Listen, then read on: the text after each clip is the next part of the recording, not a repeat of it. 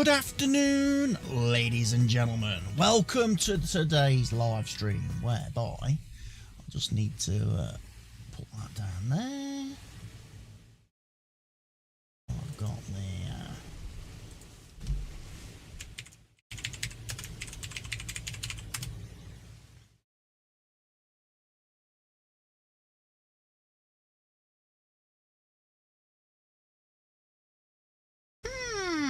are some issues. Apparently. Are we live? Good afternoon! There we are. I can now see the chat. I can now see Farmer C and Farmer G.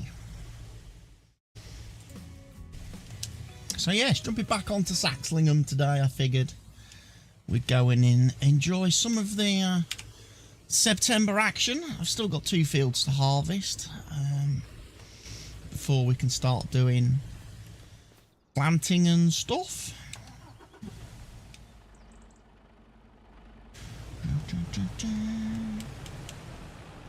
Could have used my Nexat harvester, but I'm going to stick with the class 1 for today. I think we'll save the Nexat harvester for the next and future harvests. Doom, doom, doom, doom, doom, doom, doom. Down to the field we go. Got to come back and do field 6. That one's ready as well. So I think we're off to do the barley first. And then we'll get on to... Got a load of fertiliser at the store that I don't need, because my new seeder doesn't take fertiliser.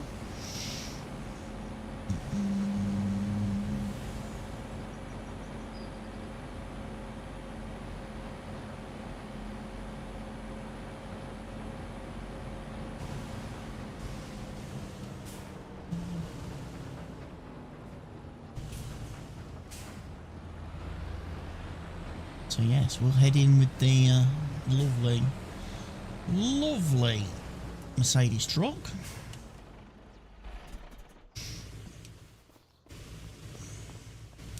My tractor's parked over here because it's got the header trailer.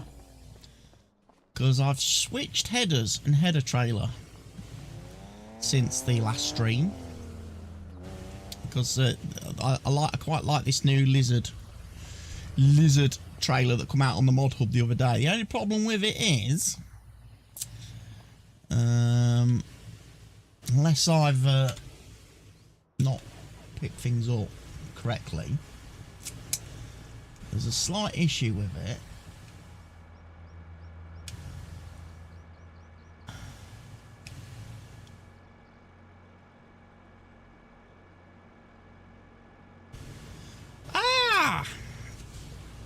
There we go.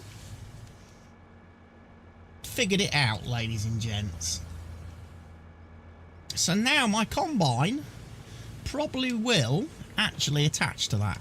I was like, okay, I've got this header trailer, but I can't attach my combine to it. Figured it out, ladies and gents. Good afternoon, Barker. Welcome to the stream. How am I doing? Doing okay. I'm slightly better today than I have the last 2 days. As you may have already seen in the Discord, I'm already Ted Lasso season 4 for today, so yeah, I'm in a good mood today. I've had me bit of little bit of happiness this morning, so I'm ready. So yes, sadly for me, no. Oh God, I've got to find something to do with that fertiliser. I mean, I've got my lime spreader, obviously.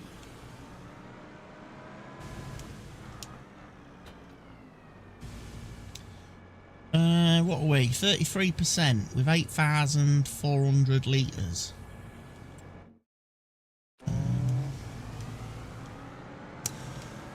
Let's go and have a look. Probably don't need to do... What can we plant? You was going to watch Ted last night but fell asleep. Yeah, I didn't watch it as soon as it dropped. And obviously I don't have an Apple TV subscription, so I've just downloaded it this morning off a website where I get all my downloads for stuff that I can't be asked to watch or pay subscription services for. So yeah. Right, I could do some canola, I could do some oats, I could do some wheat. I could do some barley.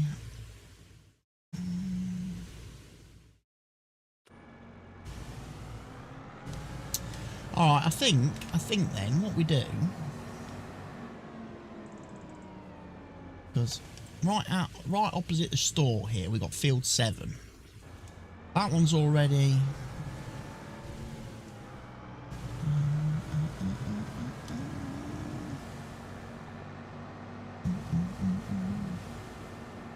also took advantage today whilst I was on said website of downloading stuff to grab myself the season 5, season 6, season 7 and season 8 of The Rookie. So that's all downloading in the background. So if the stream goes a bit iffy today, it is because I'm downloading a lot in the background.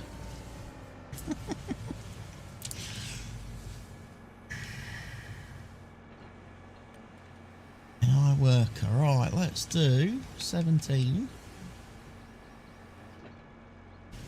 Should we do 2 headlands? We'll do 2 headlands, just to give him room. He's going to do oat. We're not buying seed or fertiliser.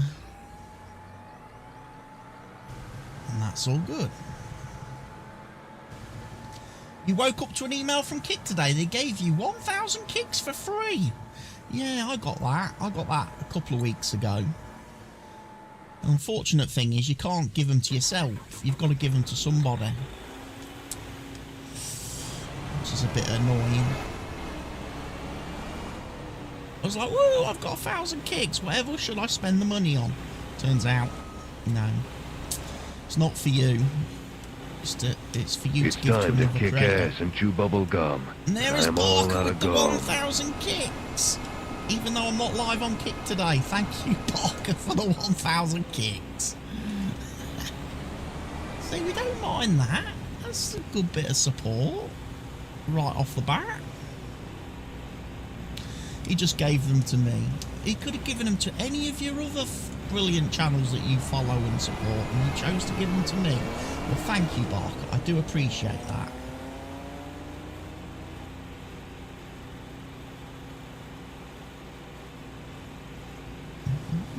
Right, 2 headlands. Should we do 3? We might do 3 headlands. You don't need them.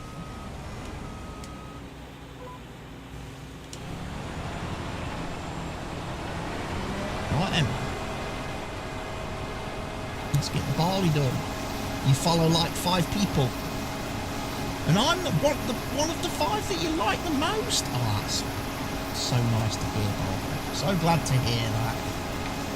I'm top 5. The only time I've ever been top 5 in anything.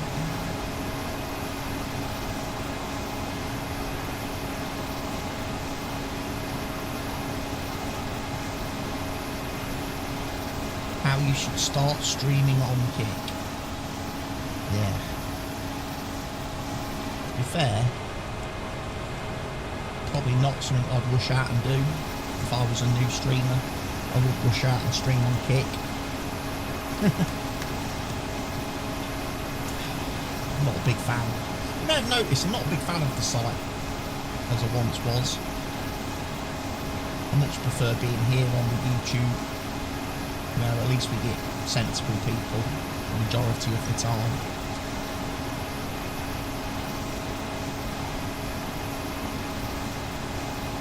They did put a thing out on Twitter, was it today or yesterday? They put out this picture with all these different streamers, and they said, pick, and it was like pick one streamer from each row to keep. You know, all their favourite, you know, favourite streamers, all their you know, their face fits, all their hand-picked favourites, and they put this picture out. And my reply was, I wouldn't pick any of them. In fact, I'd sooner take them all out and bury them in a field somewhere. That's where they deserve to be. Every single one of them needs burying in a field somewhere, because they're all fucking drains on society. So yeah, I'm probably not going to be on the Kit Christmas card list this year. Or any year. Because I don't like their... I don't like the streamers that they push and promote. I think the content they put out is just fucking trash. Garbage shit. Just designed to cause controversy and make streamers look bad. You know?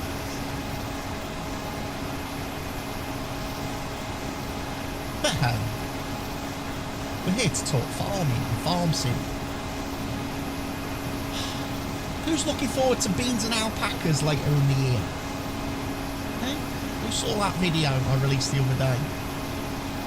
Which was about a day after all the other streamers and YouTubers released it. And I was like, oh, that's funny. How did they get their hands on the footage a day before everybody else in the partner programme? Giant showing favouritism now, you see.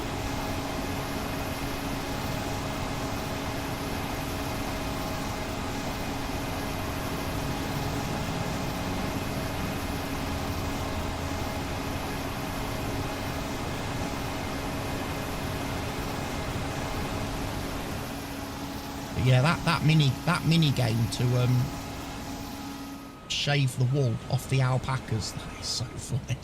That is so funny to me. Like, oh, they got to do that with sheep next. They got to do that with the sheep. I don't necessarily think they need to add the whole leashing the sheep and taking them to a thing.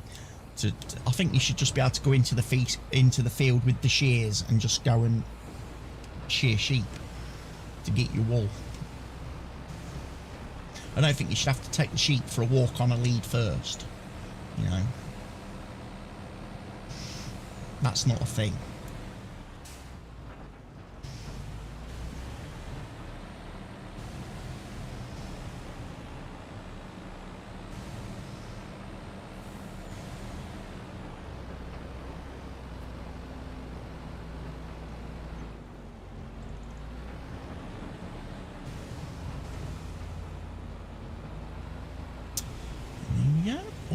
Load. Yeah, finances are looking a bit rough. 21 grand. But we haven't sold anything yet.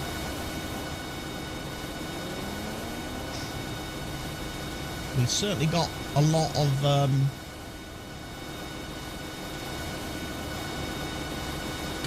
the old wheat, and there's still another field of wheat to go, so I think I'm definitely going to have one of these trailers full and a bit more of wheat to get rid of, which should definitely do the finances a lot of good stuff.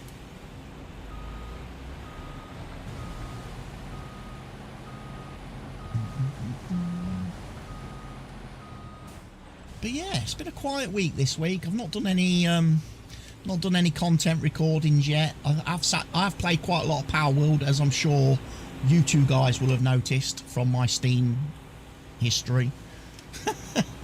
Got the old Power World bug the last 2 days again. I've made good progress, actually. Some really good progress in the game. I'm now on the floating island, which I think is like end game stuff, I think, possibly. Pretty sure I've only got one more tower to defeat.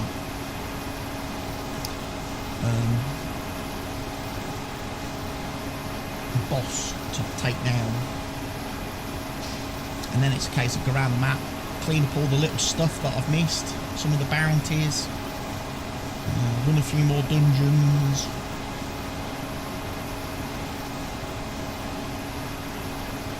Retire to a nice plot of land somewhere, set up a new base just so I can do egg incubator simulator.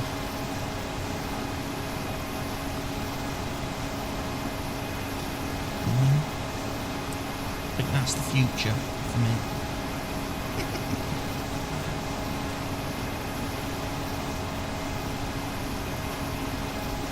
Start throwing some weird mixtures of cows together to see what we can create. Different species.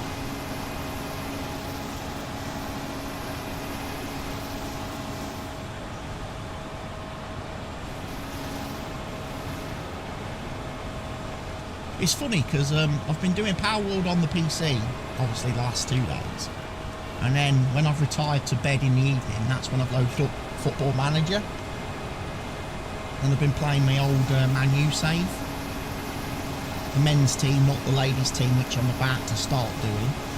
Which is probably content I probably should have been recording this week, but I haven't been in the content recording mood.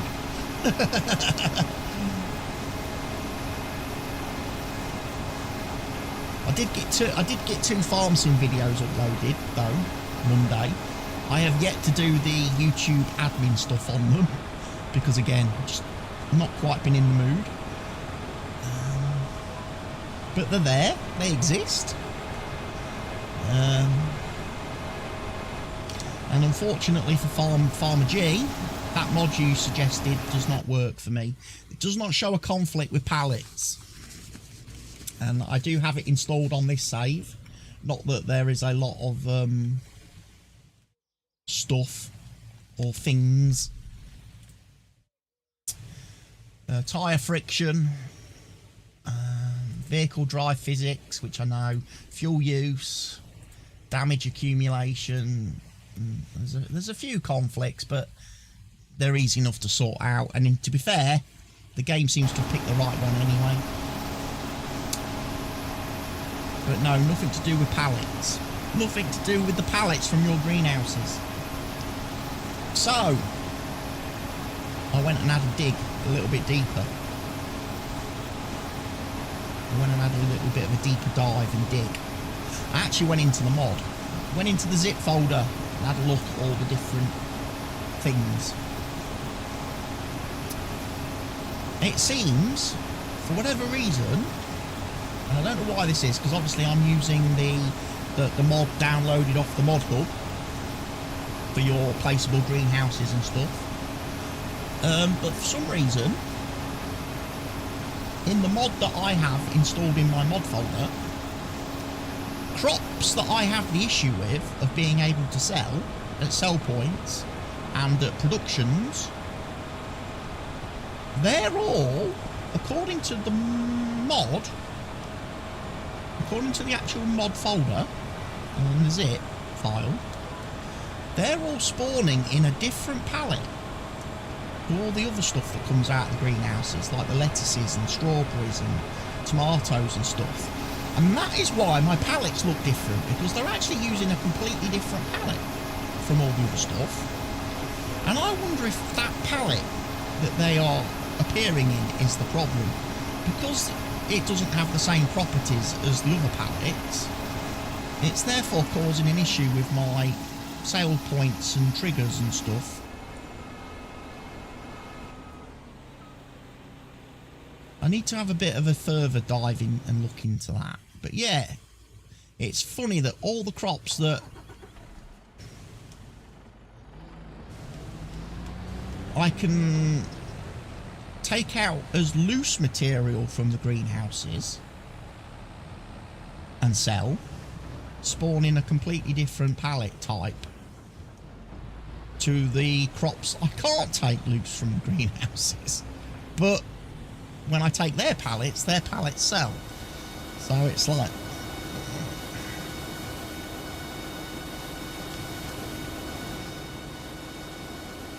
but what I will probably do on Whitcomb, I will probably go through the greenhouse list, work out which crops I can just distribute straight to my preserved food factory thing,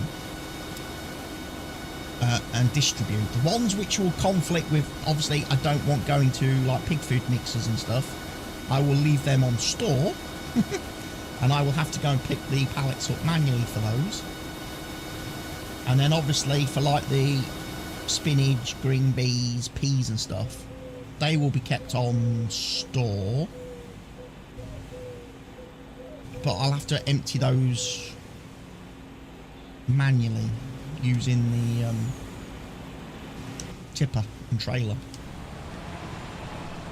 I'll just have to remember to keep some pallets of the other fruits and things in the spawn area so that I don't spawn pallets of potatoes and spinach and green beans and peas and stuff. So I'll probably have to keep some like tomatoes there just as a blocker of spawn. I need some fuel in this combine.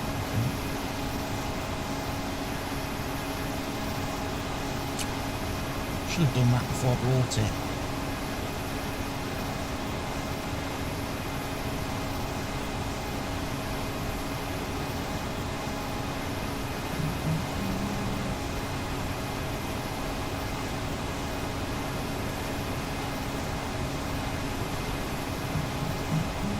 Yeah, they use the fillable pallet that is from the base game, although they should be using the version I have included in the mod, as it has been changed to discharge at the cell point.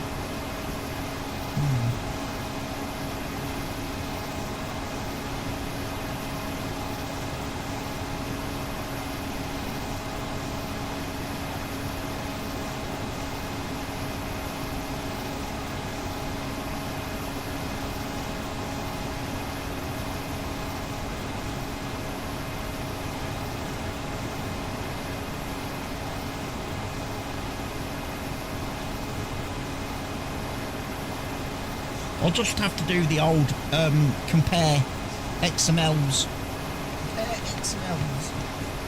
in Notepad++ and copy across any information that's missing from the pallets that do sell to the pallets that are giving me the headache.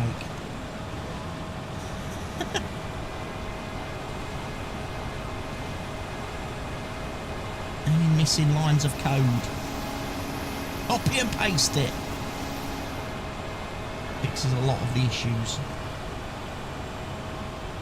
as we've discovered with those lovely wonderful machines that now correctly work properly in the olives and grapes with the correct AI line of code added to the right section that says these are for plantations, use plantation code, ignore everything else. Use the hard code limit that Giants have put in the game for your GPS and AI working. Ignore tool whips and stuff.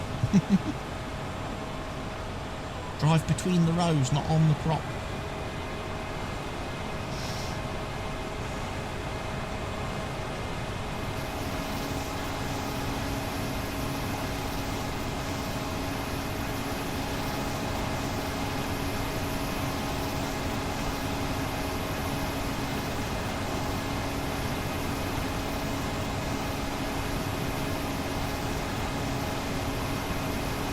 Do you have the Kinsey multi-planter mod? The pallet they use is the same as the invisible mulcher and roller from that. The Kinsey multi-planter. I think I probably do. On this save. Anyway, yeah, Kinsey multi-fruit planter pack.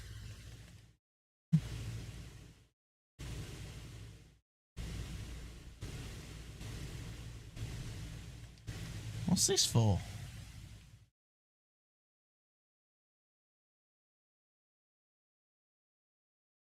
That's weird.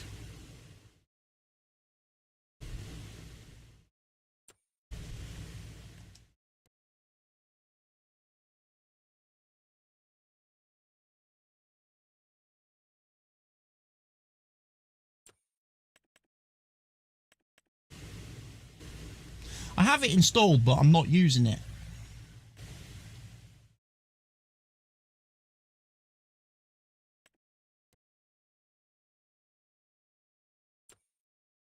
I think I went for the other planter instead.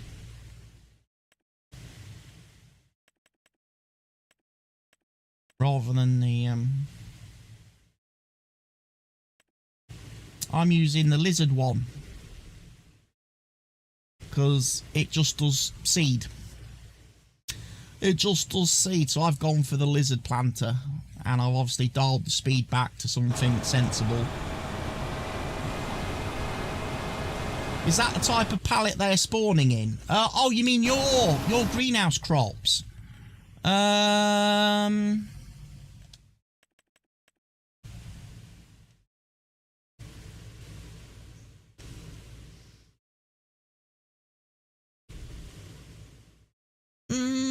little bit like that. I think mine are a little bit more sort of grey-black colour. But yeah, they look like that. They don't look like the normal fruit pallets with the lats and stuff. They are, yeah, they're definitely solid-sided. They don't have the gaps and stuff, or the little boxes of individual trays of fruit and veg.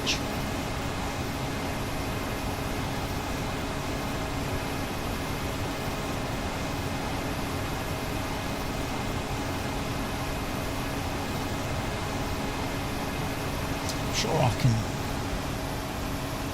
bring that up. Let's go into here, because I'm sure I've got your multi-crop greenhouses downloaded again.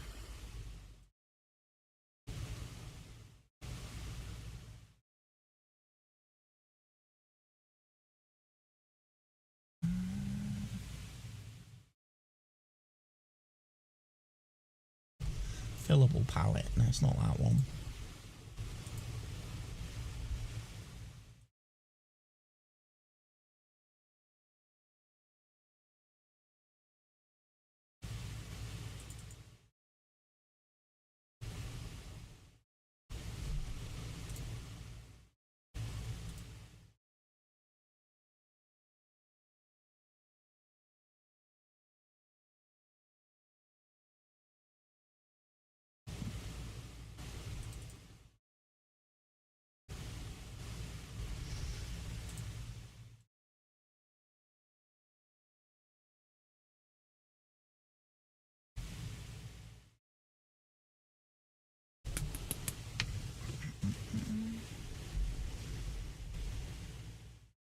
Refillable pallet.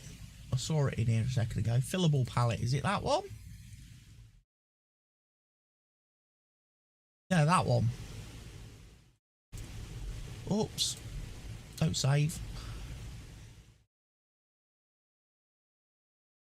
So yours are calling for that. Your mod's calling for that one. What is wrong with this then? Why does this not empty properly?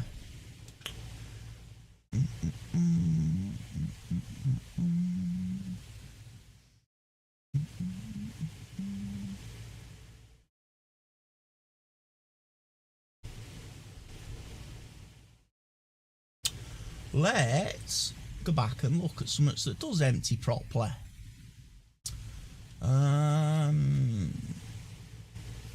Strawberry pallet. We know that empties properly.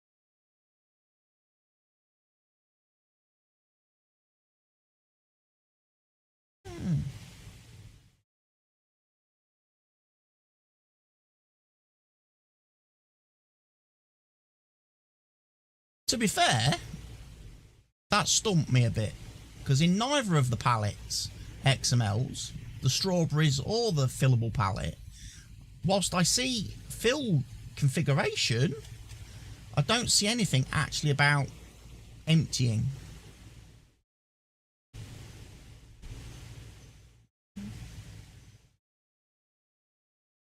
Apart from the one line of code there, I guess, where it says discharge node.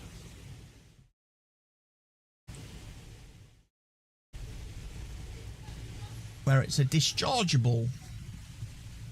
Whereas, of course, the strawberry pallet is not dischargeable. It's just an item that is sold.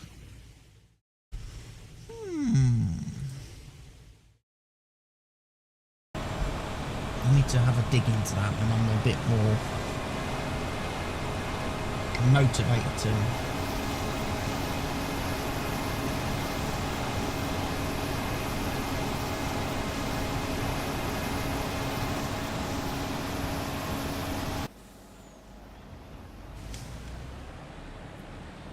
But yeah, obviously, like the lettuce, all the other pallets in the game, lettuces, cabbages, strawberries, tomatoes, etc., etc., etc. They don't discharge. They don't have a discharge node because you don't discharge them. You just sell them. They're an object. It's there or it ain't. Whereas, like you say, with the reusable pallet, you are tipping stuff out and putting stuff back in it. I'm just thinking that doesn't work well with the sell points and production triggers, because they're just looking for the one and done, boom, it's gone type things.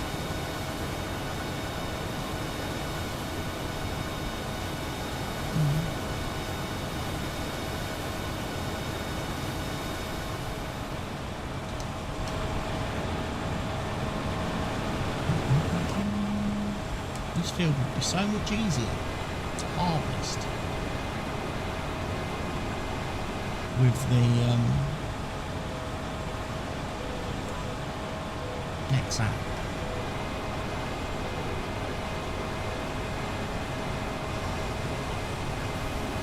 Just because the next app holds a lot more than this harvester does. Headers are the same width, so it'd still cut the same. I'll just be able to get more cut without having to empty so often.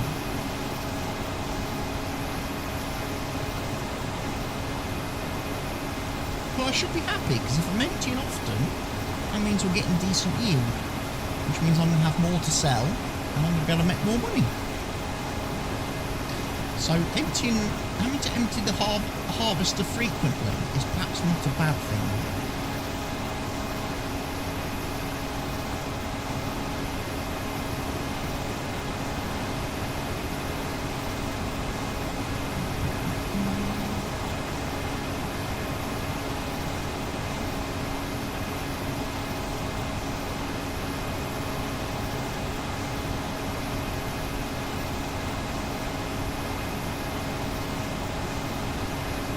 Maybe an update has broken it. Broken.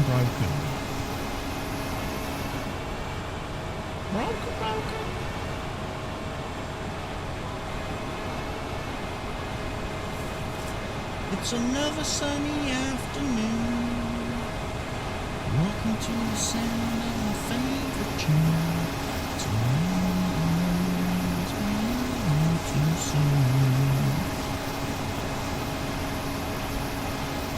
Can't believe Nick Aldis used that as his entrance music at SummerSlam on Saturday. And I can't believe WWE paid Oasis 75 grand to use that song for one night. That's ridiculous. Absolutely ridiculous, that is.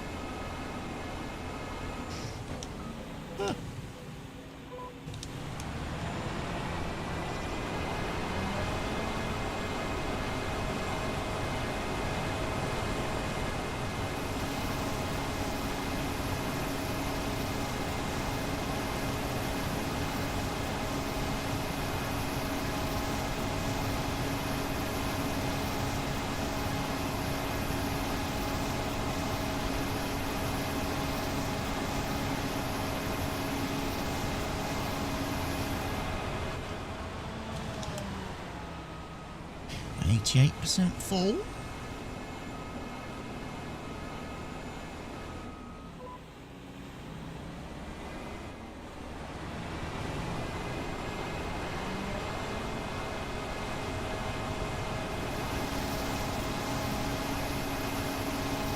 So how are you liking the map so far? How many hours in are you? How many hours in are we? I've done 2 live streams, so what's that in actual hours it's playing on the map? That is probably about 10 hours. I've only played it on live stream. I'm not playing it off camera. We're only in September. It's 1st of September, so I've done the first day, in-game day. I've done August. I've done August, and we're now in September. I'm doing the last 2 fields of harvesting for this year of the fields that we start with. Then I've got all the planting and stuff to do for the next one. Making sure all the fields are done properly. So properly ploughed, lime spreaded, fertilised, rolled, so that the next harvest is going to be even better than the one this year, because this year I've inherited whatever was the state of the fields and crops from how the game started, how the mod author set the map up. So yeah. It's going good though. Where's... Oh, why have you stopped that? Why has he stopped?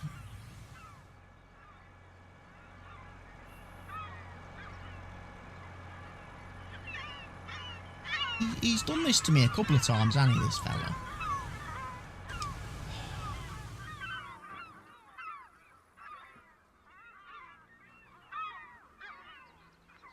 Planter looks like it's finished. The first field of oats anyway, first bit of planting.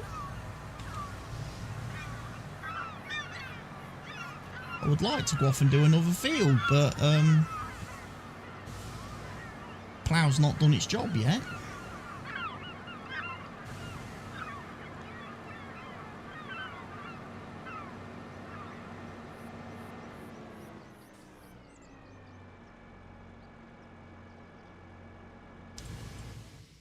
Look on the map. Has he actually planted this field correctly? Has he done it properly? Has he done a good job of it?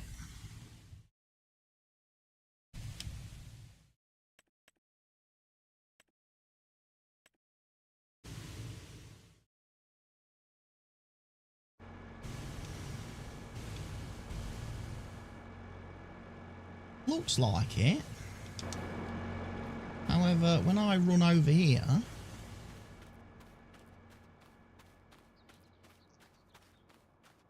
I'm seeing a bit of a spot in the middle here where it looks like he's not done it.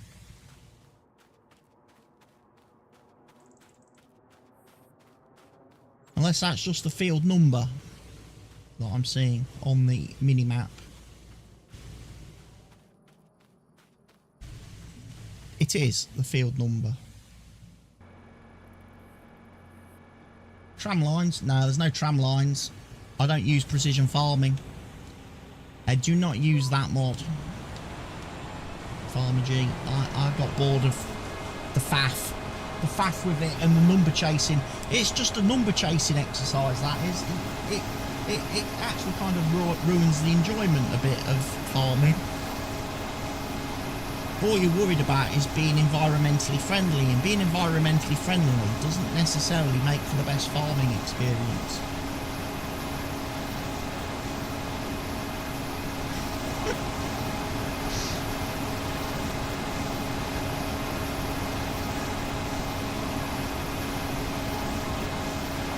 There, I said it. Said it, it's there, it's captured for the world to see and hear forever now. I said it. Being environmentally friendly isn't necessarily a great experience for farming.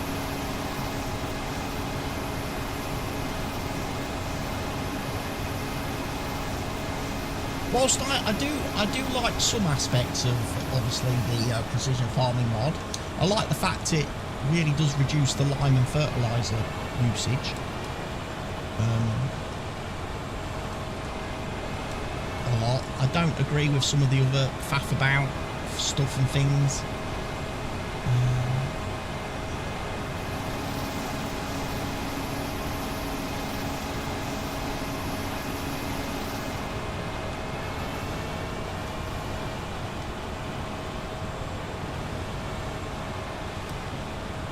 Red tape mod is off limits. Yeah, no red tape for me.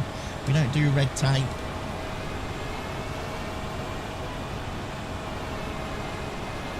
I'm from the Jeremy Clarkson School of Farming. Councils and governments can get fucked. Stay out of it. Stay out of it. You don't understand it. Stay out of it.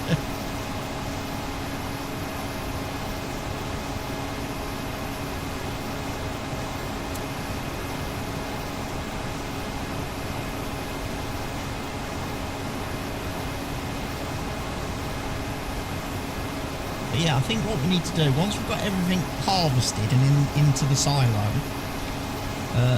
we need to have a bit of a think about how we're going to maximise what we've got. Especially with the 21 grand I've got left in the bank. Bearing in mind I've already taken the bank loan, so I've already loaned all the money. That's what I've got left.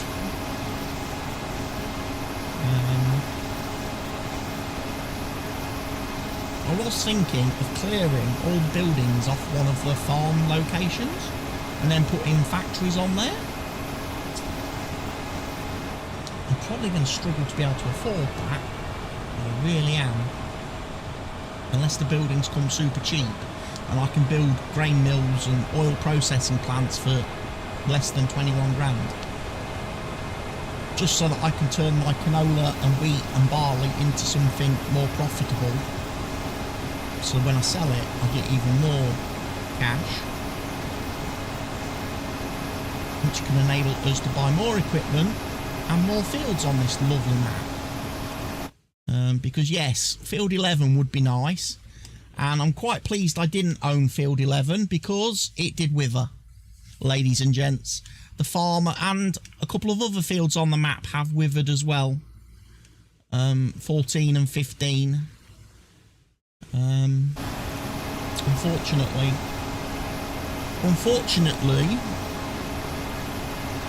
the farmers didn't get to those in time, which is always a struggle when you only get one day in August, and the crop calendar on this map is kind of weird. I kind of wish I'd gone with one of the other calendars now from that other mod, the regional calendar mod that I added. But then Farmer G had his objections to, like, when do you harvest barley in spring?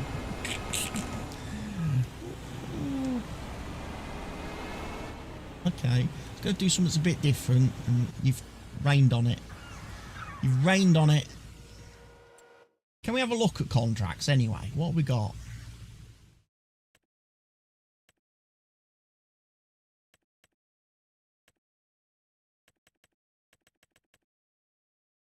Field 11 wants fertilising, even though it's a withered crop. No, not going to happen. Got an onion harvest contract available for 96 grand. And a potato contract for 39 grand.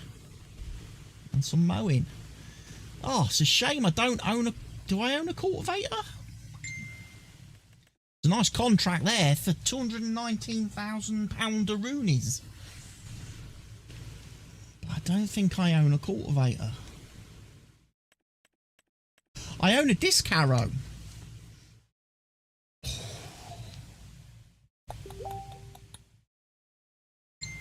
Does a disc harrow... Can I use that for cultivate? I'm so confused about cultivating contracts because obviously the game gets a bit picky about what you use for contracts. You know, without mods, you can't use subsoilers and stuff for cultivating contracts. So I'm wondering, can a disc get away with a disc harrow?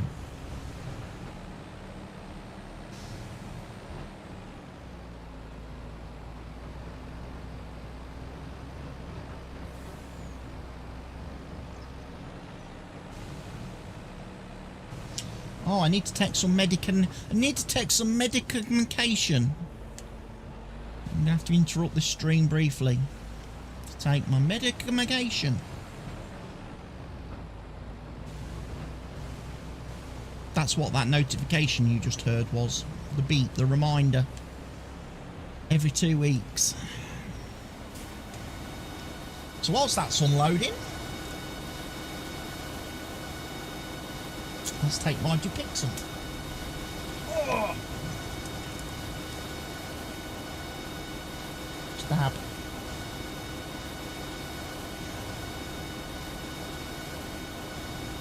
Ow, ow, ow, ow, ow, ow, ow.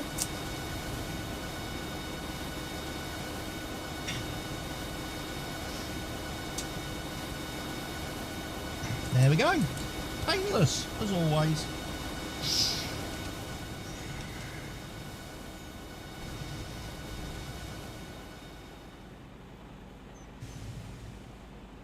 Preserve food, as that was the factory you said you were trying. It is indeed the factory I was trying.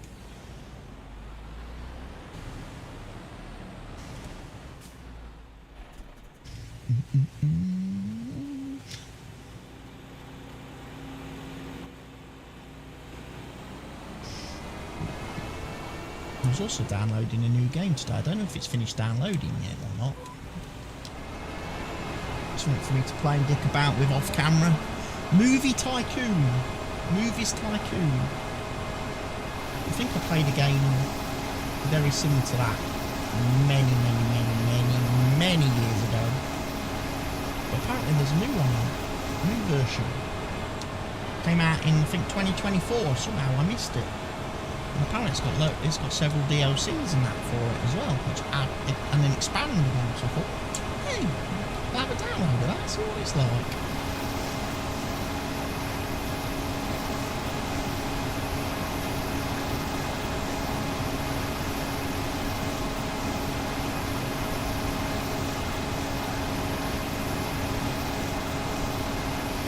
Pallets are emptying as intended. So why am I having the issues now?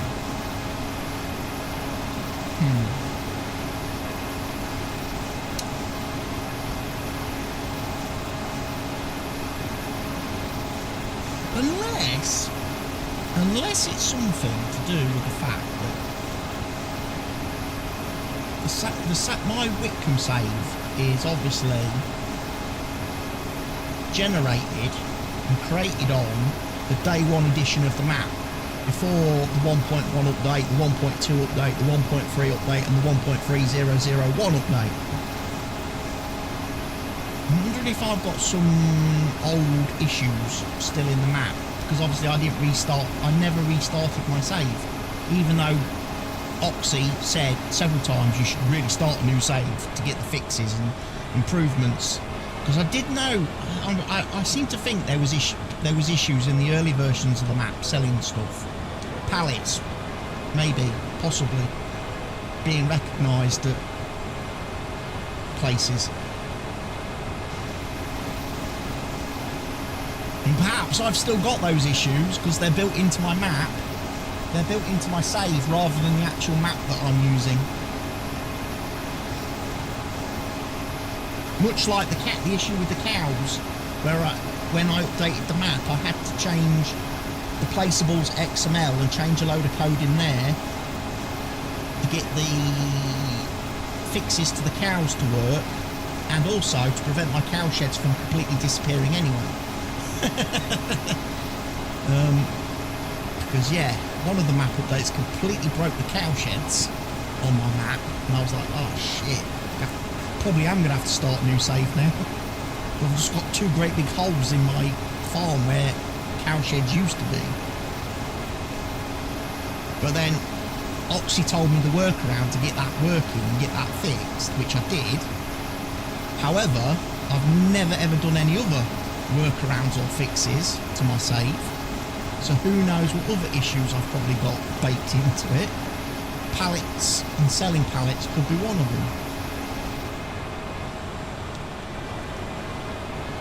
Because you said farmers market. The farmers market at the farm the farmer's market at the farm, I can sell the pallets, however, of spinach and stuff. However, I can only sell those at the grain dumping bit behind the farmer's market. They don't sell in the pallet bit, in the pallet trigger on the front.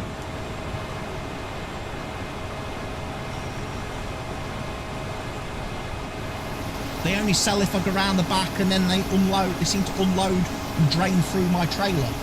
And you actually watch the pallets like, and then they disappear, emptying.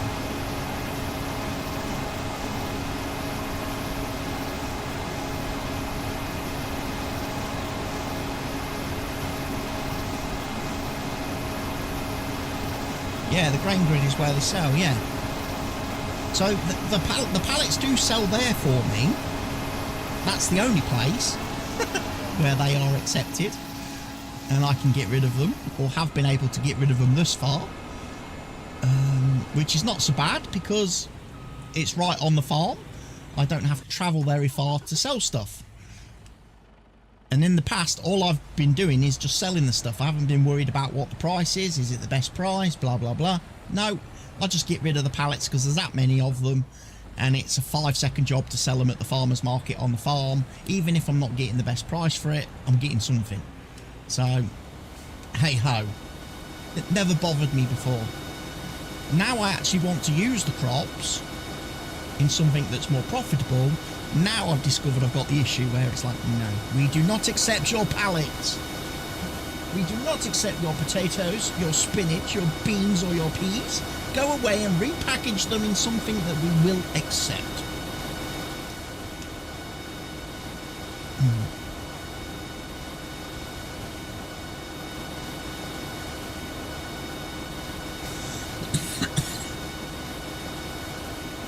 Wonder if that's the issue then. I mean, maybe, because I'm going to guess. I'm going to guess the base game food processing factory from Giants is not coded to accept pallets, spinach, peas and stuff in pallet form. It wants it loose.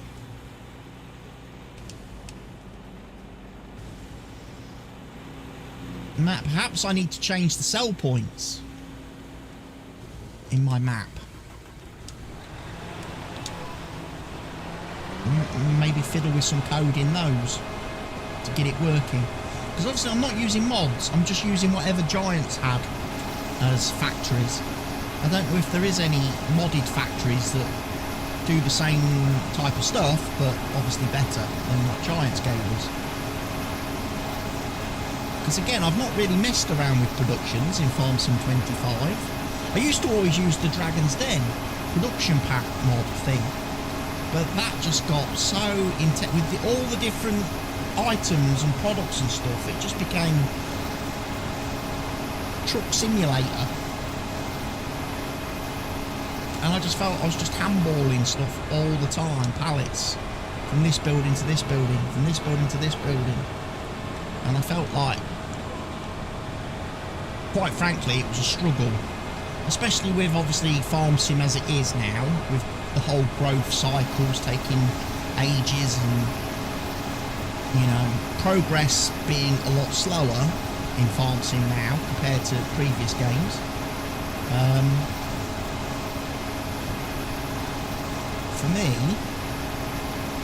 I found the whole Dragon's Den production mod thing just, I could never get into it because I could never produce all the different crops and things that were needed to actually really get out of it.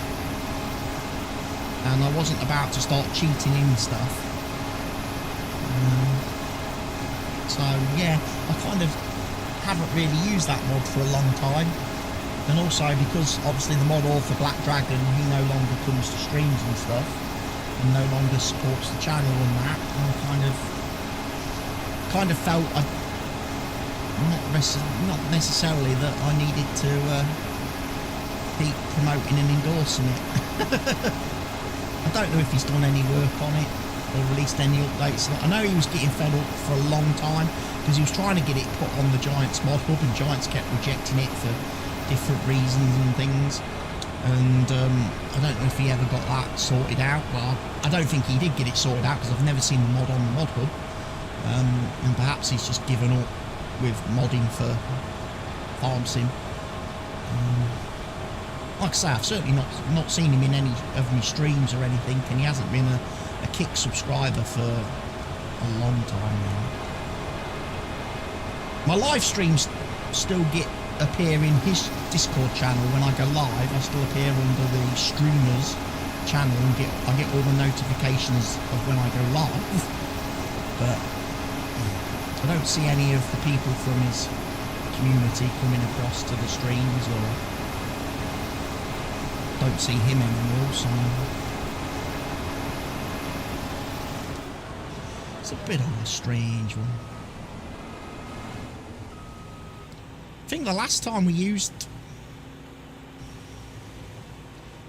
time I really got into and used the Dragon's Den mod was when we did that multiplayer map at the end of FS22, was it? The Fen Edge? Me, Richard and Helgi. The Fen Edge multiplayer, what was it? Which is basically a little bit down the road from real life map, just literally 20 minutes down the road from us, where we are, based here in Lincolnshire.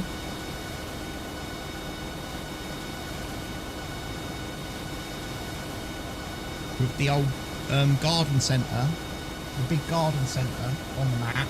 And then obviously coming back from a couple of football matches that year, that season, it's like, oh look, there's our farm.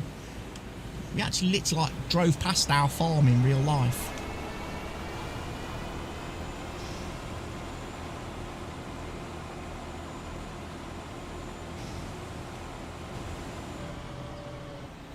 Right, I need to put this on that trailer.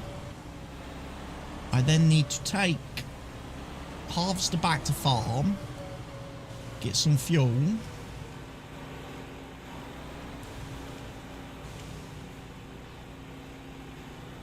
Yeah, I quite like this trailer now, I think, this header trailer.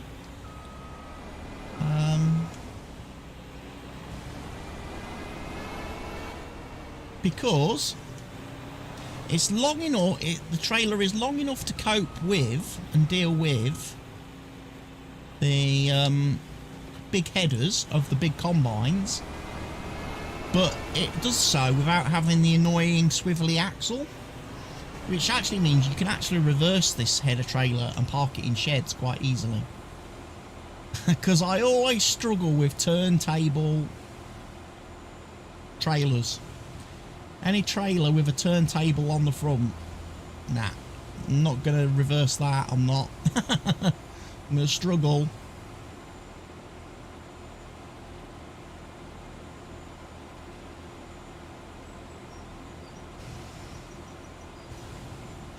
So yeah, we need some fuel, and then we need to get this thing into field 6. Or,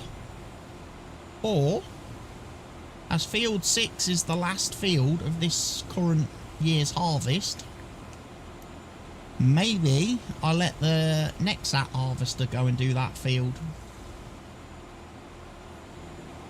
What do we reckon? What do we reckon? Yeah, that field there, I reckon Nexat could do that. And then I can go and make sure I take care of all the get the ploughing finished on that other field.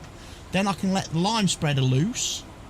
He can go and lime spread, and then my lovely planter can carry on and get some more crops put in the ground, which right now we're missing.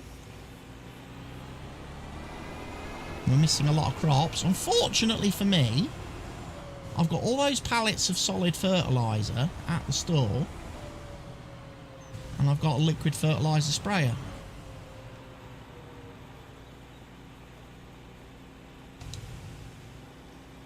Just wondering, have I got, not in that menu, in this menu,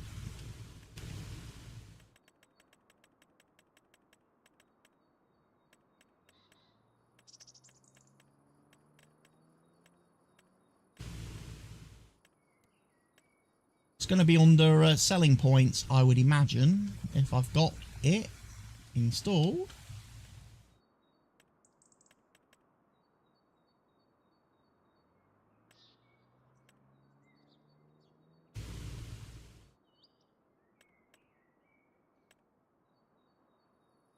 Perhaps.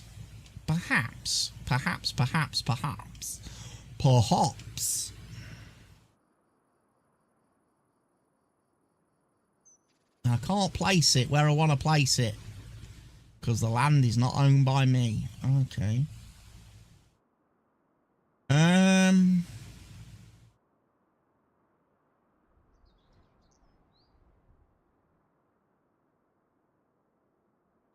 Where I could put it though is right here.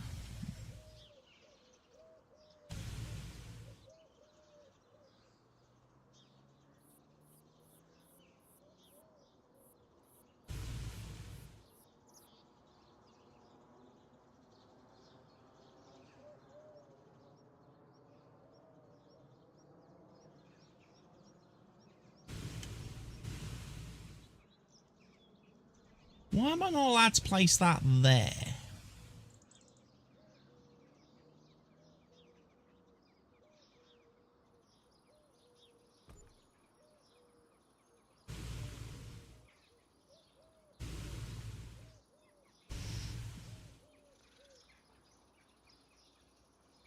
I don't have the place anywhere mod, no. But at the same time, Farmer G, I'm really not a big fan of even the free place mode, because terraforming, I really want things to do a better job of terraforming the terrain. I want my buildings to look like they're sitting on the ground, not floating in the air. It's a bit of a bugbear since, again, that I've come with Whitcomb. Them goat sheds fucking piss me off massively. On the multiplayer server, those goat sheds did my fucking head in. Because how they placed like that.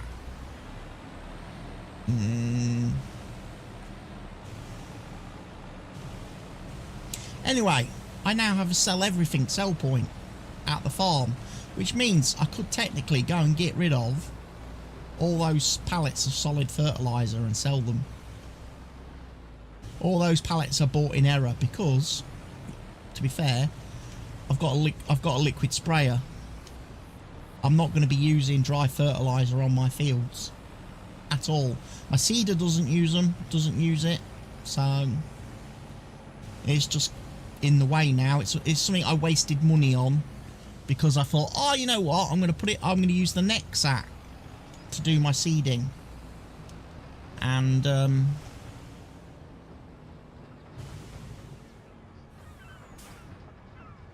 buy the item, place it down, then sell it. Terraform the base that's left to match your needs, and then rebuy the item. Yeah, the only slight issue with that is, the only slight issue doing that, which again I've come to discover, having done it now in both my Whitcomb save and also my multiplayer save, is when you sell the item, you don't get your full money back unless you're using mods. Unless you've downloaded and installed a mod, you don't get the full price of the item back. Nor do you get refunded for the terraforming that the item did. So then once you've done the terraforming yourself, which to be fair, terraforming does not cost me anything because I am using the terrain and paint anywhere for free mods, and I always have been. You have the easy dev, the money back that you miss. Yeah, but that's cheating. That's a bit cheaty. I don't like to do the cheaty stuff, especially when it's on camera and on stream.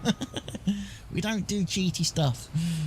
You know, it's like, I've made a balls up, I'm going to have to fix it and take the hit and pay the price for making the balls up. That's kind of how I play it. And I'm sure the long-time viewers here of me love to see that aspect of when I absolutely cock things up. And I end up wasting loads of money on stuff. and then I spend the next several videos and streams complaining about where's all the money gone. And it's like, well, yeah, I know where the money went. You know?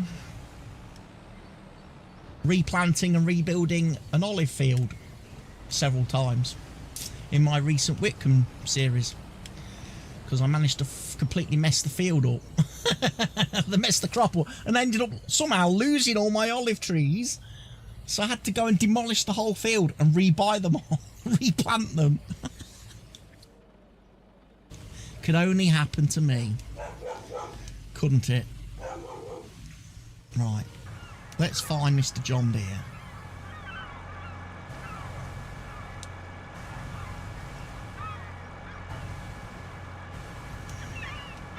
Right, you've got a worker issue. He's stuck.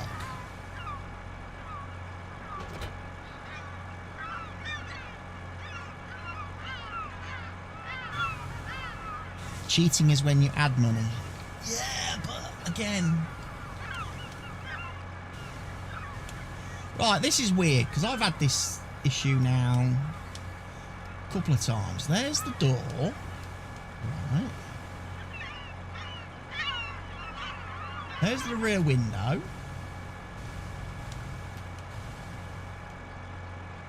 I have no idea what that button's doing.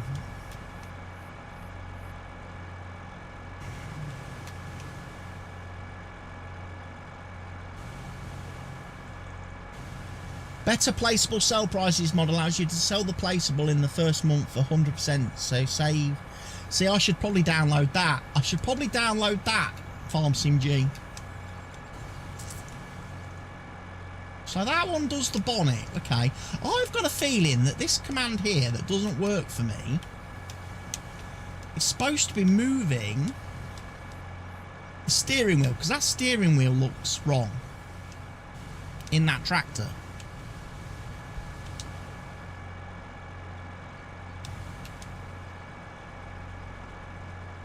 Now I've jumped out, jumped back in. The steering wheel is correct. However, I still can't see what that is adjusting. There's a control to adjust something, and I don't know what it is on this machine. There we go. I did discover on the 8RX though, on this tractor has like several different control groups built into it. So you can adjust the suspension, you can adjust the seat height, seat backwards and forwards, steering wheel, windows, sun. Look, you've even got sun visors, front, side, rear. There's so many different things you can fiddle with on this particular tractor.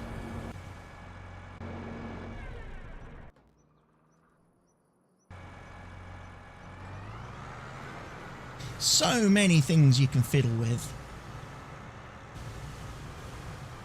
Is that the high horsepower? Yeah, it's the high horsepower 8RX mod.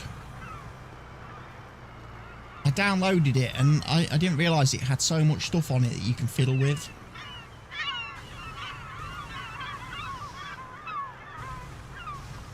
It's supposed to be the same. I think it's supposed to be the same on this 9R as well.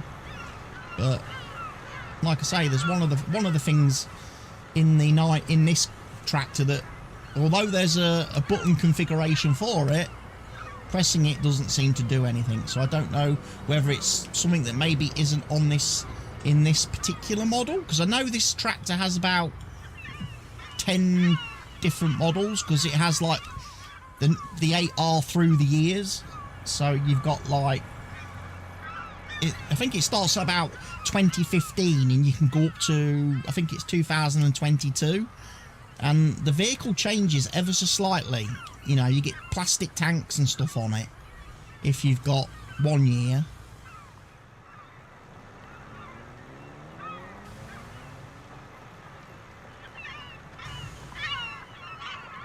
So maybe I've just bought a model of this particular tractor that doesn't have the interactive bit on it, and maybe one of the later ones does. But I went for this one because I quite like the I like the metal on the back. The later models are all plastic on the back, and I didn't like that. Turn that tractor off, because you're using fuel when you just sat there. And with the advanced damage system mod, sitting with a vehicle idling for long periods of time causes it massive, massive damage, and therefore massive, massive repair bills.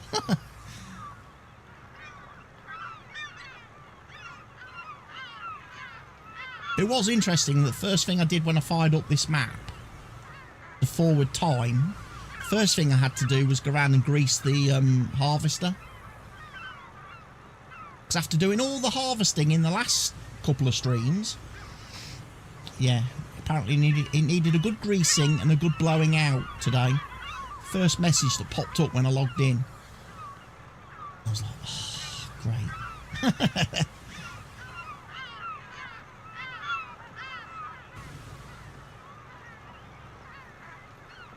Gotta go and lubricate the harvester.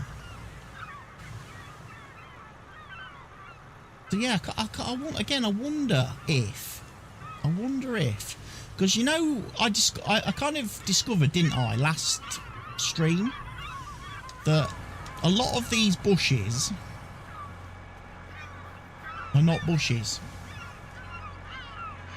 Is that the advanced damage mod? Yeah, the advanced damage mod. Advanced damage system, which we have somewhere. It's not in that menu, is it? It's in the store menu. ADS, the advanced damage system. So everything's in good condition, because obviously everything is new. We've not actually got any used machines. But yeah, we discovered that basically all these bushes are actually trees buried under the map. I wonder if that's why Mr. Plough is having issues on his headlands, and why the AI worker breaks, because he's seeing objects, he's detecting objects in the field that aren't there.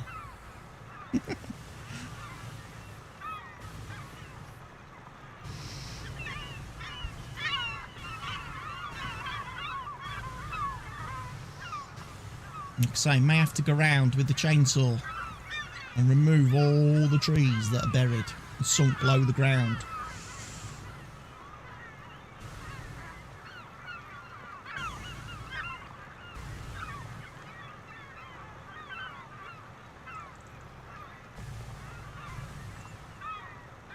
The annoying thing is, I put enough headlands into the AI worker. He should never be over here fiddling about and pissing about, doing turns with...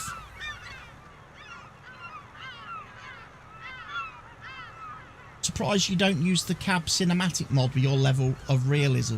No, I don't like playing in cab view. I don't like in cab view. I don't feel visibility's that great.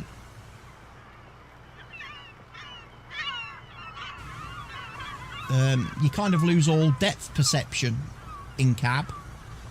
I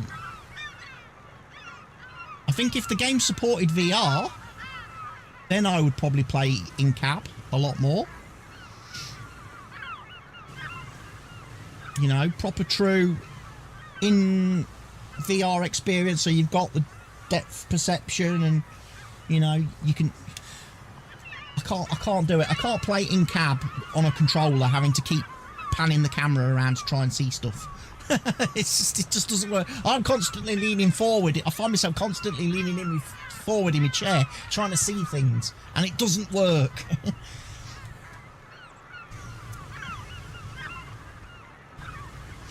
Delete the bush trees. Yeah, I must admit, I sometimes do use that. I have used it recently on Whitcomb, on one of my grass fields. You know, the one up the hill, at the top of the hill, Farmer G?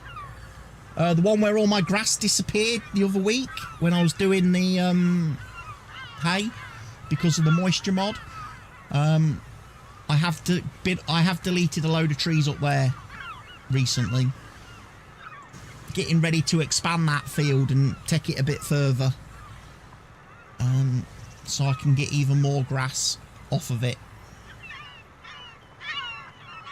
Again, this is probably a little bit of a spoiler for the people watching the Whitcomb series, but I've decided to do I've done away with all the field grass fields that I had, because I honestly don't think they're yielding anything special. So every grass field on my map is now just a normal in-game regular grass field, and as a result I get to harvest the grass 4 times a year as opposed to once a year with field grass. So I think I'm going to make way more hay and silage now going forwards.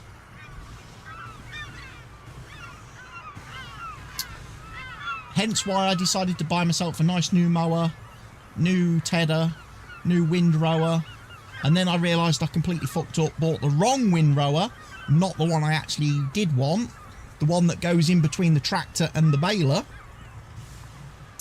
But then I put that right, and then I discovered that by having the windrower between the tractor and the baler,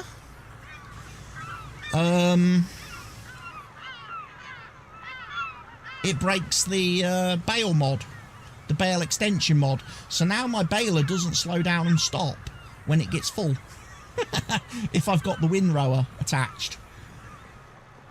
It only works if I've got direct connection to the baler with the tractor. So now I've got the old the bit of the decisions. Do I want to use the windrower to make the baling a little bit quicker and easier, but have to deal with the constant fact I've got to keep then reversing because the baler doesn't stop when it gets full and needs unloading?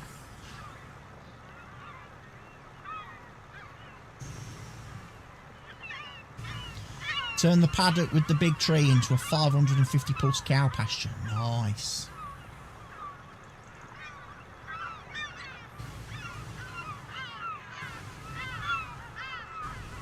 Very nice. Yeah, my plan is to combine... There's about 7 or 8 fields on the map that we're gonna... before I finish that save on that map, I'm going to buy those 8 fields. I'm going to merge them all into one big field. And then I'm going to do a harvest, big harvest on that field. And yes, I saw your comment, Farmer G. You want me to do sugarcane on that field once I've made it into one massive super duper awesome uber field. You want me to do it as a sugarcane field. That would be a lot of fun. It would take a lot of time. And there would never ever be a sugar shortage ever again if I plant sugarcane on that and harvest it.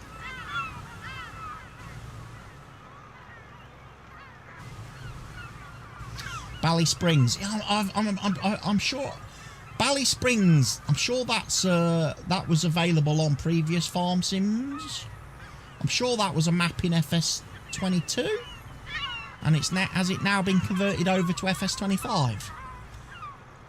Because I'm pretty sure we played that on. Again, I think I did that as a multiplayer map, because it's Irish, isn't it, Bally Springs? And isn't there a ferry on that map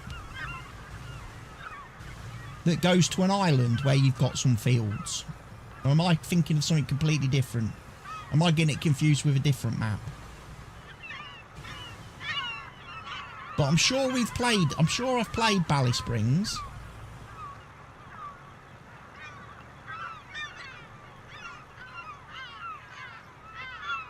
In FS22. Sure we did it as a multiplayer map.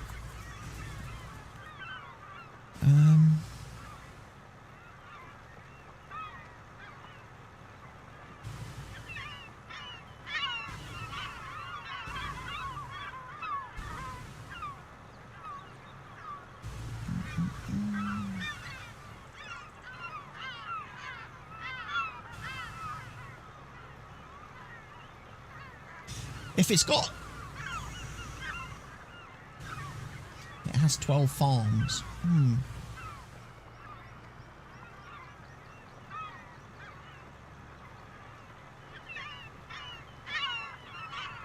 Because I think in multiplayer, the way we did it, I'm pretty sure we set up farm and base at the BGA. I'm sure that was our starting location for us.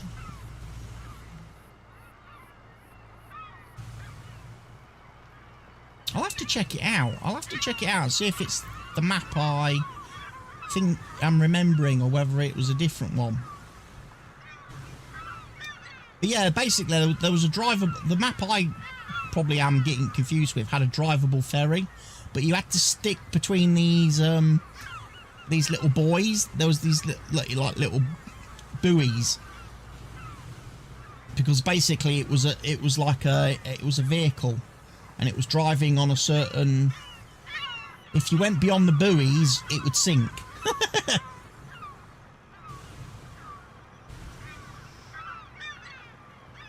But you needed it to get to one island which had a bunch of fields on it. It was the only way to access that field, those fields.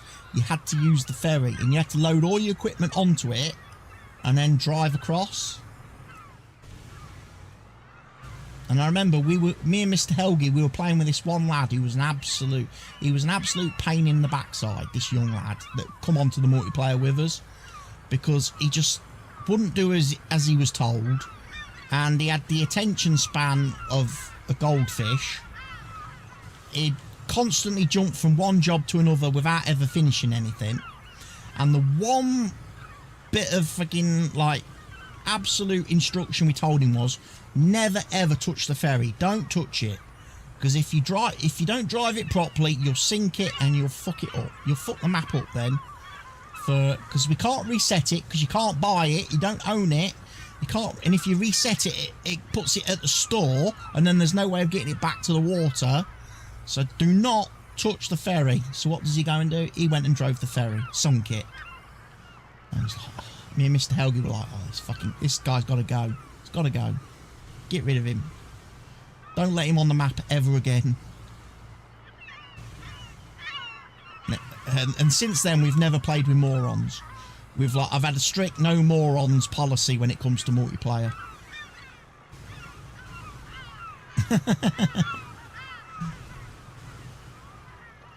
It's like, I'm pretty easygoing when it comes to multiplayer. People can log on, do what they want on the farm. You know, if you know, all I ask of people to play multiplayer is, can you log on to the game, open the map menu, and understand what is required on all the fields, what stage all the fields are at, etc.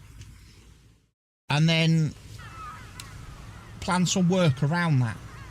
If you are capable of doing that, okay, you're more than welcome to play multiplayer with me.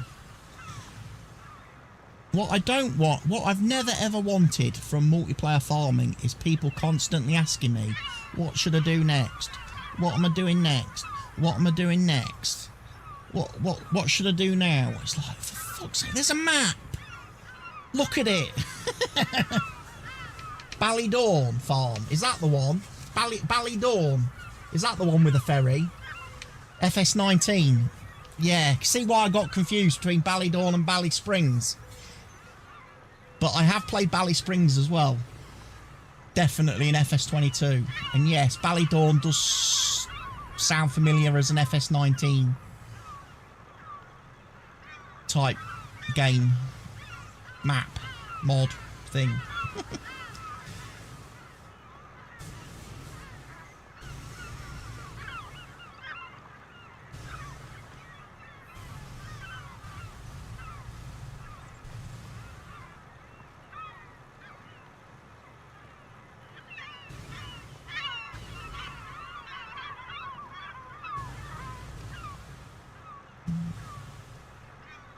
Google Maps with ferry and that. Yeah, Ballydawn would have been the one then, yeah.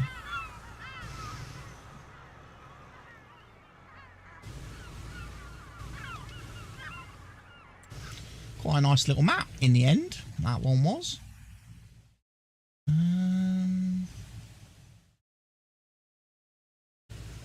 Just just got to go across the road now to field 3. Plough that one. This field is now ready to receive all the lovely lime from the lime spreader. Which again, once I've probably used all the lime in that lime spreader, I will probably get rid of and sell the lime spreader back to the store, because I realise, again, the fact that we have started with a liquid sprayer that has pretty decent capacity, to be fair. I think it holds about 6,800 litres of liquid fert.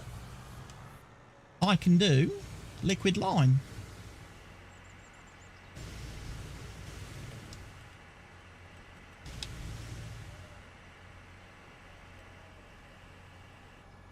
I can do liquid lime, so I never have to worry about dry lime again. And also, with the way the mod is set up, the liquid lime mod, liquid lime works out way cheaper than buying bags of lime from the store.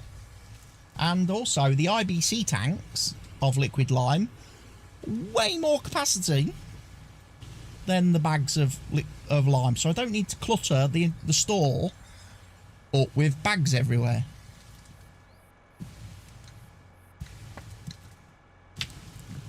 Because my God, how long did it take to fill that spreader? That first day. I'm sure that class tractor had done however many hours of work using the in-game operating hours mod. I'd done about 3 hours work in-game, 3 hours work with the class tractor, and I hadn't left the store. Hadn't left the store car park yet, had we? Because we were still filling up with lime. Took over 3 in-game hours to fill that spreader. 100,000 litres of lime.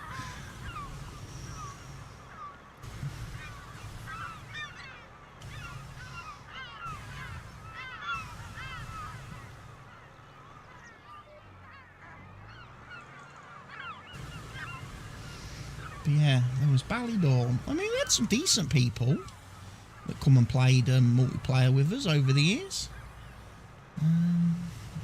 We had that one guy that played with us for a bit, who was Belgian. Can't remember his freaking name now. He was in the... I think he got lost when we did the Discord thing. When I deleted my Discord and started a new one.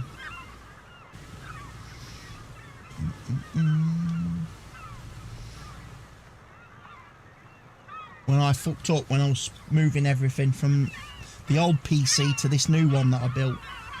When I did that, when I built this PC, I was in such a rush to get everything off the old PC so I could reformat it and then make that ready for Rich, and then build this PC. Bally Spring will be a popular multi-map. Cool.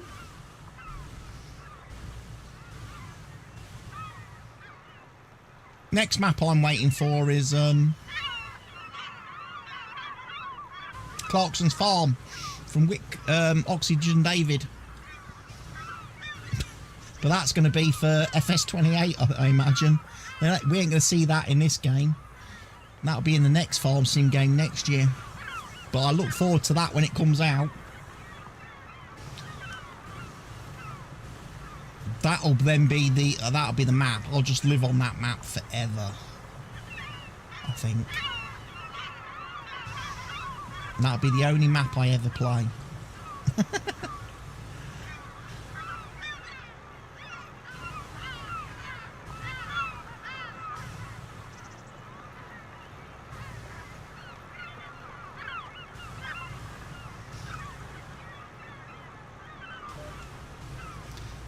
Saxlingham 4X. Yeah, Saxlingham 4X will be nice. Providing the 4X map keeps these kind of field sizes. It's a 4X map with the XL fields. What I don't want is a 4X map with all the tiny little fields. Been there, done that. Been there, done that. I don't want to play on a 4x map which has like 5,000 little fields. No.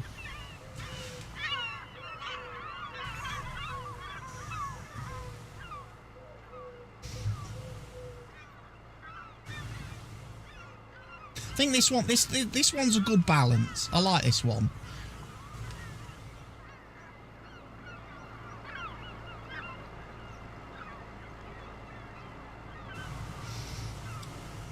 Like I say, I could see like me and Richard. I could see me and Richard playing multiplayer on this map on Saxlingham XL. Judith Plains, Montana. I've done that. We did that one. We did that one. That was a multiplayer map. Me, Rich, and Helgi. That was the last multiplayer map we played when I actually had a proper dedicated server running 24/7 for people to play on. And then I didn't renew it at the start of the year because no one was playing on it. So when the server came up for renewal, I chose not to bother renewing it and let it die. I didn't even bother downloading the save. I know Barker and that said, oh, you should download the save just so if you wanted to continue playing in single player with everything you've got, but I never bothered. I never bothered downloading the save off the server. I was kind of like, because to be honest, I was done at that point playing farms. I wasn't playing farm sim at that point myself. I was taking a bit of a break from the game because I was a little bit burnt out on it. And I just wanted to play. I just wanted a couple of months playing and doing other things. And then it was Whitcomb Park that got me back into it, seriously.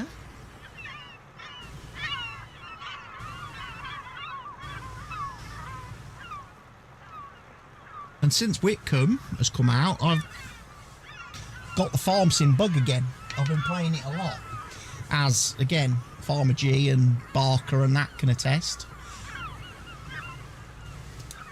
Turn that help window off again now. Don't need to see that all the time.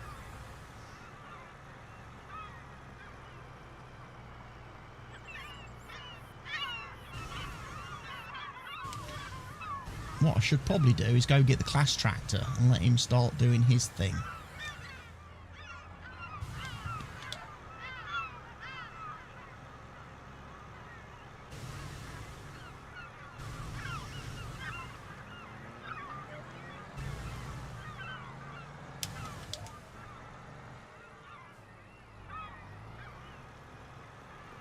Yeah, I mean, I did do a little bit on the Saxlingham map. I have on the original version of it. Again, I just did it as just some live streams. And never actually did like proper series on it. I think I started off doing it with and then I ended up turning precision farming off because that was doing my head in. And I was just getting fed up of the fact that I was on the map all the time and I wasn't making any progress because it was just taking too long to do all the different jobs that were needed to be done. And I was just like, oh, getting fed up here. So I ended up turning off a load of stuff on that map just to try and make it more fun for me. And installing mods like Grow Now and stuff. So I could like, yeah, I've planted the crop. Couple of button clicks, right, I can harvest it now. Let's go.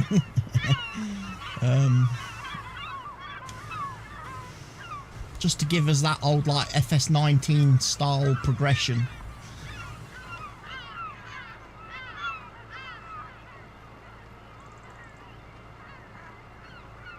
But yeah, Whitcomb was the first map that came out that was like, yeah, I actually want to do this as a proper series with regular videos released every week for people to log on to YouTube and watch. And then of course we ended up doing it as a multiplayer map as well because Richard and Helgi was interested in it, but then Helgi kind of disappeared and left us and refuses to speak to us. So as far as we're concerned, Helgi's dead. R.I.P. Mr. Helgi. So it's just me and Rich. But even Rich has dropped off now because obviously for Richard, football season started. He's busy at work with his coaching, obviously, because he's got his own team that he coaches. So he's doing training sessions most evenings, and then he's got matches at weekends and that now. So I'm probably not going to see Richard again. So I don't know how much more the Whitcomb multiplayer map's going to be seen by the public. Chances are I won't jump on the multiplayer map on my own when I've got my own single player save that I can be playing on instead. And recording content, making content from. But the multiplayer map is there. It's obviously safe because obviously I host the multiplayer map myself. And if Richard ever sends me a message, oh, I want to do some farming, I can load it up in a couple of minutes and we can jump in and get cracking.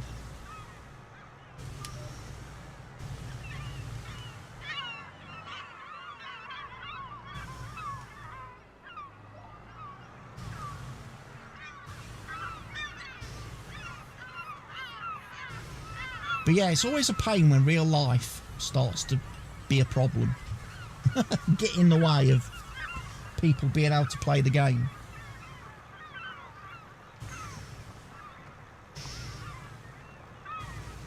Because like me, I like to do my farming and stuff like now, like in the afternoons.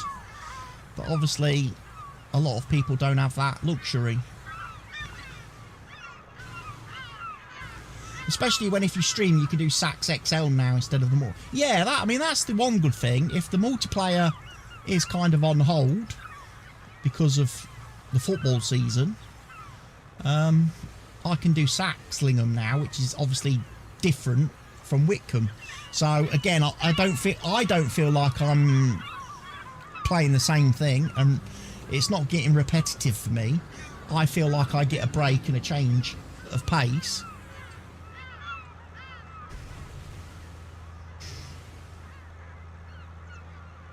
And I think the viewers get a break and a change of pace as well by me doing two different maps, because there's no doubt about it, doing the multiplayer on Whitcomb, doing the single player on Whitcomb, there's a lot of similarities. There's a lot of similarities in that with what I've done with fields, what we've done with placeables and things.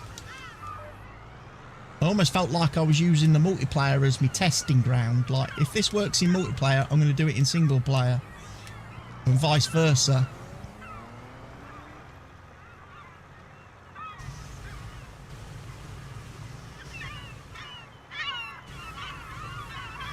Whereas now I think the single player series gets to live and stand all by itself, doesn't it? Which will be nice.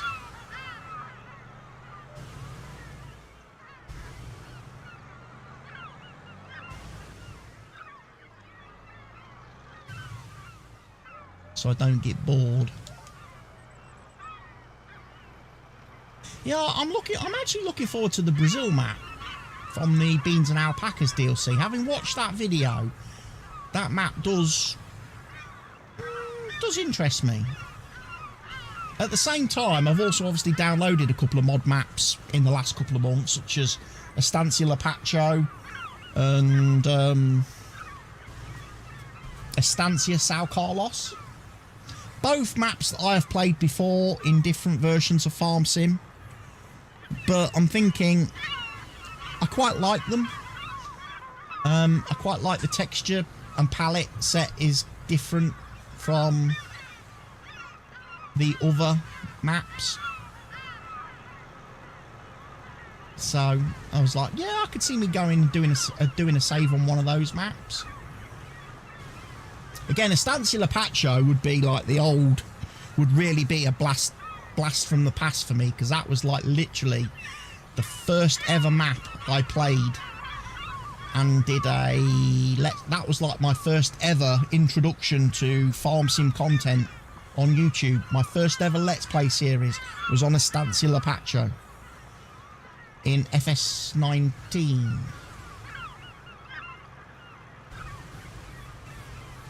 Which map is best for South America as a newbie? I've never played on them. I would say probably Estancia Sao Carlos. Again, I played that one in FS22.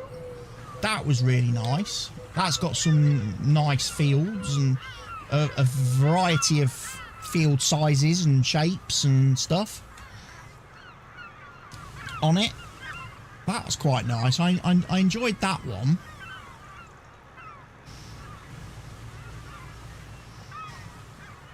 Especially if you like mod maps, because obviously Estancia Lapacho, that was Giants map. That was a Giants map for FS17 for the Platinum DLC. And even though modders have taken it over and have remastered it for every version of Farm Sim since, it still very much feels like a Giants map. And it has the square fields and, and you know, the typical Giants layout from like FS17, FS19. But obviously it has a special place in my heart because it's where my Farm Sim career began. My content career as a Farm Sim person began. And I did well over 100 episodes in that first series. And the thing I will always remember as well about that series is there are things that happen in that series in the game where basically us, the players and community, were coming up with workarounds and ways to do things before Giants actually gave us the tools in game to do things, like the terrain system. The terraforming system that we have now, that was not in FS19 when FS19 first came out. So for players to be able to level fields change, we had to do some pretty creative things with mods, with some mods and stuff. And it took a lot of time to do it. Placing things to like flatten terrain and then deleting them and stuff, and there were so many, and then eventually Giants were like, you know what, we ought to just give these people a terrain system. We should let them modify the terrain, give them some tools to do the landscaping.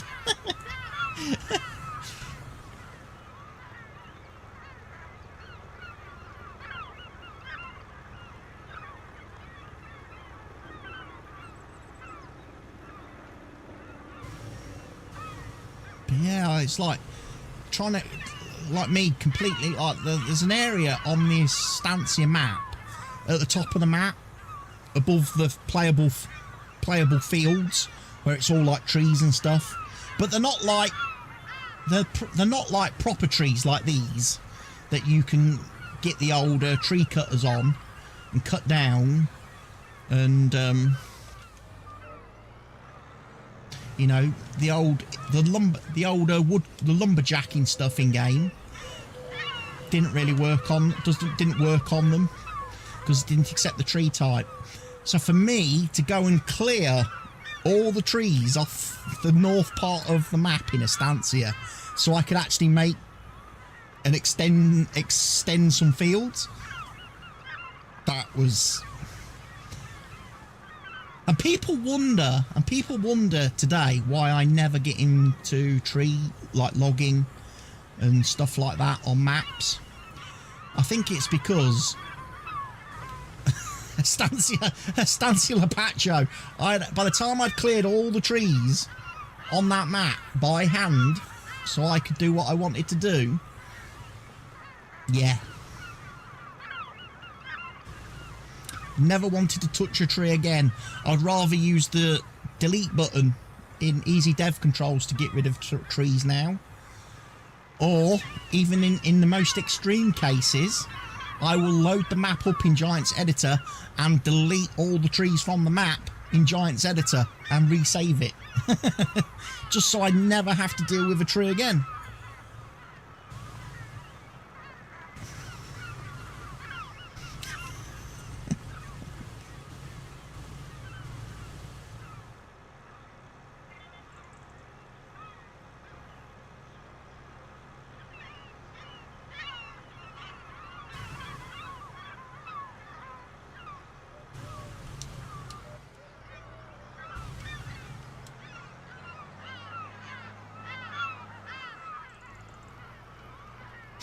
But yeah, one of my biggest, and it's also where I got my pet peeve from. About, like, you know, people using sinking trees under the map to try and create decorations and stuff, fake decorations, because Giants did that on Estancia Lapacho. They got these, I don't know, banana trees or whatever they were, and they had thousands of them on the map that they placed in such a way that it looked like basically you'd got pineapples growing everywhere. And again, you couldn't fucking saw them down with a chainsaw. You couldn't cut them down with the bloody in-game wood removing tools. The forestry tools wouldn't touch them. And you were stuck with all these horrible bloody things everywhere. So again, that was my first experiences of teaching myself how to use Giants Editor to load up the map, go in and delete all the bloody crap. Delete all the junk that was buried under the map. Fake trees. Fake decorations. Fake bushes.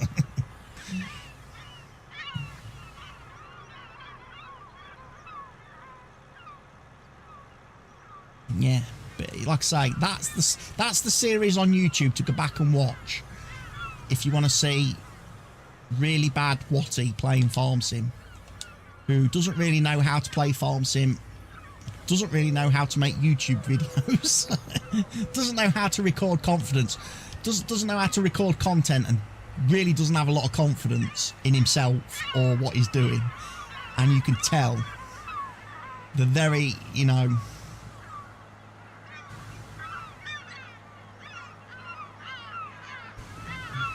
but yeah, it's good times that was playing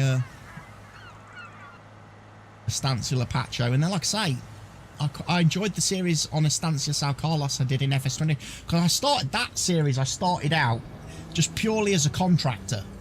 I was just a contractor. I was going to make all my money from doing contracting. I basically set up shop at the shop. I bought myself a little caravan that I put in the shop car park. That's where I lived out of. That was my sleep trigger and everything.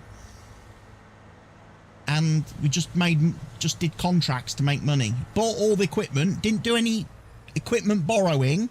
I bought equipment so I could only do the contracts that I had the equipment bought for, and gradually built up my, obviously, business and my finances to the point where I then started buying fields and becoming my own farmer.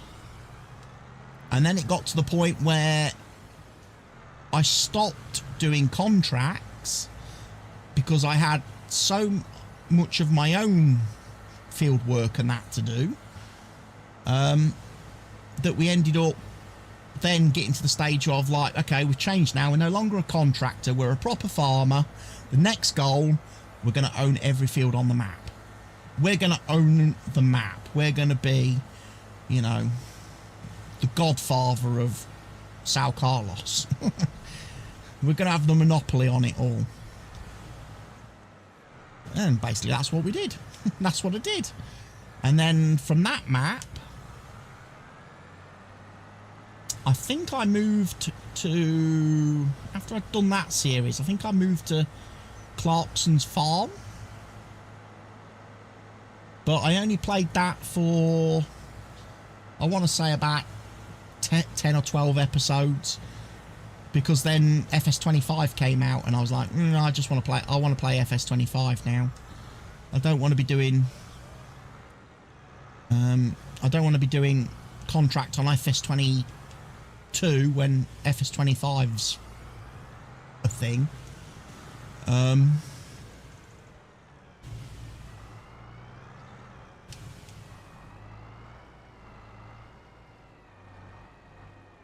And I was like, well, as soon as the Clarkson's Farm map comes to FS25, because the mod author was like, yeah, I'm definitely going to convert it over. I'm going to bring it out. And I was like, great, I'll start the series again in FS25. And then, like, the map never appeared. Never appeared for a long time. We got some other versions, some very poor imitations, come out on the mod hub, other versions of it, and I was like, no, I'm still waiting for the one. And then I didn't realise, but someone else converted the map and brought it to the mod hub, and I'd completely overlooked it because I was expecting to see a certain mod author's name. Never saw it, so I didn't look at it. And then obviously I've downloaded that map, that version of the map now, realising it's a convert. And I'm like, yeah, I'm really not sold on it. I'm not really sold on it.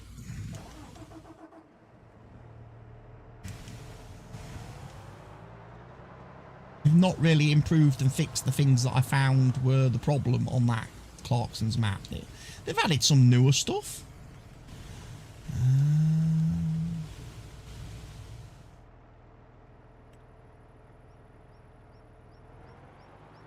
Right, you carry on doing the lime spreading for me. We've got quite a few fields that you need to do.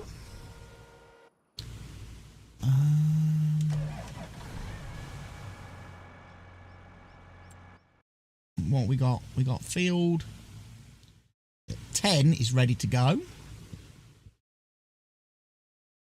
As are fields 2 and 1. They're ready to have stuff planted on them.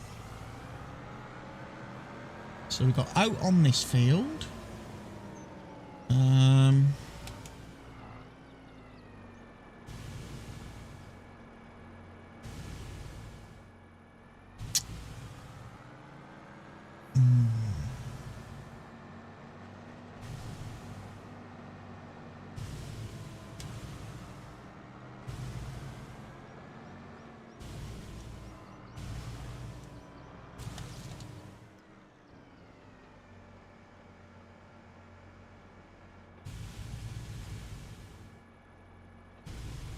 You go do the canola planting on that field. Right, wheat harvest then. Right, we're gonna break out the neck sack. We are. We're gonna use the neck sack. I've seen enough of the class.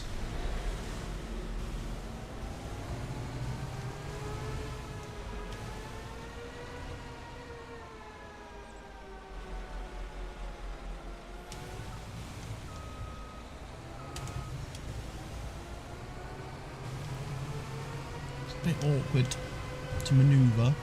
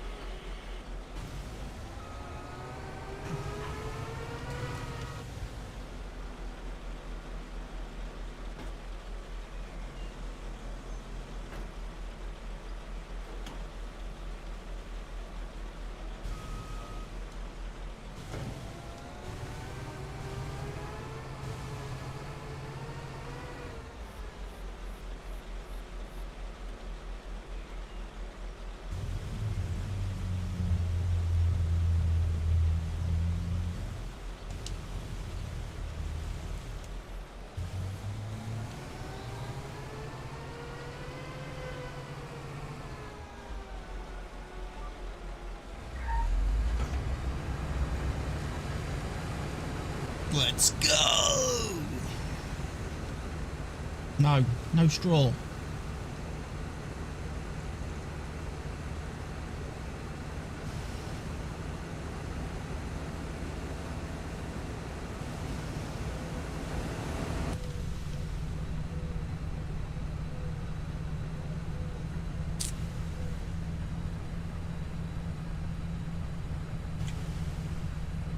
Wrong button.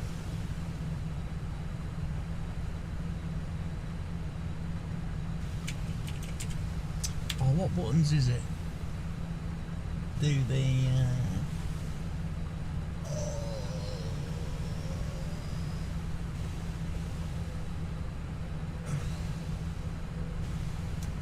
there we go.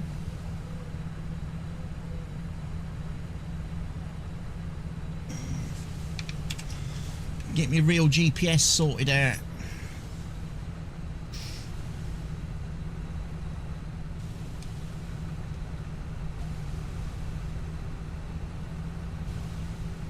Oh, that's a bit freaky deaky.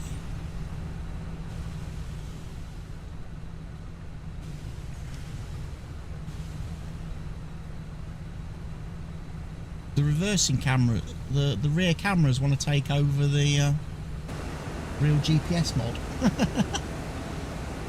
Here's some Z fighting. Brand new and exciting match day food. Gingerbread burger still £6. Chicken tenders and chips.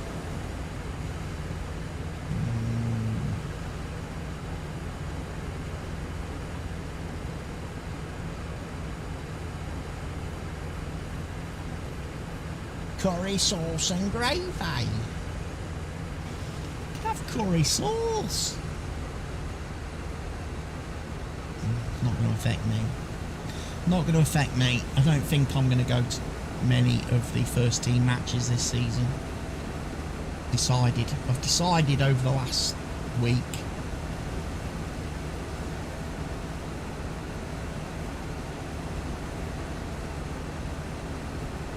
I'm not going to be following the Grantham first team this year.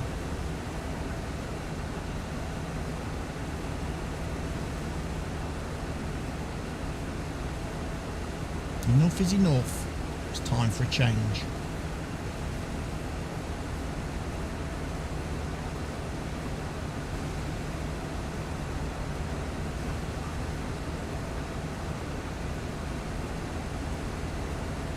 Thomas Doherty, hello! Welcome to the stream. Welcome in. Good to see you. How are you doing?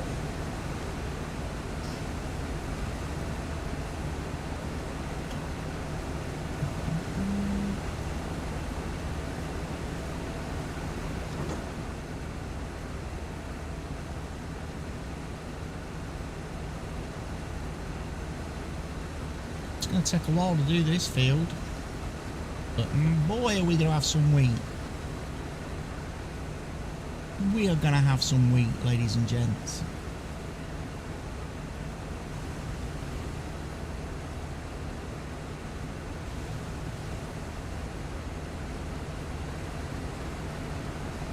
What is that cutting? It's cutting wheat at the moment.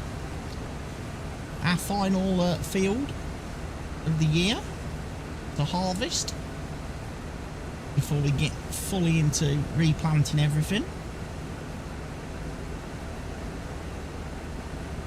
So I will need to plough again at some point. Just not yet.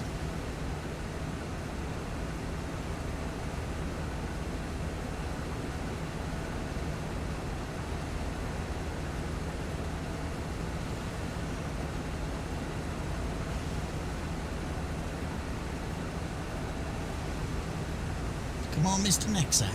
Let's rock on. You know what? I'll pause him there.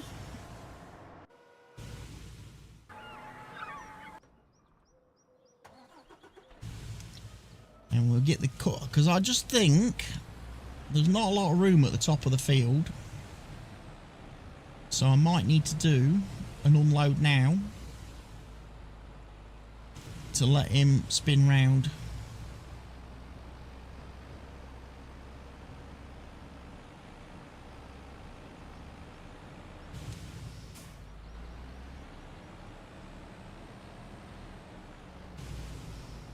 But yeah, I'm thinking maybe use the 9R. Now the 9R has finished ploughing for the moment. Might be a good idea to get the 9R hooked up to the disc harrow and see if we can go do that cultivating contract for like 296 grand.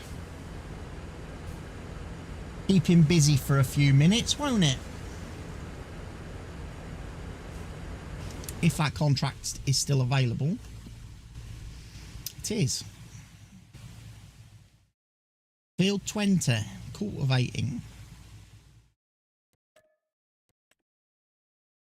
Got 109 hours to complete the contract. I think, I've got a feeling the 9R might be able to do that.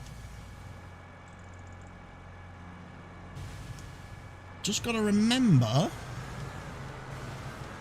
I think it's in this shed, isn't it? With this carrow. Yes. It was parked next to the Nexat.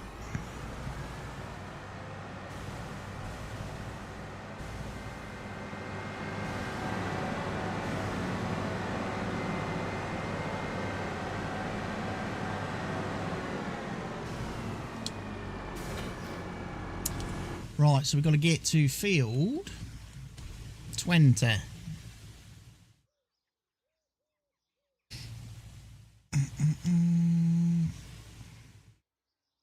Down the road, turn right, keep following the road to the right, and then go north a bit. I think we should be capable of doing that.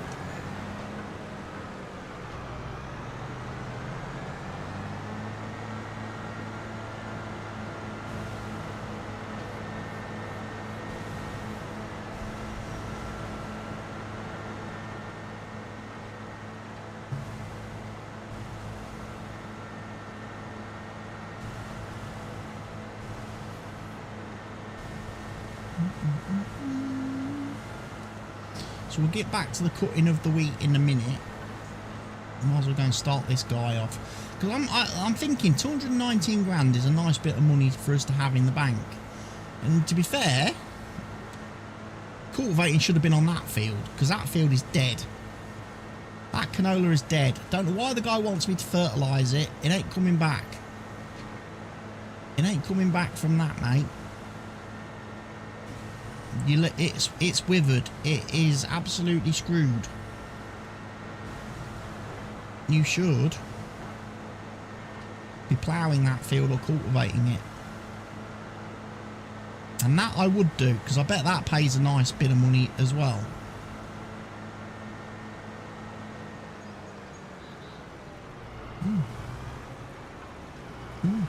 Deep water.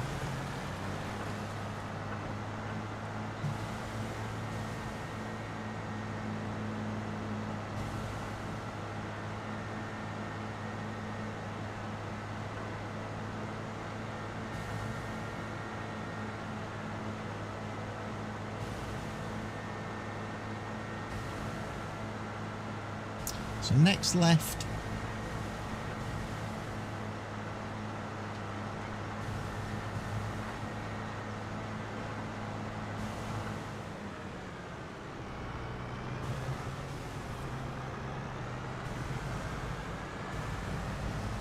And then up the hill we go. I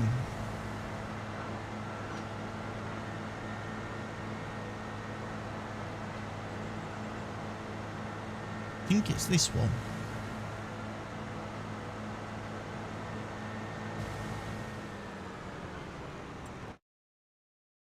That is indeed field 20. Right, unfold him.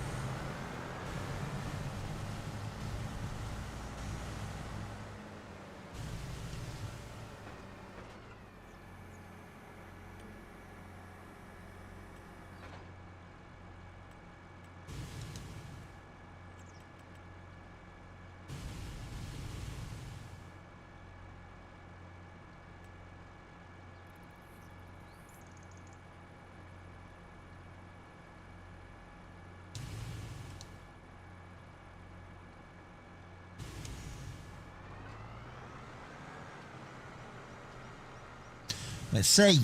We'll stick with him for a few minutes just in case the game tries to be awkward and say, no, you are not using a disc harrow to do a cultivating contract. We want cultivating. And if the game does try to mess with me, I'll have to go get a cultivator that I can switch. A switchable cultivator.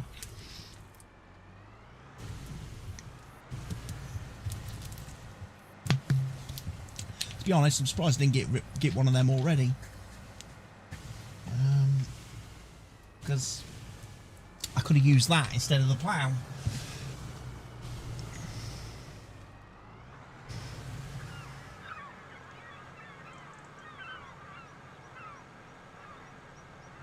Right, Mr.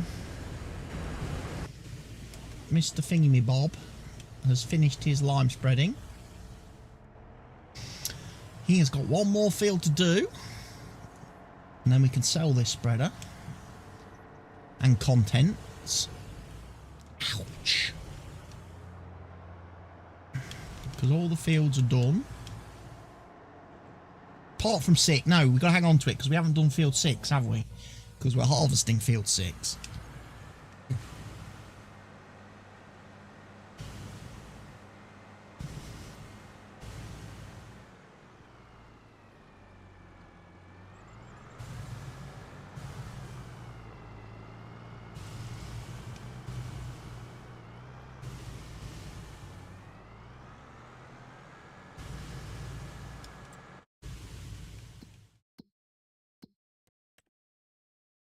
Progress 0.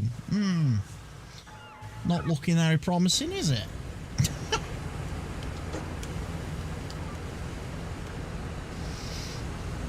We'll wait and see. We'll give it a time because obviously it's a big field.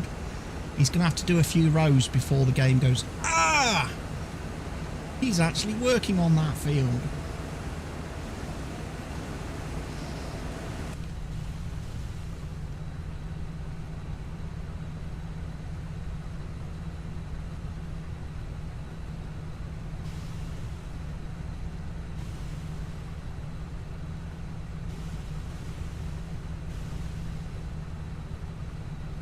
There we go.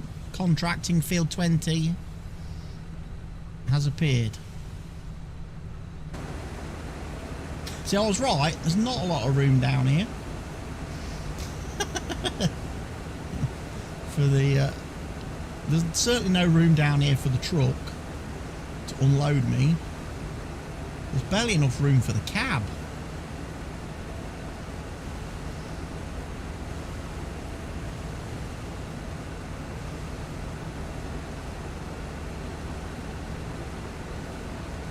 But 219 grand for that contract might buy me a building that we can stick this wheat into, and we can start making some flour and stuff.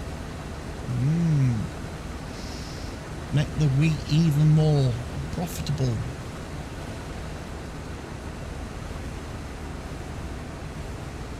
So yes, the farm that is over there, I'm probably going to dismantle that, sell everything, the silos, the sheds, the lot, completely clear it, and that's where I'm probably going to have all my production buildings on that land.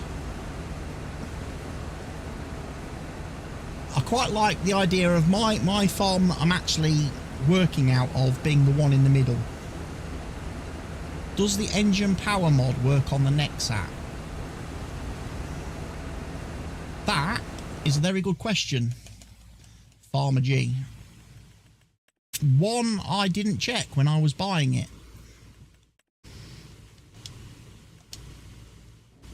No, it doesn't.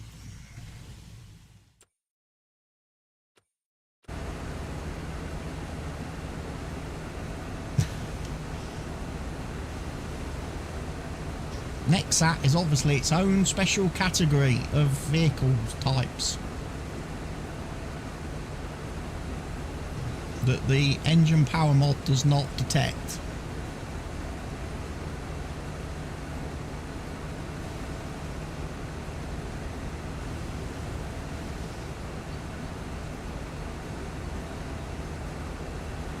To be fair though, doesn't seem to be lacking anything. We're rocketing along at a nice 14 kilometers an hour.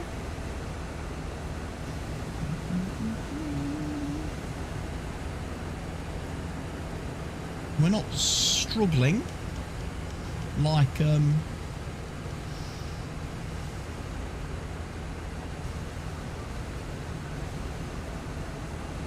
other maps.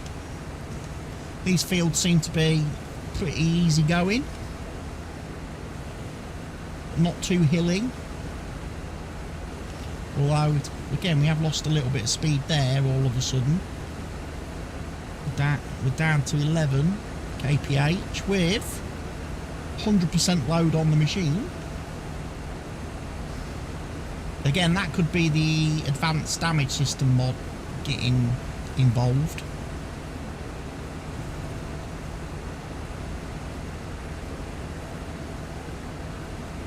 I'm fairly certain this vehicle is not doing... I'm fairly certain this machine is not at 100% load doing this. I'd be fairly confident to say in real life it would not be at 100% load doing this.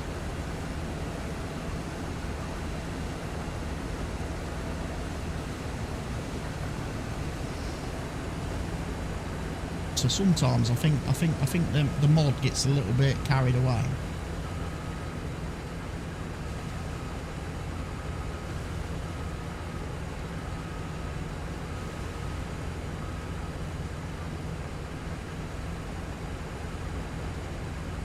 More power! Why do people always shout at me? All they do is shout. That's one of the commands I've got on Kick. Need to find out if there's a way to add those things to YouTube streams for people to redeem.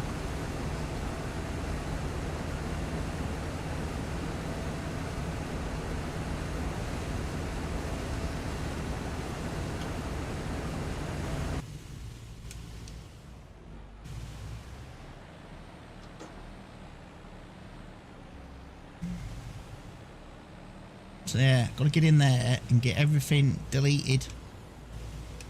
Deleted and sold. Annoyingly, there is a fence in that area as well that you can see running round. All the way around this field. Can't delete the fence from this area. Which is a bit of a pity.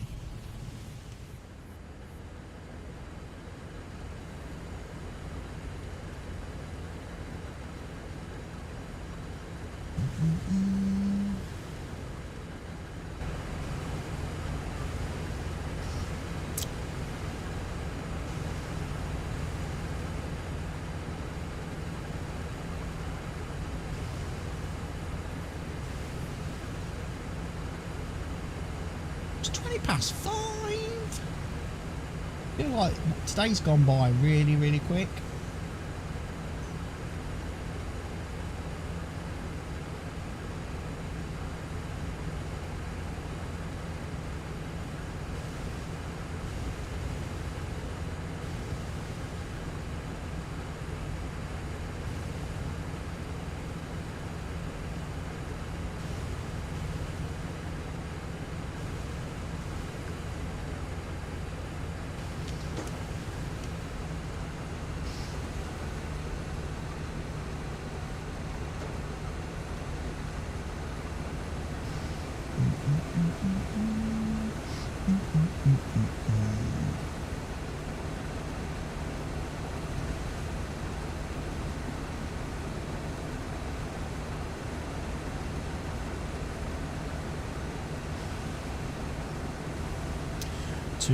Oh, 6% on the contract, so we can use a disc harrow for cultivating contracts.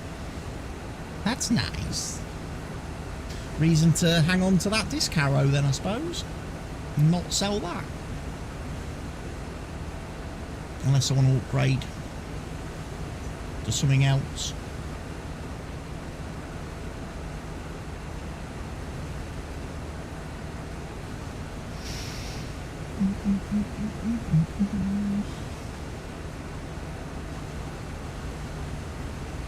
Again, that disc harrow is the one that came with the map, so it's going to be at all stock. It's all going to be at stock vanilla settings. No horsepower or work speed adjustments on it. So it might actually take that 9R a bit of time to harvest that field.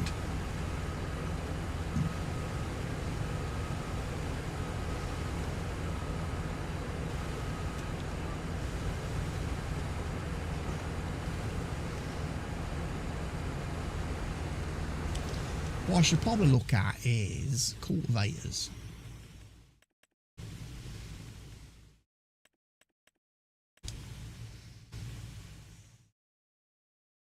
So the Bednar is what, 18 metres, isn't it? So we want something a bit bigger than 18.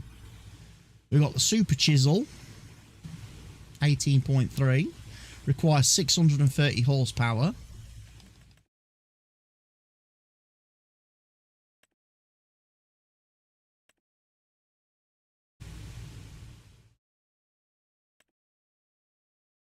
Why are weeders here?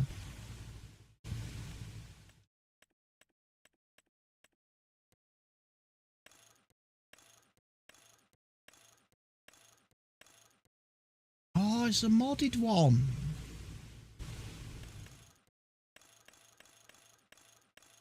Switch. You can adjust it. You can have it between weeding and cultivating and all sorts. Ah, that'd be nice. And then obviously got the flexi coil.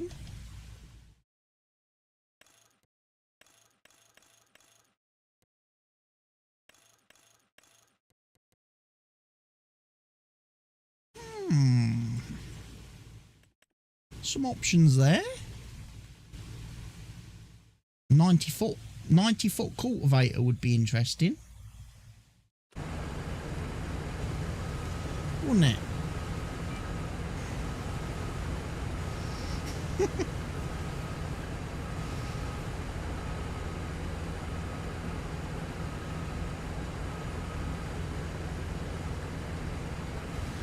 Would definitely make short work of some of the fields. Maybe I should get one for Whitcomb. I need a new cultivator for Whitcomb actually.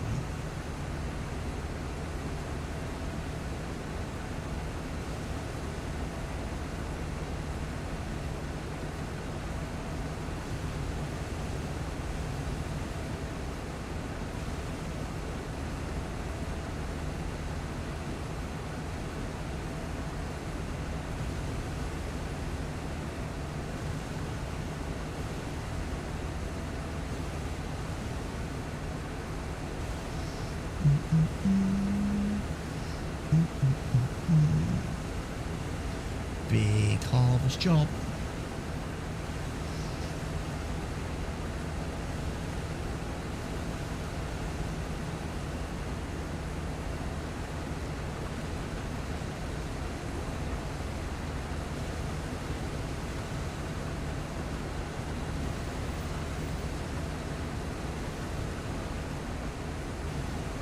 This one's gonna get through some fuel as well by the looks of it.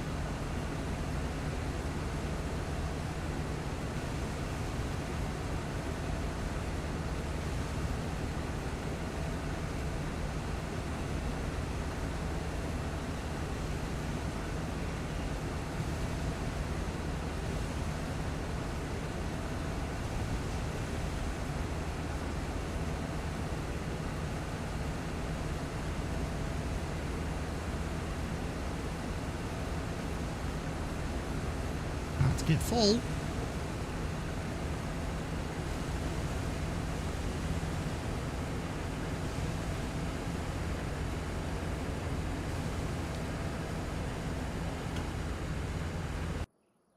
And we've completed our second headland.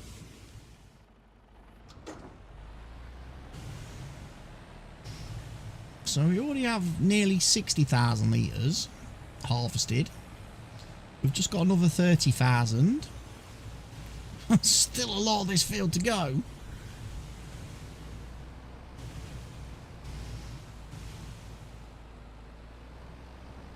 We have got wheat coming out of our ears, haven't we? I don't think the silo's going to be big enough, you know? Unless he's giving it an upgrade. old farm sim Briscoe and increase the capacity on the silos. I might run out of room. Because what we're sitting on, it's time Stephen stock check. We've got 335,000 litres of barley, 310,000 litres of canola currently, and 447,000 litres of wheat.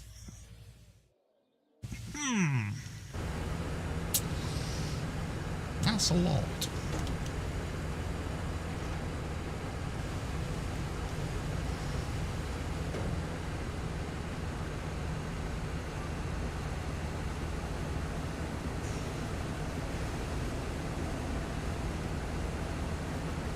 Some would say, though, rookie numbers. Rookie numbers. Probably right.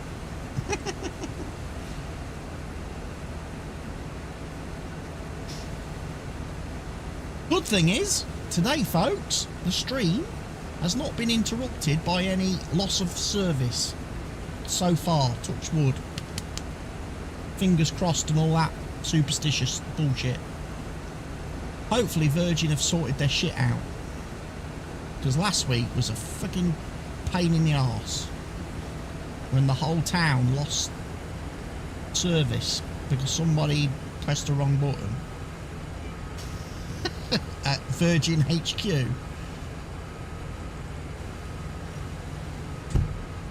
And it took them then, what was it, nearly 10 hours? Took them nearly 10 hours to fix the problem, which just needed someone to turn it off and turn it on again at Virgin HQ.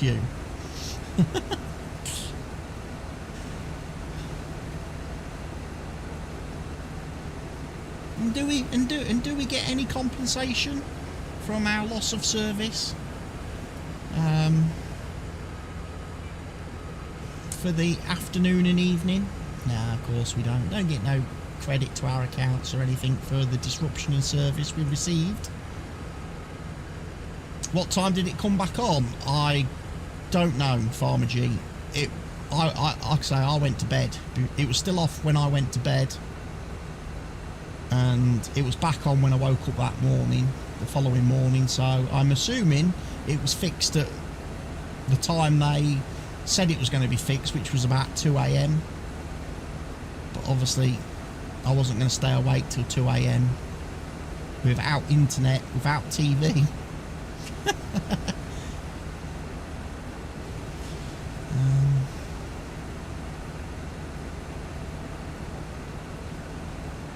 And here's another thing I learnt as well. For all the people that would have said, "Oh, that's all right. Just play some games on your Steam Deck. You'll be all right." Steam Deck doesn't work if it doesn't have an internet connection. It refuses to load any games or anything if it's not got an internet connection. And annoyingly, you have to have an internet connection on the Steam Deck to be able to switch it into offline mode to then try and play games. So until I'd got an internet connection, I couldn't do anything with the Steam Deck. So yeah, it was a bit of a boring day, that was. I wouldn't say it was a long night, Farmer G, because the thing was, I went to bed and I went to sleep. So night ended up actually going by quite quickly for me. Like I say, I was watching Dreams TV.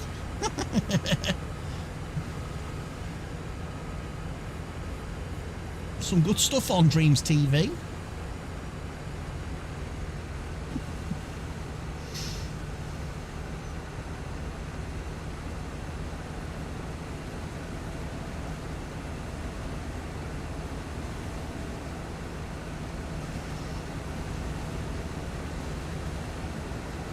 Like I say, of all the nights, couldn't you use your phone as a hotspot? Well, that's the funny thing, Farmer G. Of all the times for Virgin to go tits up, happened to be the exact same time that EE began work. In fact, it's done it the last 2 weeks. They start on the Thursday. They do work on Thursday and Friday in my area. Last week and this week, they're doing work in my area on Thursday and Friday, which reduces the mobile phone coverage, signal, performance. So yeah, I was like last Thursday, completely cut off from the world last Thursday. And like I say, why couldn't they've done it, like I say, Friday night? I was going out. I was going out to socialise and stuff. Of all the nights, they should have broken everything. Should have done it on the Friday night when I didn't need any of the stuff. But no, they picked the night I'm at home.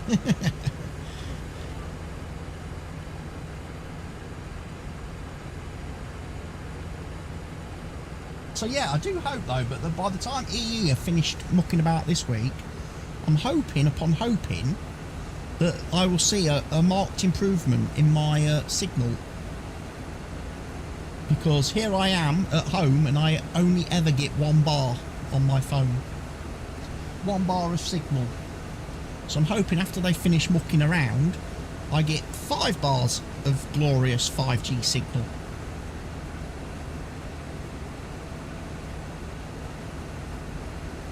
Not that that's really going to make a huge difference to my life. Because it's not like I do a lot of calling and texting these days.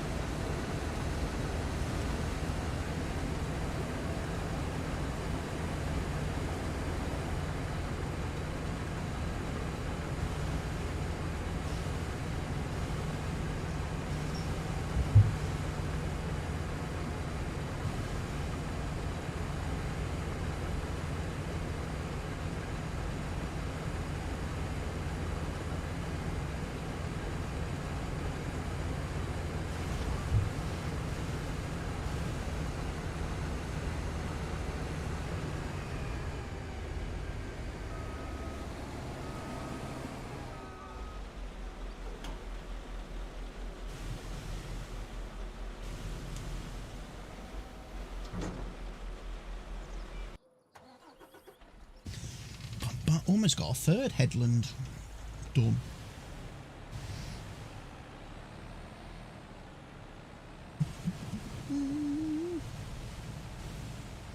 So this will push us over 100,000 litres by the time we've unloaded him again. Got another 30,000 litres in the trailer.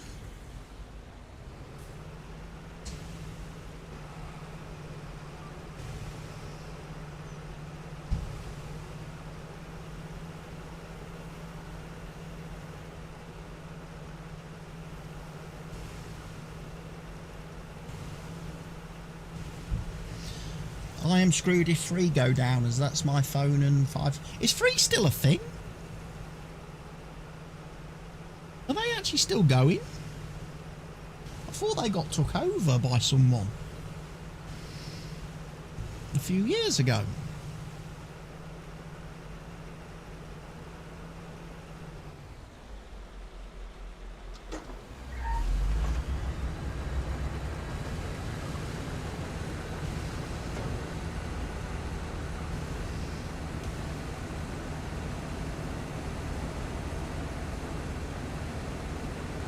Because I know someone tried arguing with me this week that the reason why EE went down last week was because they're linked to Virgin. I'm like, they're not. EE has no connection with Virgin. Virgin's in bed with O2. They used to be, many years ago, back when when they were T-Mobile, when T-Mobile was a thing, Virgin used to use T-Mobile's network for its own like phone service and stuff.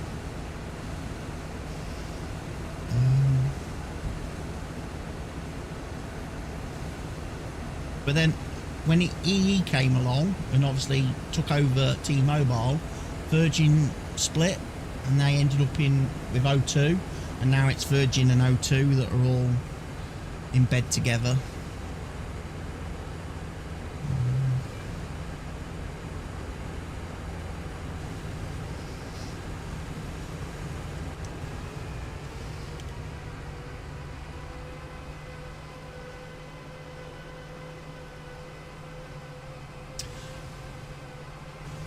I'm trying to think. Free, who took over? Was it Free who took over, or was Free the company that did the taking over? I've got this weird thought in my head that Free and Vodafone, did they merge? Did one take the other over? Can't remember. Because Vodafone's another company that you used to hear a lot of, but don't hear so much of these days. So I was like, oh, have they gone out of business?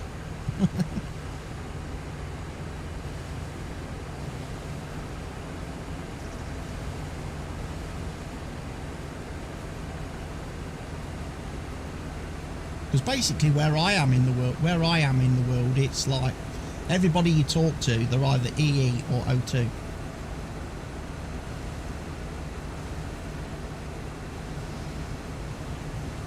So that's what made me think, do like Free and all them other companies still exist? Because it seems like the only choices you get around here, you talk to anybody, the only contracts anyone ever has is EE or O2. Most people don't even like O2 because the coverage is crap.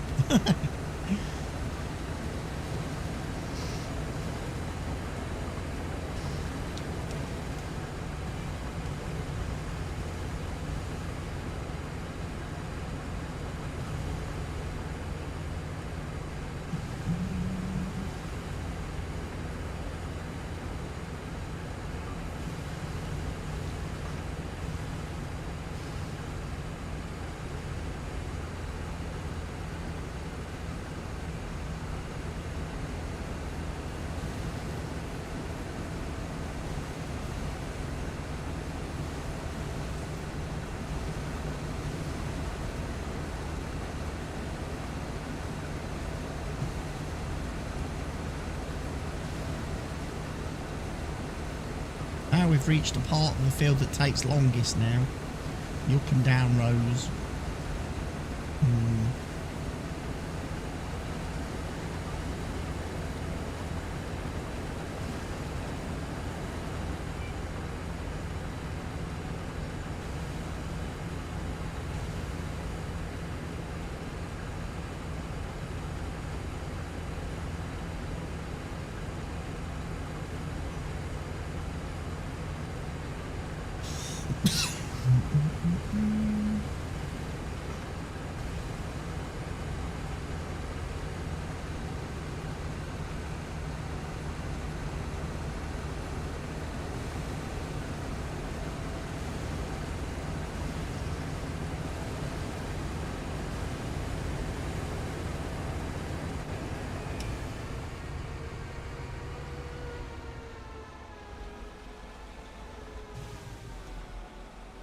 Free merged with Vodafone and full buyout by Vodafone.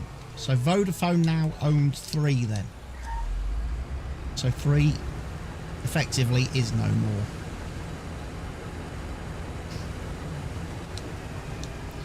That makes sense. I thought I heard something along those lines.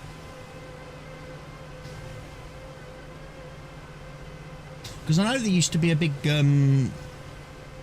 Vodafone office at Newark.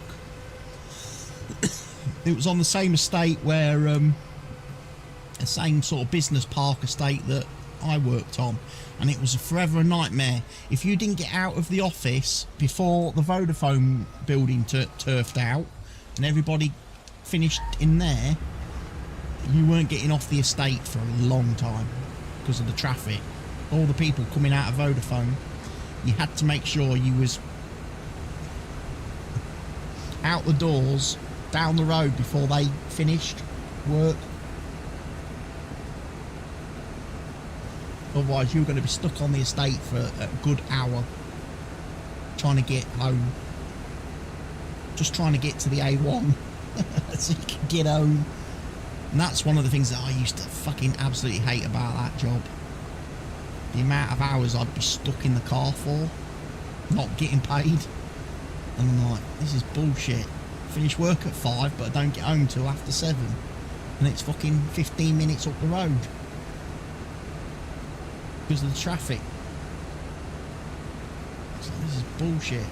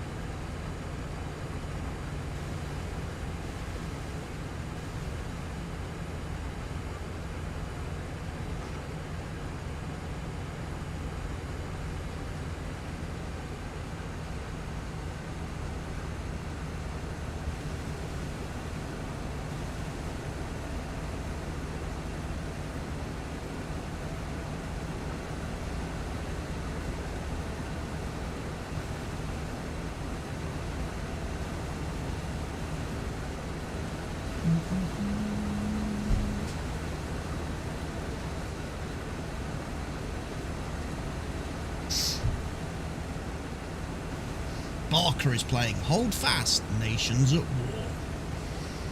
Da, da, da. No idea what that game is.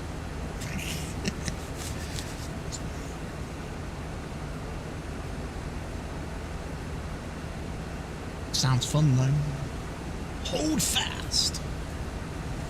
Probably some kind of shooter mukbang bang game because he loves them. He loves his shooter mukbang bang games. He does.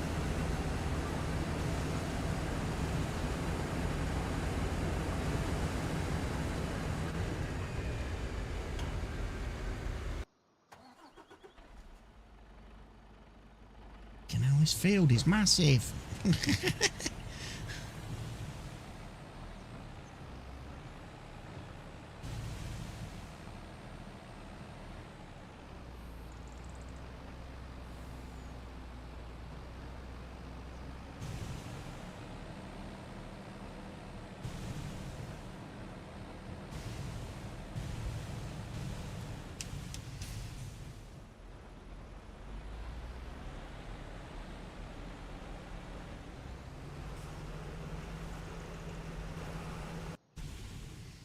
Right, he's finished.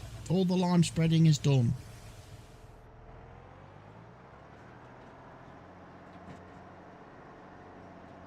For now, till we come to do field 6.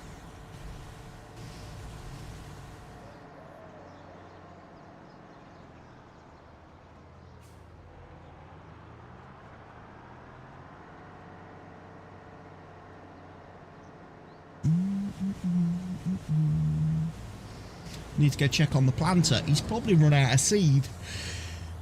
In all fairness, he's probably run out of seed.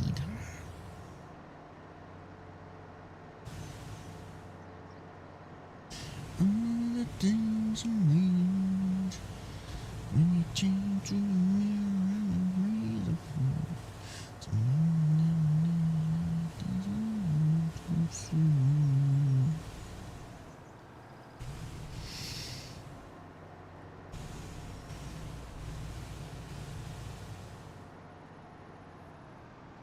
I need that contract to pay as well so I can get a roller.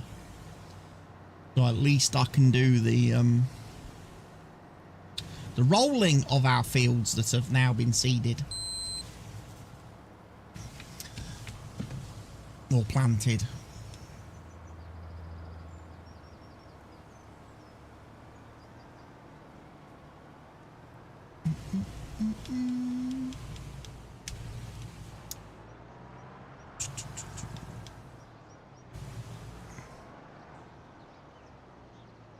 So yeah, you might as well just stay here for now, Mr. Glass. There's Mr. 9R doing the cultivationing. Mr. Planter has finished doing canola planting. So at that point, what we should probably do is go to the store, get some seed. Then we should come and probably do these fields down here, the little nonsensey fields. And then do field 8.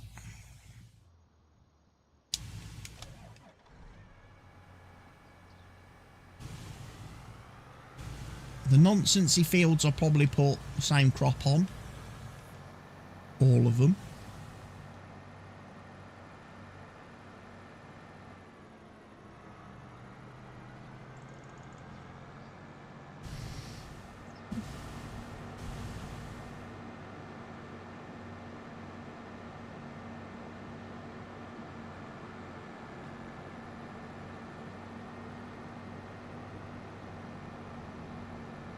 Again, how much seed am I going to be able to buy?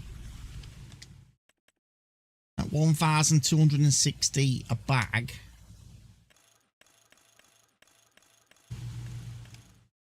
I get 10 grand's worth. That still leaves me a little bit of money to pay for like worker wages and stuff. Because the last thing we want is Mr. 9R quitting his job because I can't pay him.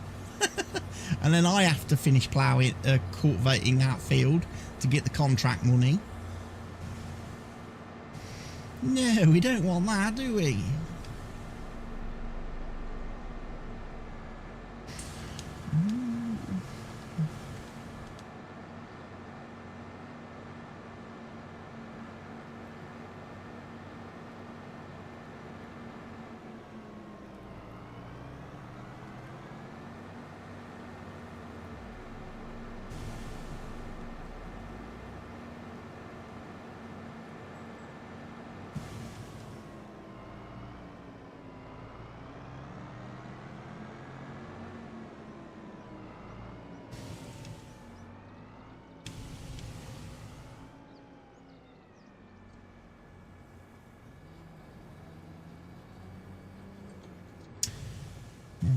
Well, that's loading up. I'm going to let you watch the cultivator. I'm going to nip for a quick bio break.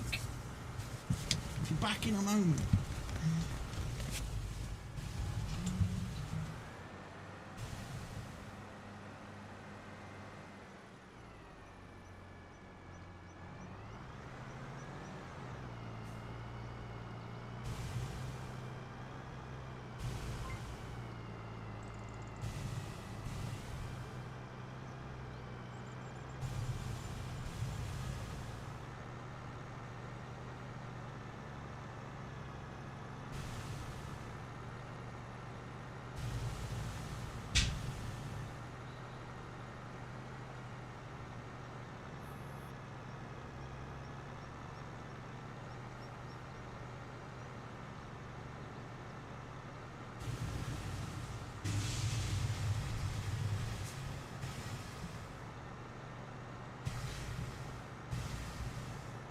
Engine lugging. The engine, especially the transmission, do not like lugging. Low RPM under heavy engine load. You may have attached something too heavy for the machine, or you may simply be choosing poor gears if the gearbox is manual. Or perhaps what the problem is we've got a big ass freaking cultivator on the back of a tractor that operates very slowly, forcing us to be in low gear. That could be the issue.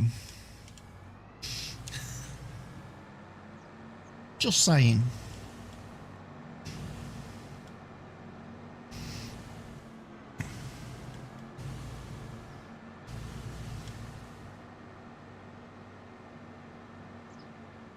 So what can I plant? Barley, canola, oat, oilseed radish, wheat. It's not a lot, is it? Well, I guess we might go for barley on the free nonsense fields down this side.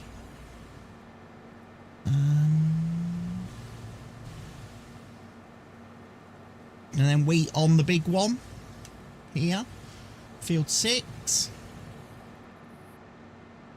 or field whatever it is, field 8, and field 6, the one I'm harvesting now, might save that. That might be an oilseed radish job, and then we can put something on it in the spring. Do some corn, some sunflowers. Something nice. Some rice. A nice rice harvest, ladies and gents. Maybe get olives and grapes put on it. Woo! Imagine these massive fields with the grape and olive harvester.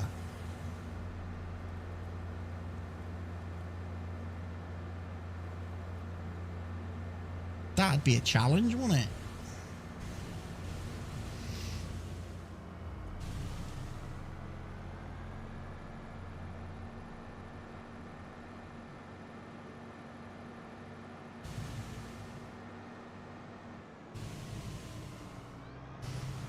Right, what's the AI doing? How many headlands? He's doing 2 still.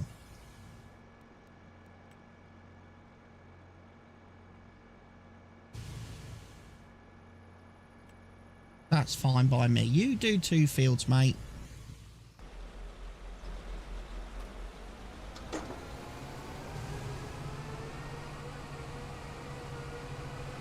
Right. Got a funny feeling, you know. The last couple of rows I've done on this field, I've not gone. I've not gone all the way down, have I? I've only harvested the bit that I can see, not the bit beyond, because obviously the headlands have kind of cut in to the field a bit as it's been going around doing the headlands. I bet there's some wheat the other side of, so I think I should probably keep going down the field. Did you make the change to your grape manure spreader? Yes, my grape manure spreader works fantastically well now. Not only in that it does the GPS rows properly, but I've also made it so it does 12 meters spreading. So yes, manure spreading of my olives and grapes is a beautiful thing. Because again, one thing I'm not lacking in is manure.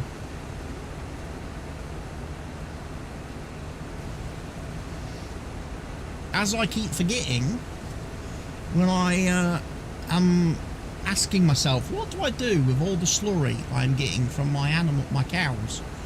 I've got so much slurry, what am I going to do with it? And I end up having to keep carting it off to the BGA to sell it. I keep forgetting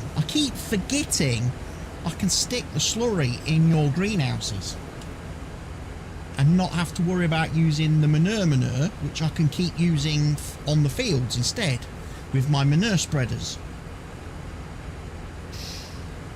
So I should be like, yeah, I need my great big massive slurry tank that I bought. That should be keeping my greenhouses filled up.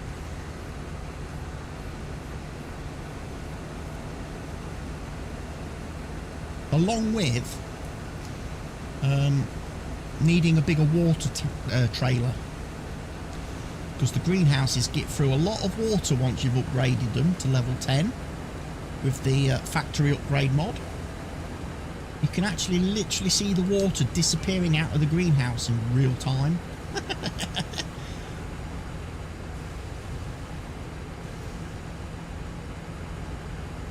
So yeah, the water doesn't last a month. And before you say out, I have placed loads of the little blue barrels to increase the capacity of the greenhouses,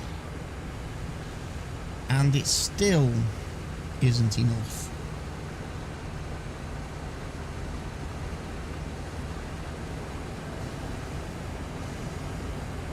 I still need like 200,000 litres a month just to keep one of the greenhouses happy.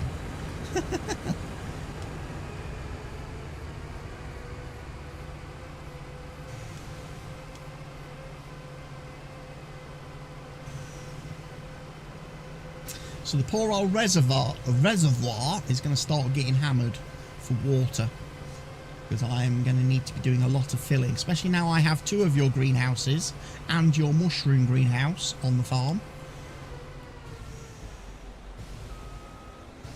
And again, I keep forgetting that the mushroom greenhouse needs straw, so I need to get the straw blower going a bit more on that one.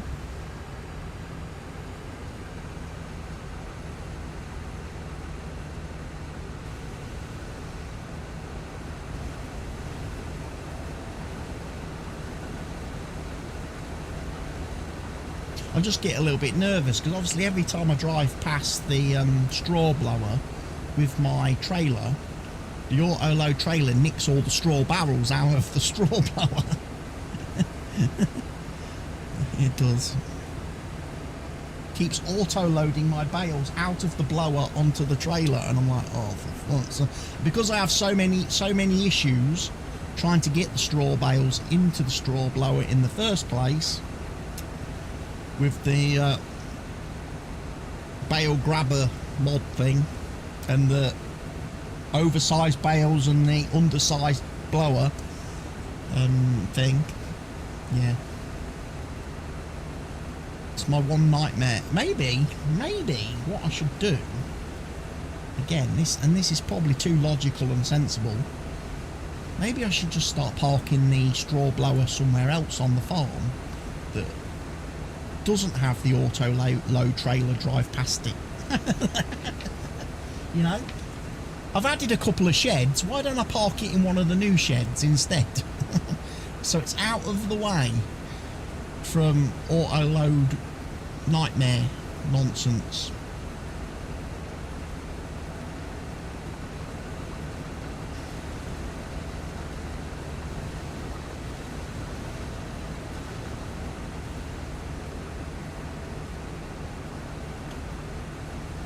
And I'm not full, but I'm going to empty at the top of this row because we are now onto full rows all the way down the field and back up again, and he's not going to make it.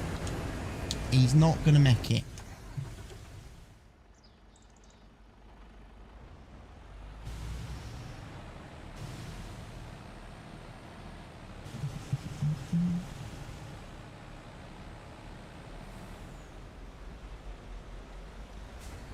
And I think that other the little fertilizer spreader as well, the one that you fixed for me, I think I've set that to about 12 meters width as well.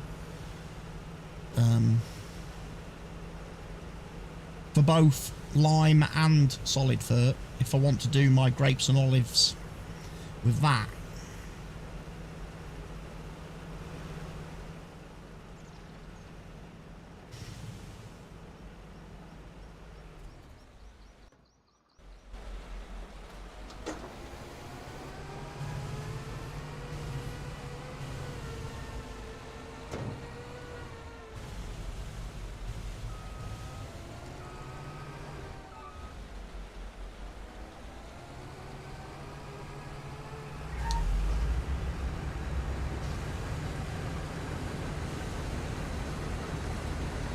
Maybe should have got a bigger header for this.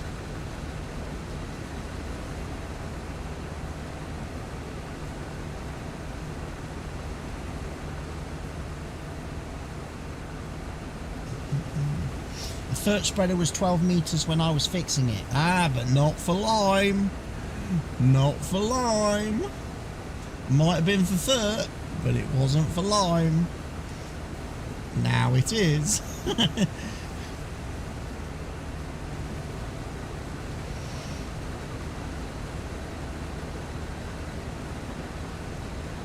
And to be fair, for a lot of spreaders I need to make that fix as well, so that the line is the same distance as the solid fur, because I hate getting gypped. Hate getting gypped when I buy equipment from the store.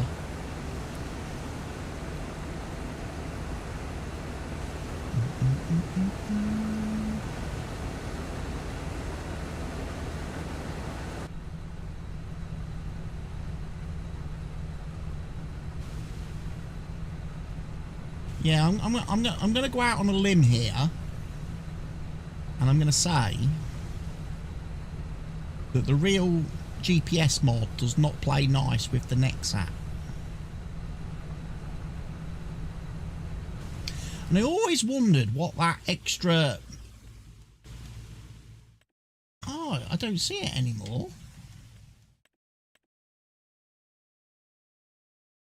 I used to get like a weird menu.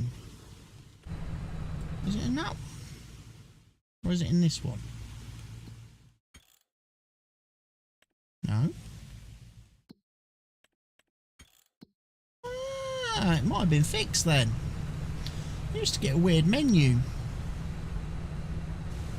in the... I think it was in the store menu. And I figured that was... because a lot of the icons on the screen here were very similar to what I used to see on that funny menu. I was like, oh, it's the real GPS mod that's adding that dodgy menu thing.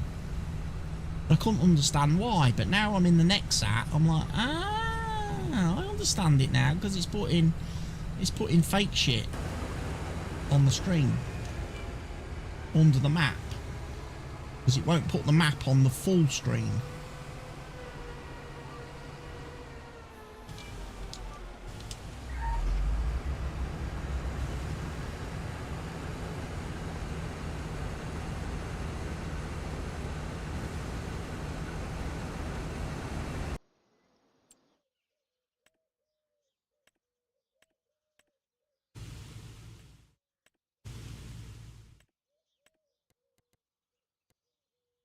Yeah, it's definitely been fixed.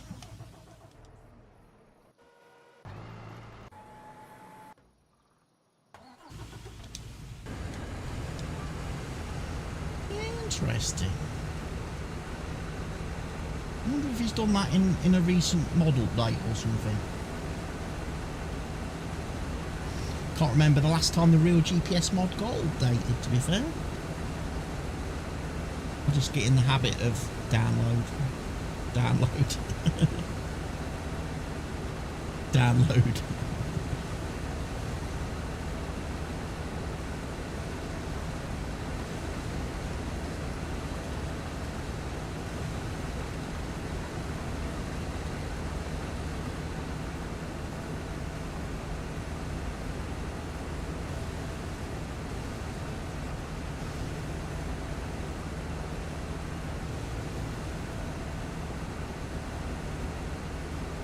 I did see though that the moisture system mod on the GitHub now has an actual downloadable zip file for version 2 of the mod. The one is submitted to the mod hub, which I couldn't see on there the other week when he said there was an update, but I guess he's added it now to the download section of the GitHub, so I could download that even though I'm not using it on this map. I am using it obviously on Whitcomb. The only difference is, I think I would have to go in and re-change the calendar, the weather calendar for the UK region, and adjust the temperatures like I have done just recently in single player, to get around the issue of the fact that it never seemed to get dry enough for me to actually harvest anything. It's not dry enough, I can't harvest. When we all know for a fact, living here in the UK, it is very dry. It is very dry. and has been for the last couple of months.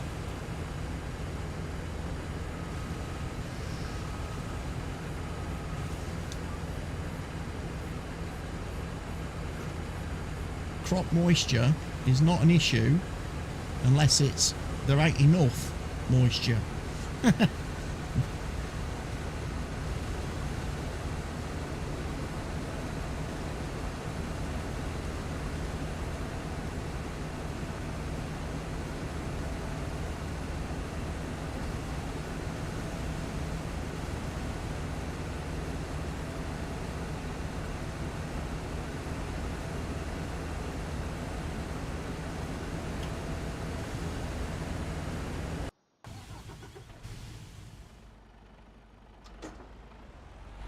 Now we're 2/3 full in the trailer.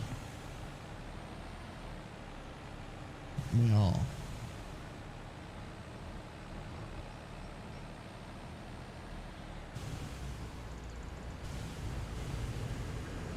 And yes, you may have noticed I've stopped using the overload bin today, purely and simply because, like I say, I want to get planting done, so I need the other tractor doing tractor things. I do. I need the other tractor doing tractor things today, so it can't be chasing combines. So the truck is having to just do all the unloading itself. We cut out the auger bin today.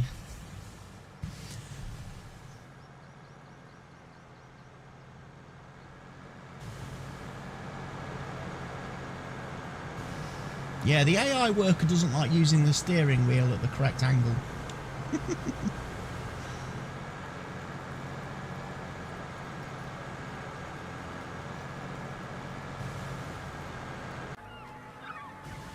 There's Mr. Planter. Looks like he's starting his headland.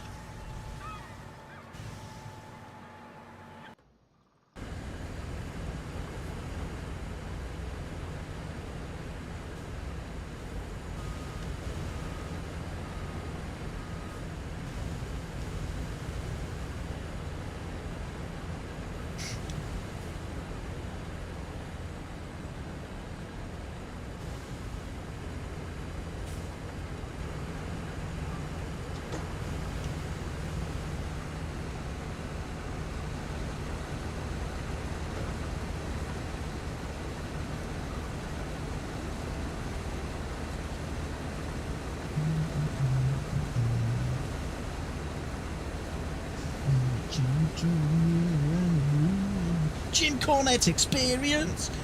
Jim Cornette experience. Do do do do do do do. New episode on Spotify.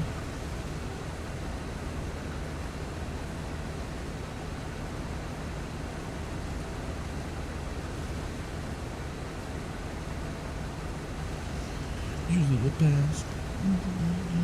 Trying last. Jim Cornette. Ooh. You'll be able to listen to that later.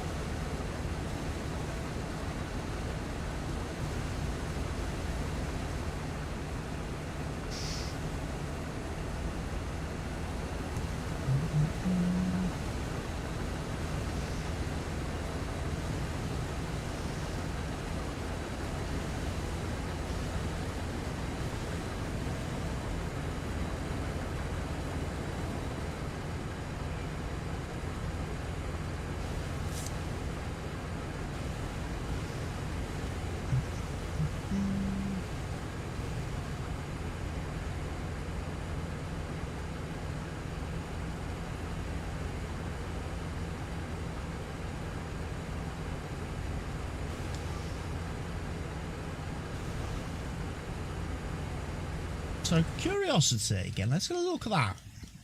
This is obviously what we've got in the silo at the moment. 250 grams worth of barley, 500 and just over 500 grams worth of canola, 23 gram, just under 24 grams worth of fertilizer, almost 370,000 litres of wheat. 370 grams worth. There's quite a bit of money there.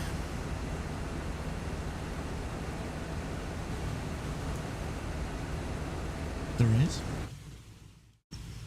I'm also thinking to myself, contract wise, obviously we're doing one, there's another big cultivating contract, field 16, which must be very close to field 20.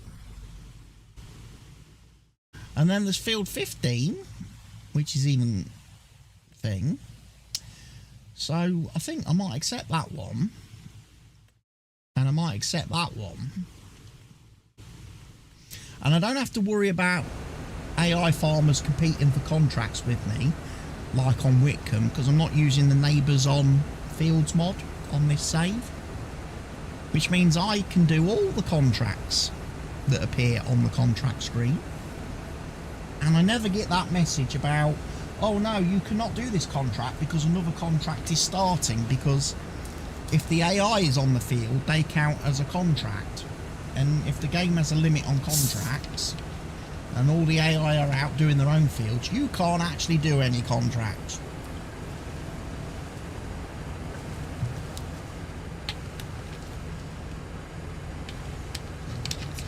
Got my big bottle of Coke today out the fridge. My big 3 litre one, my special one that I got last Friday. Thought I'd enjoy that today. Especially as I've been getting through 2 of the smaller bottles a day the last couple of weeks. I'm getting through 2 2-litre bottles. I thought 1 3-litre bottle should last me until bedtime, and then I might have to get another bottle out at bedtime.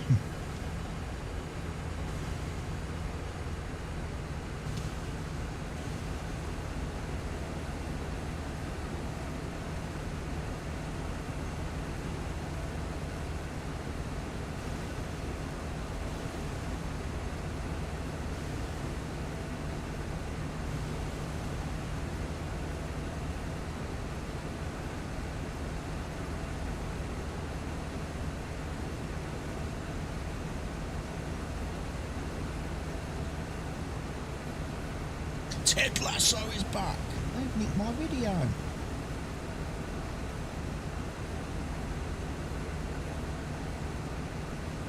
I put in the Discord. Although they haven't used the full length of the video that I put in my Discord. Still don't know if that plays properly. Because on PC, when I went to watch the video, there was no audio. And on mobile, I get the audio, but the video doesn't play.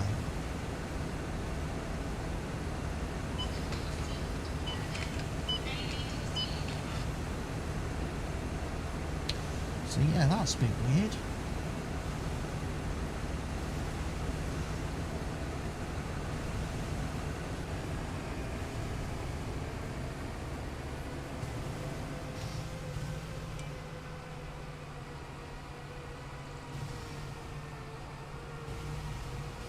Got full. Not good.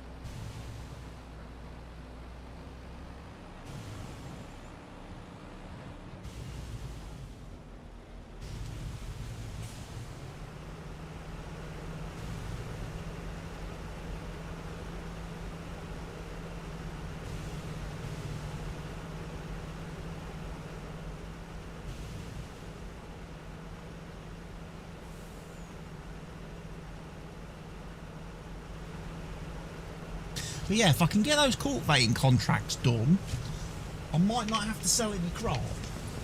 Now, I can then hopefully build the productions, and then we can put the crop in the productions and make more money. Make more of a profit. Again, I don't know how much I get for selling the buildings.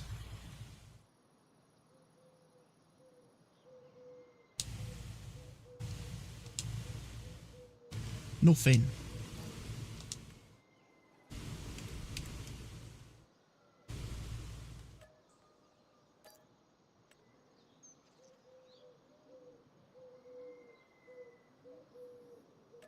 Right, we're not going to get rich then selling this stuff off.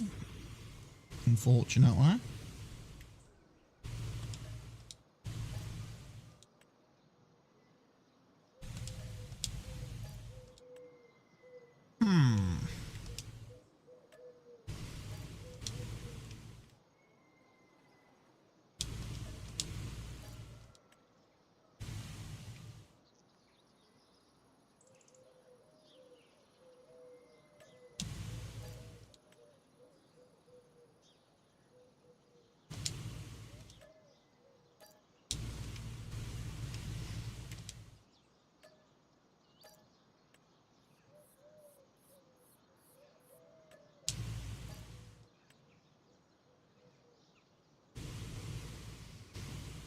And then my issue, I can't get over to the other buildings.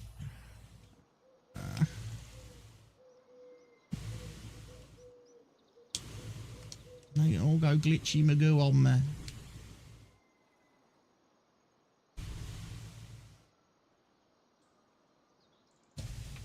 Unless I go.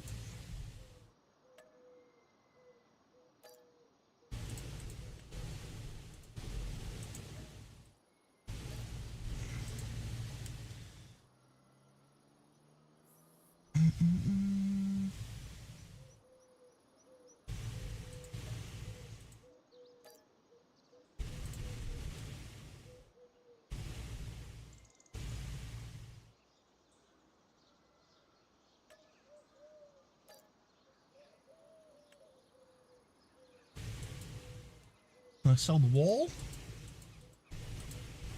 I can't sell the wall. Oh no. Epic disaster.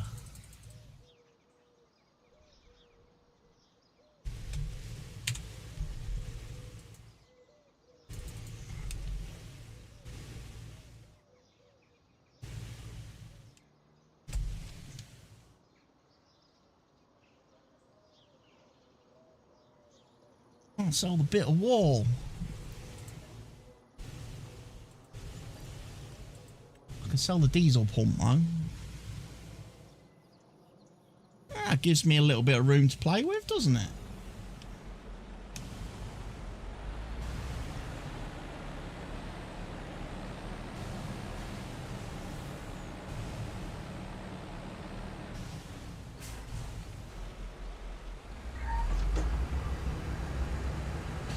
We shall see what we can place there. It's funny how the diesel tank is the only thing I actually got money back for. Out of all them buildings that I sold and deleted, the diesel tank is the only one that paid me. Maybe because it had diesel in it.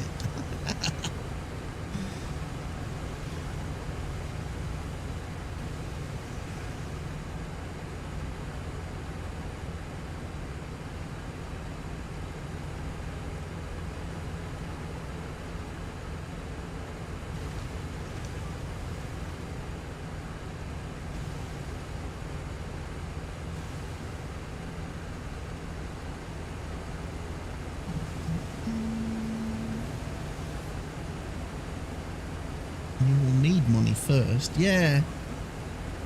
To be able to place the buildings, I'm going to need some money. So we need Mr. 9R to get a bit faster with his cultivating, don't we? Don't we?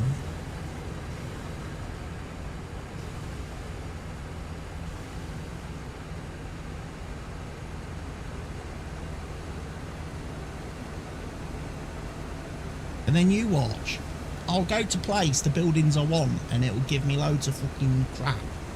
About, oh, you can't place in this area, there's an object here, you can't place this, you can't place that. Oh no, not enough room. And I'll be like...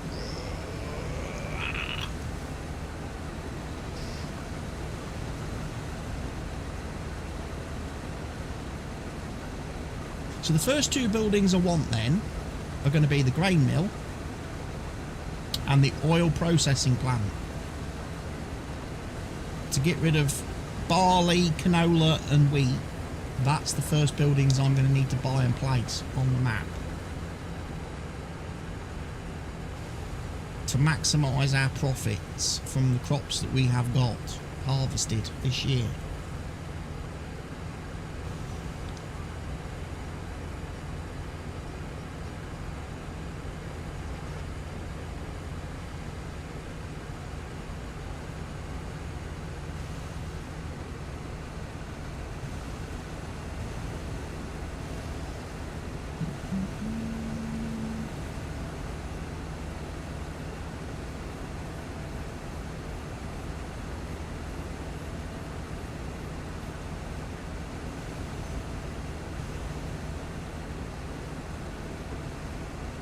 Area restricted. Yeah, I'm gonna have to place the buildings back using mouse and keyboard because I can't get anywhere near for some reason when playing with controller you get way bigger and more noticeable invisible back walls that you don't get with mouse and keyboard.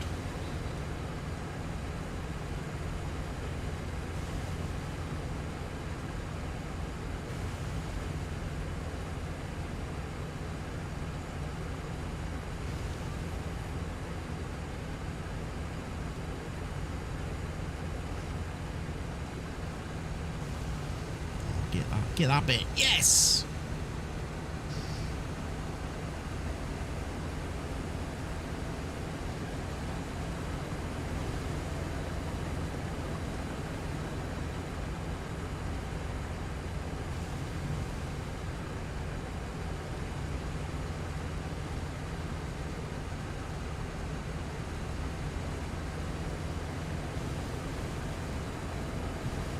Right, there we are then, folks. Saxlingham Farm XL. Start of year 1 harvest is complete.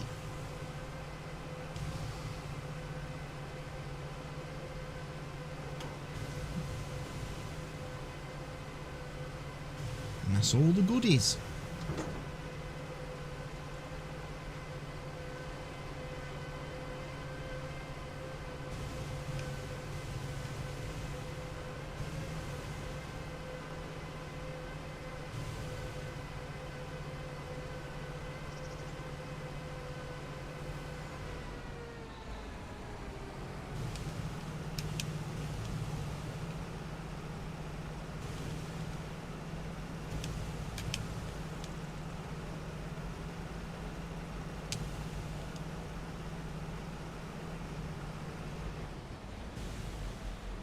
Ooh, I forgot I could do that. Put the cab at funny angles.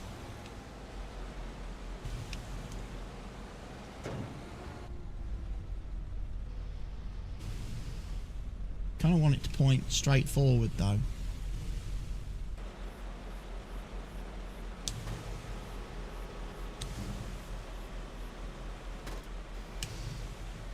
Is that my farm over there?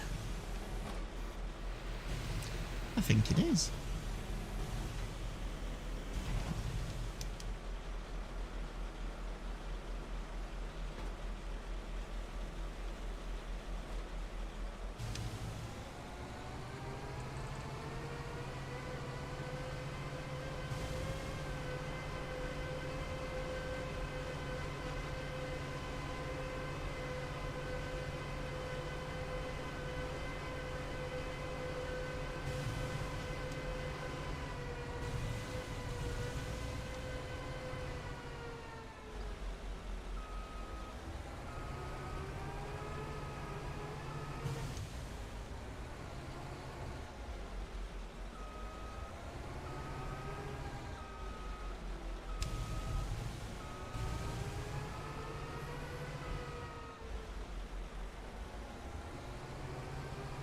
Want some fuel?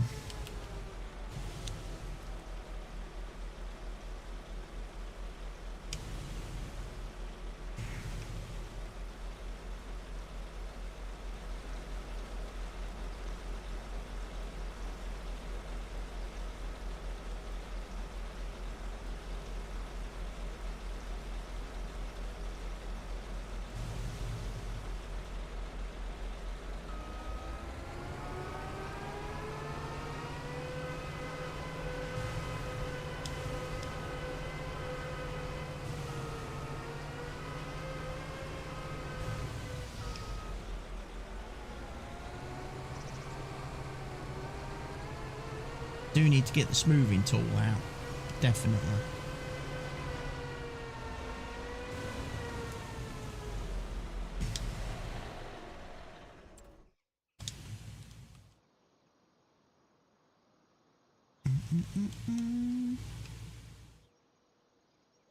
Maybe this is the tool I want. Leveling.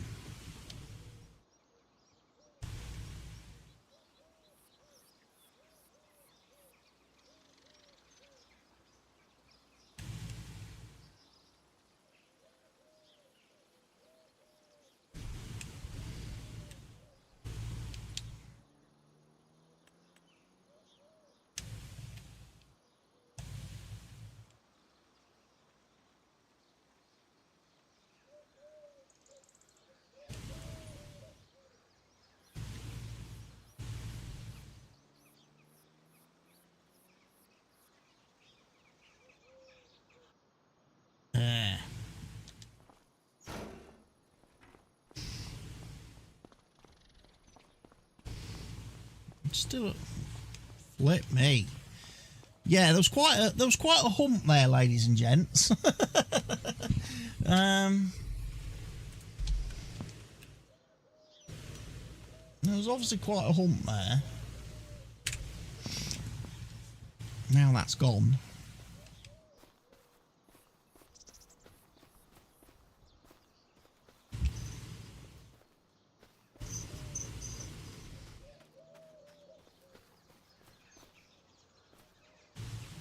You was moving the sticks like you was driving.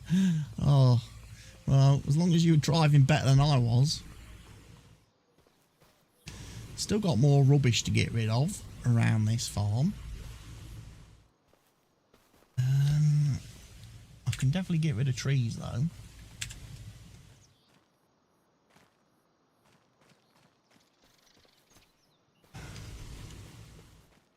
And all the fake trees I can't get rid of, because delete objects can't see them, unfortunately. That's the only downside to delete objects. Unless the tree is above ground, it doesn't see it to remove it. So I do need to get a chainsaw and lumberjack mod going to work to remove many of those.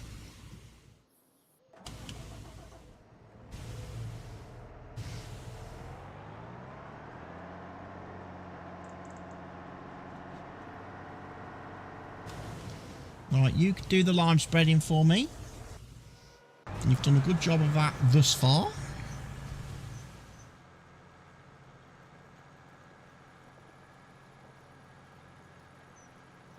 You've missed a bit.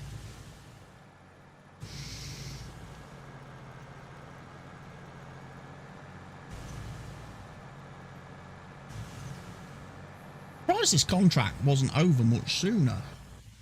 This guy's being really particular about how much of his field he wants cultivating, doesn't he? He's not being very generous. Oh, and then I've got to go all the way down the bottom of the map.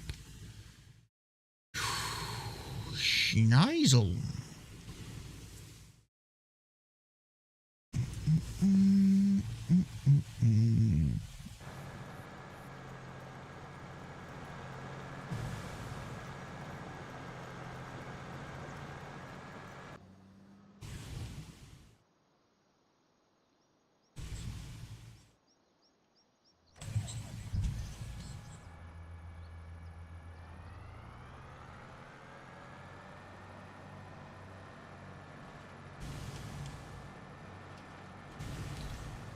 It's a bit lumpy bumpy.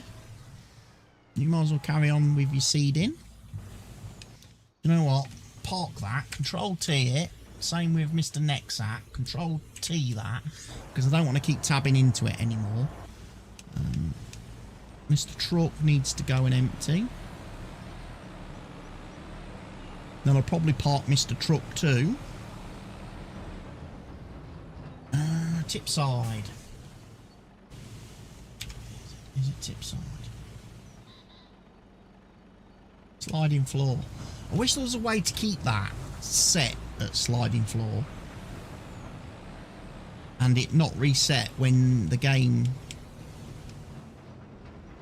when you restart the game or reload into the save.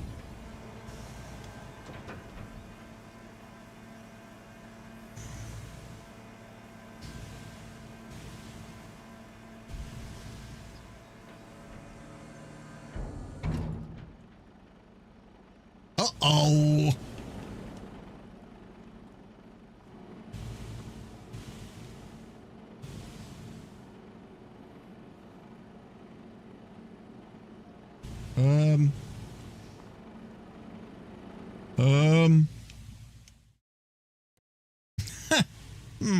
Yeah, problem. Silo's full. I thought that was going to happen.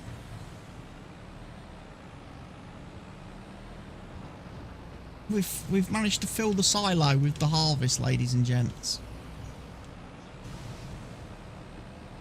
So now I need to go all the way down to the cows and borrow their silo.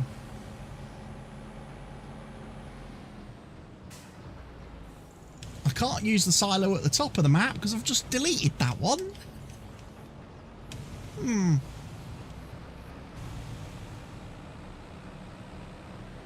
I ended up going with 6 metre, 9 metre and 12 metre work widths on my baler mod update. I also improved the pickup. I tested baling at 30 miles and never missed any of the straw swath. Nice. Yeah, 12 metres. That's kind of what I'm working with at the minute with the windrower in between the baler and the tractor currently, with the mod in its current, you know, format.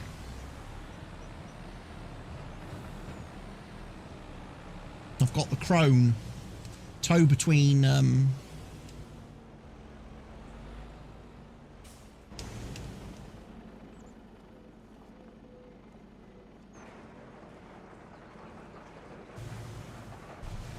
is that where I tip?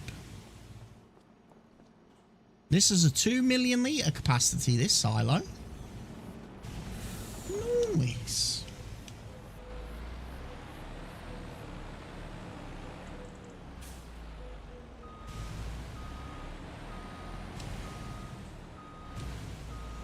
The one at the farm is toast at the minute.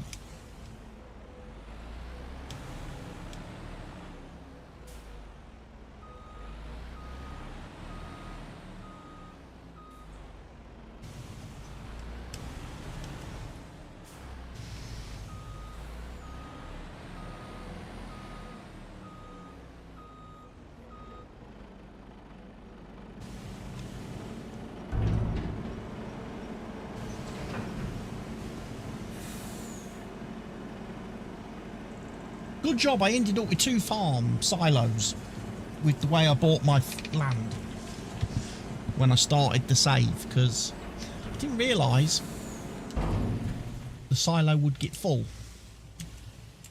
Right, I'm parking the truck just for the fact that I don't need it for the moment.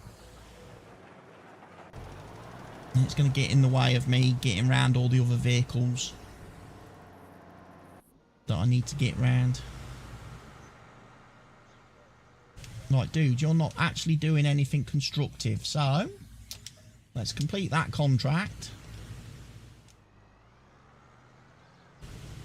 Let's get 218 grand in the bank.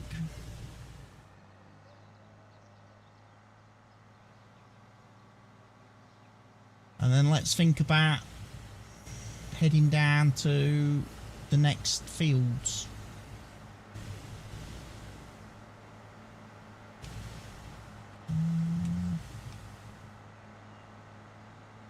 Fields 15 and 16, which we are going to be cultivating to earn some more pennies.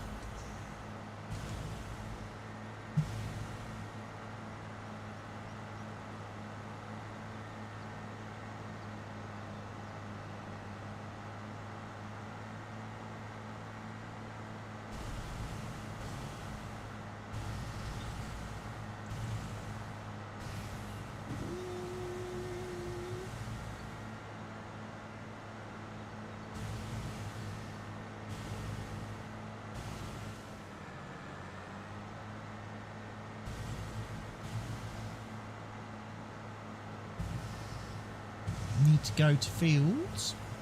We just got to head south. I didn't realise fields 15 and 16 were right at the bottom of the map. Thought they were a little bit closer to field 20.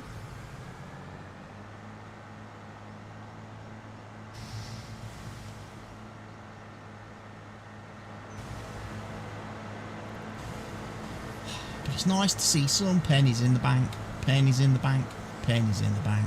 I have got some pennies in the bank.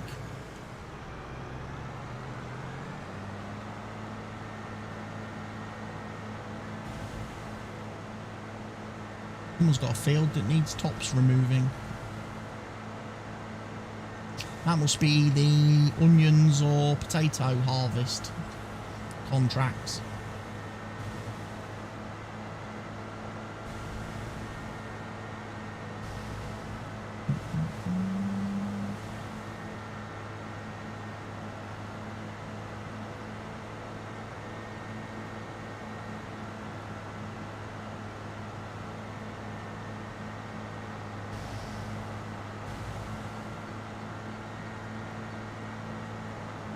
And then I think I swing a right down here, don't I?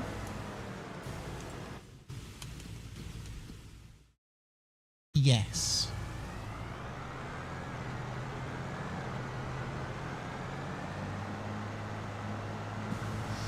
And here's the two fields, baby.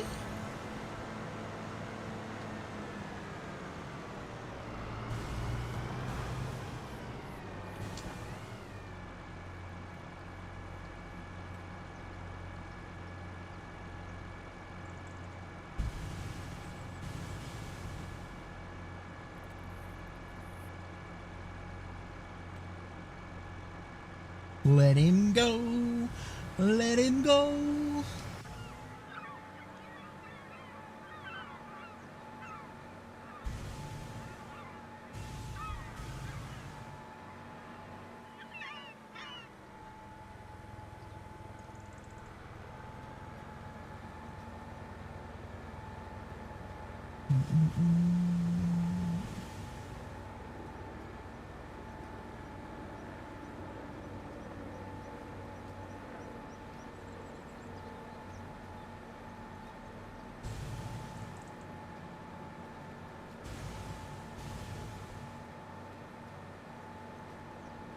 Let it go.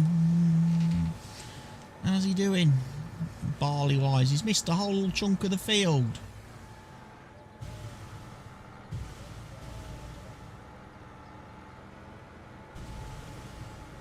that because he's doing two headlands?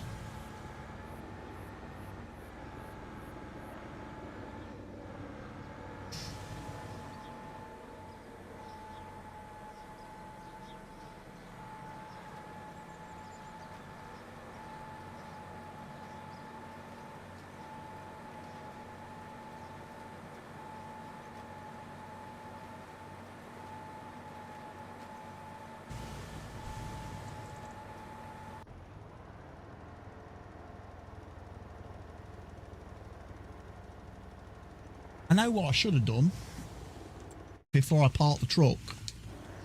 Put the truck away.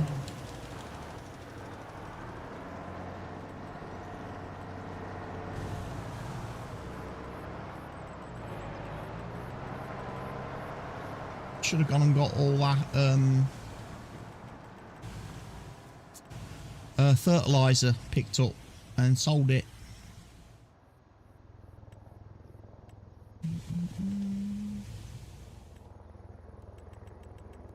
I also downloaded some new mods. Where are they? Are they under containers? Bulk buy bunkers. There we go. Some bulk buy bunkers. For bulk buying stuff and things. Stuff and things. Oh, I ought to get one of those multi-crop greenhouse thingies for manure, straw and water. And have that placed near my greenhouses on Wickham. Just for the water, more than anything. Save me having to keep running all the way to the bloody reservoir. Bulk buy stones, seed and lime, is that? Fertiliser. Seed and... Why would I want to bulk buy stones?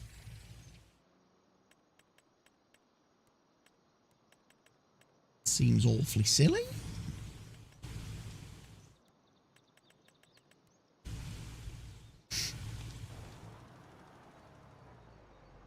Oh, I've messed up.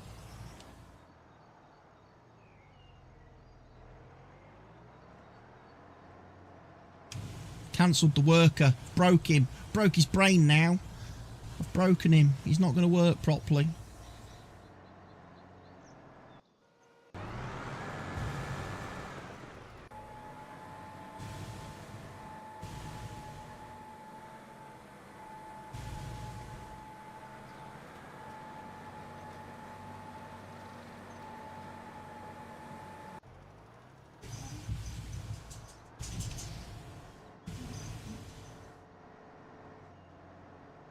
Dude's brain's definitely been broken.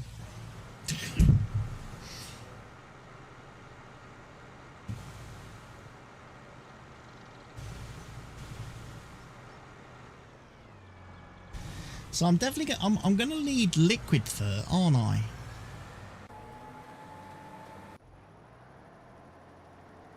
Maybe that's one of the things I do need to buy a container for.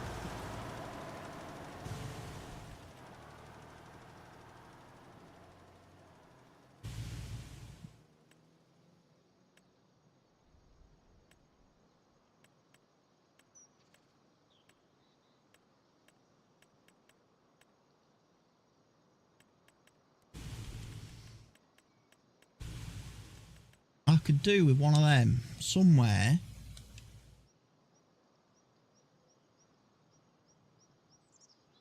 On the farm.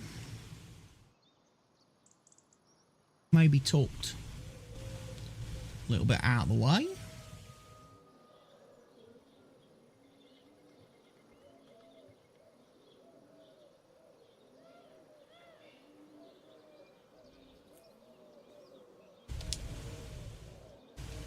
Fuck me, that's made a mess.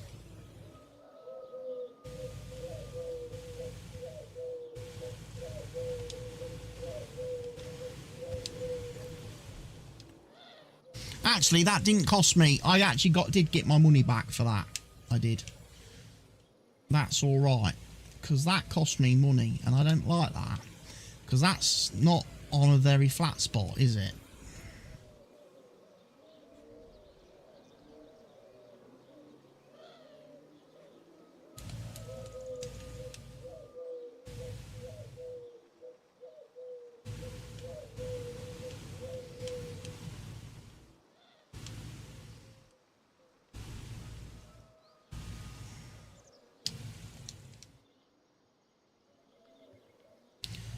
Realise I've just raised the height of that as well. So now we need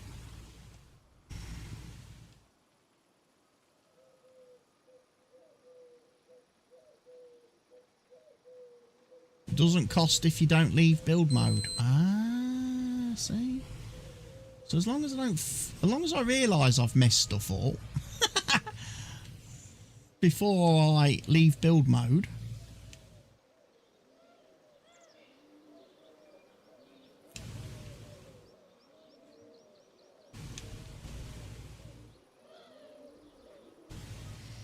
Then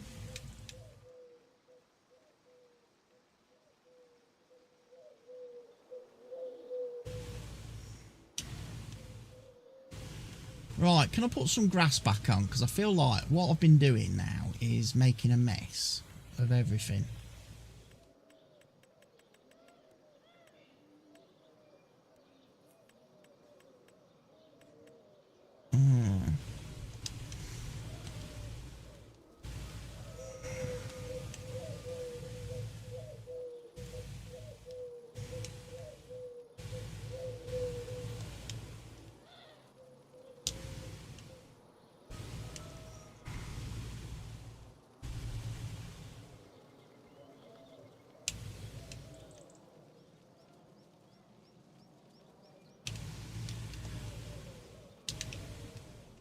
I still see the concrete under that bit.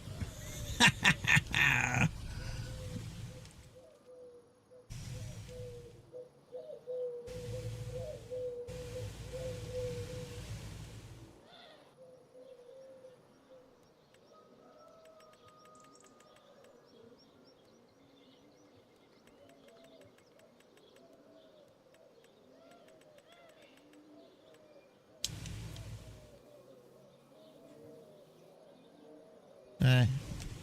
Get rid of the grass a bit.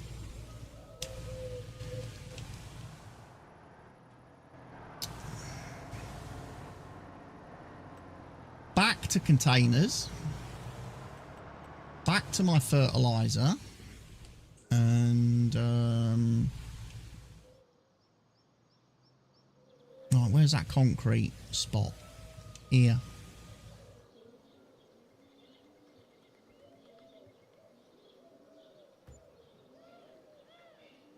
There we go, that's a bit better. I think. I like that more there.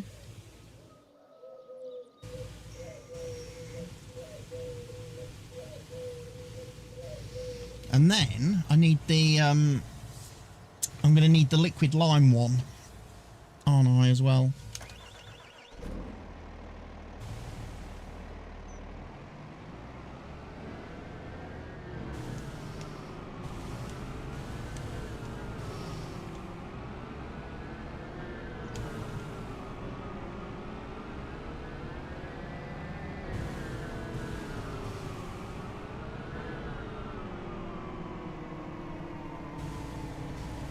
Decent sprayer this, which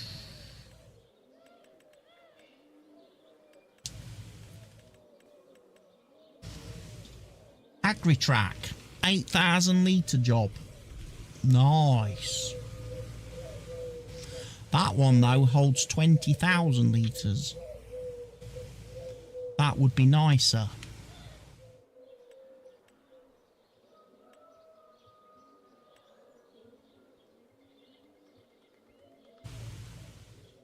Side tanks for the 8RX.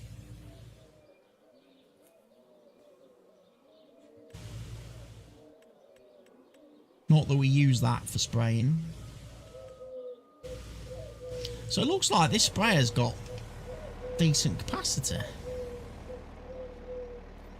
I need to... Excuse me? How much do you want for liquid fertiliser?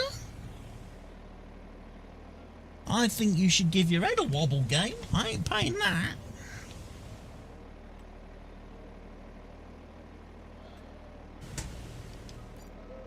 Not at this moment in time. I'll have 10,000 litres.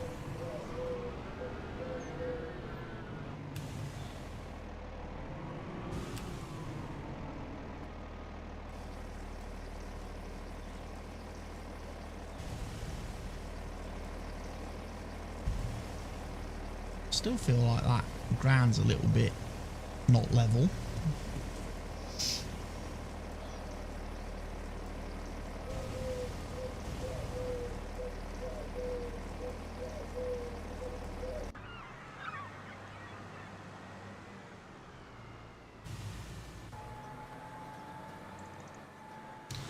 I think he's very nearly finished.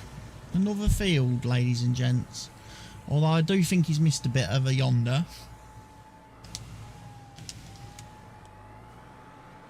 So perhaps I need to just jump in here.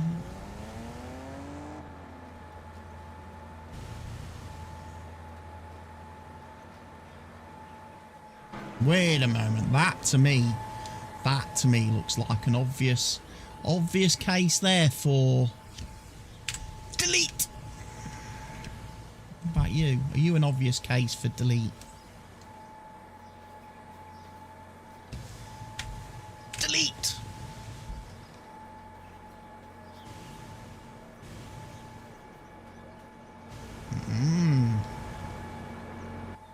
We found two sneaky suspects. 2 trees pretending. Looks like there's a couple more as well.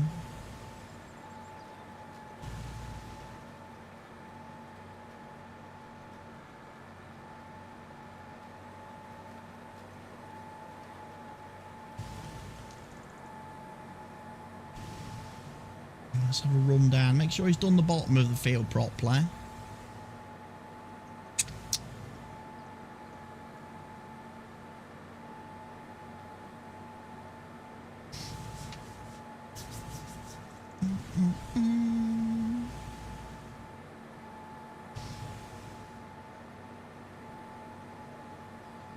Very nearly. Very nearly. Just needs that little bit of an extra tickle. There we go.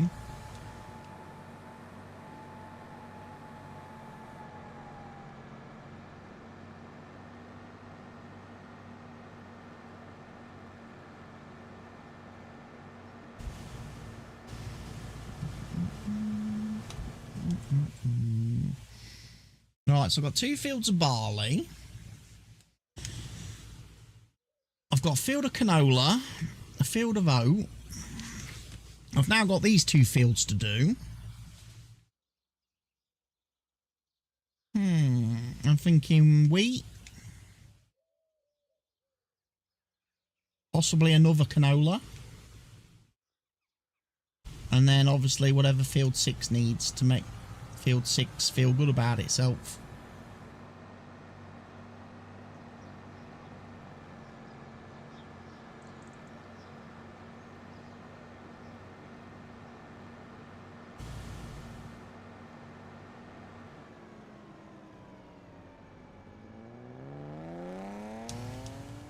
Unless we do a little field of canola. And then we do the other big field as wheat.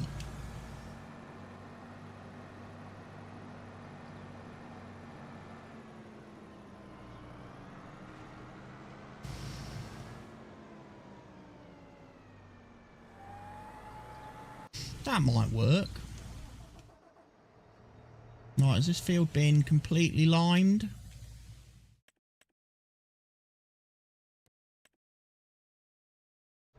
No, it hasn't. You've missed a bit in the corner, mate. Good job, I check these things. Isn't it? PTO angle too sharp. Keep the PTO angle below 30 degrees so you don't break the machine.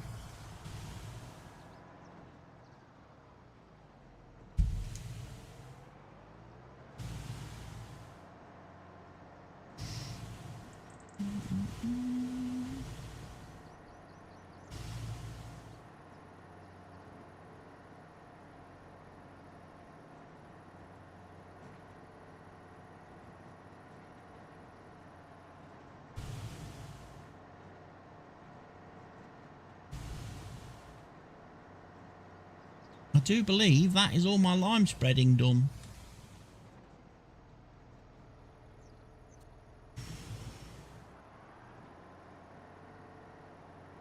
That's all the field's done.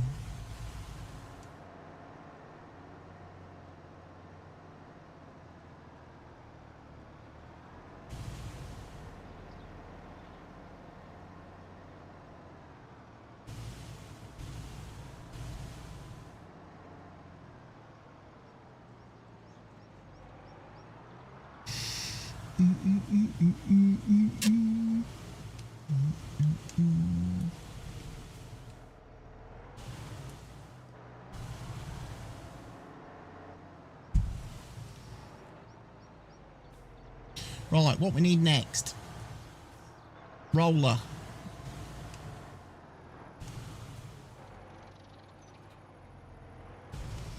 Don't we?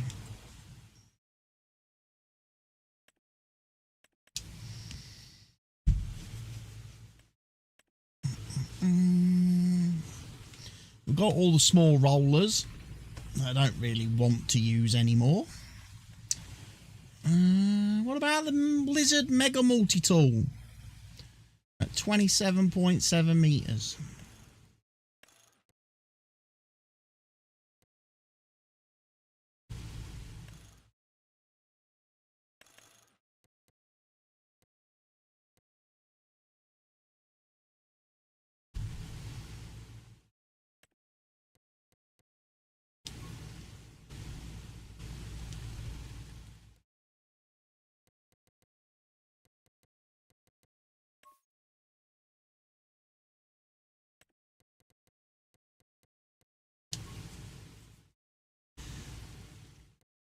Can I make it class red?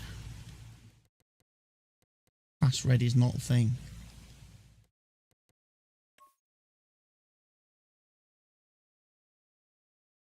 That's going to cost me £120,000.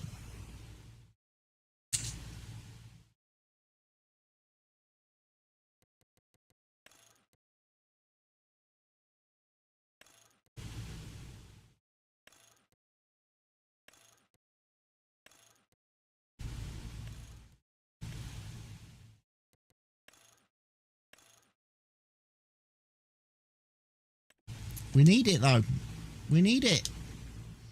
Let's go get it.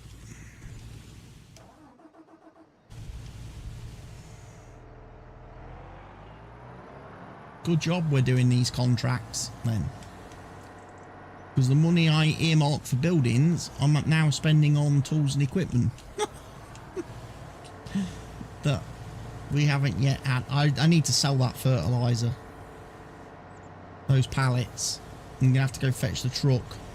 I'm going to have to fetch the truck, empty them pallets. I know there's only about 8,000 litres there, but still. It's 25 grand I would like to have back in my wallet.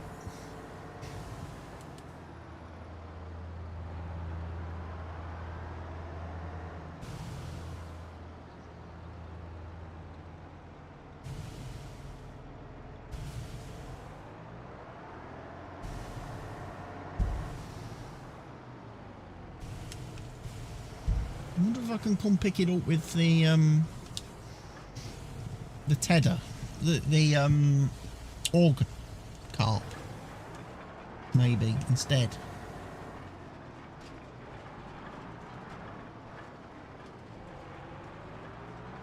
Oh, flip! That didn't go well, did it?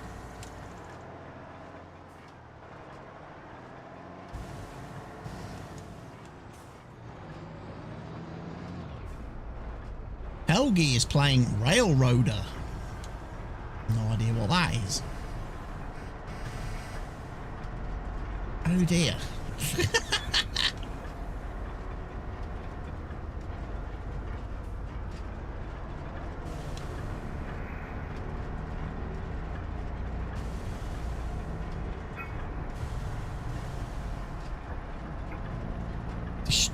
Wheel slip is the most destructive factors for transmission and will bring your next service much closer. Oh, thank you for that game.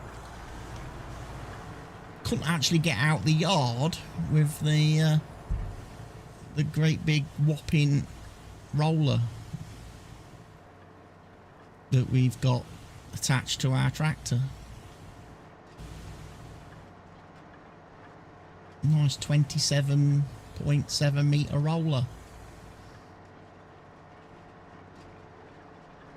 At least this contract, these two fields shouldn't take very long to do, should they?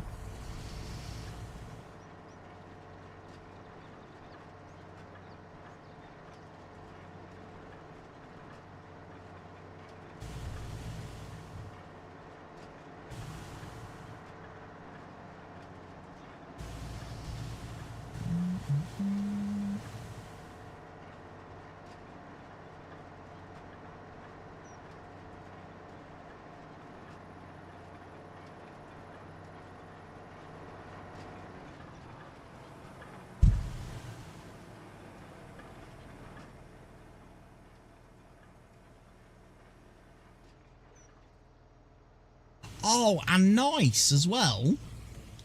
This roller doesn't require me to, requires me to lower it.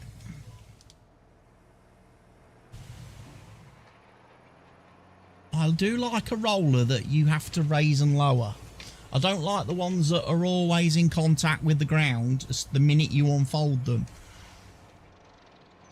So that's a bonus.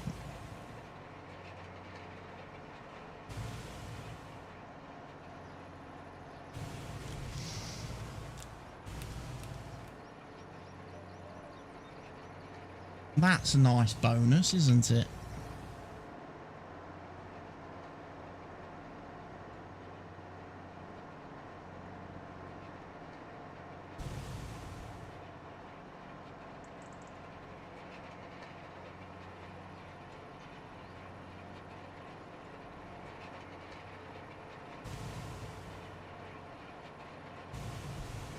Although it does look like the roller is not keeping contact with the ground. It doesn't flex. There's not enough flex in it. Let's just suspend belief. Suspend our disbelief and try not to have the camera angle so low as to expose the shortcomings of the mod. It's not flexy enough to maintain ground contact. Oh dear.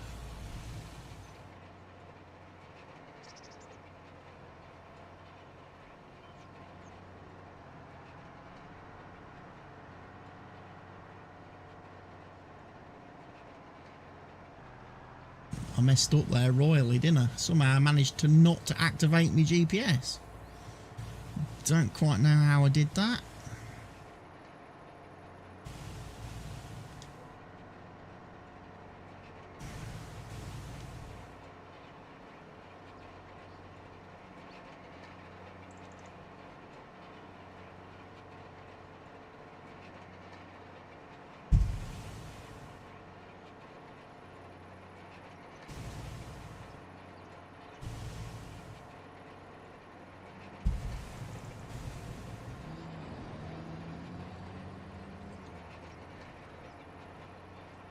God, it's 7:10 now.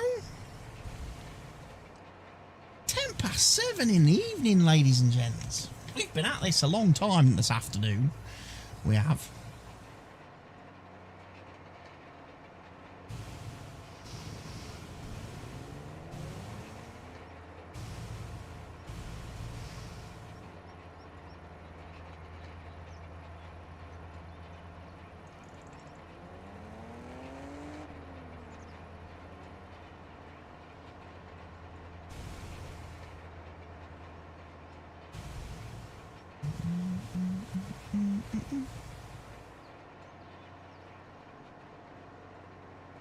I need to go and check on Mr. Cultivator. I've got a feeling he's been stuck on 30% for quite a while.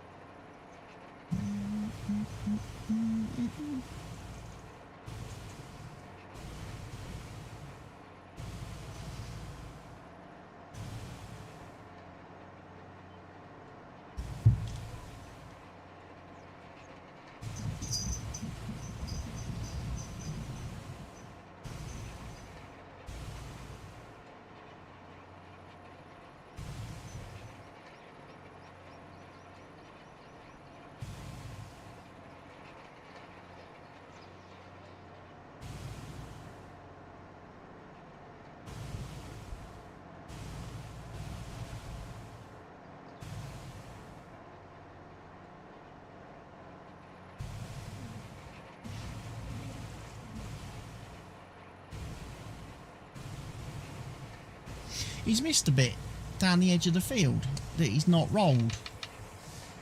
Why has he done that?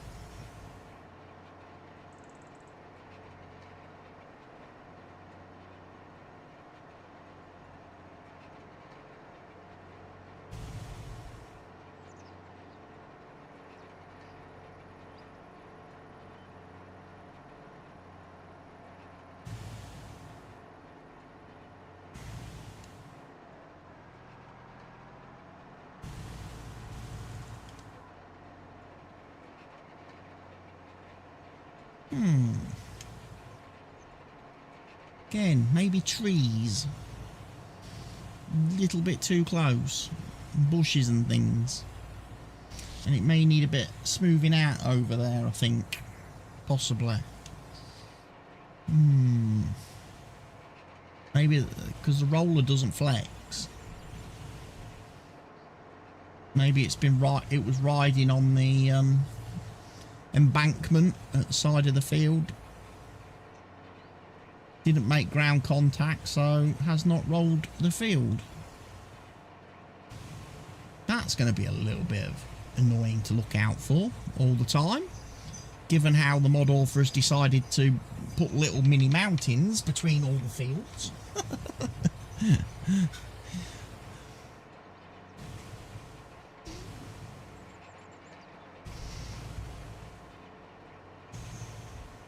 I mean, like, you think that looks like, oh, it's a nice flat run from this field onto that field, but it's not. It's deceptive. The grass hides. Quite steep banks.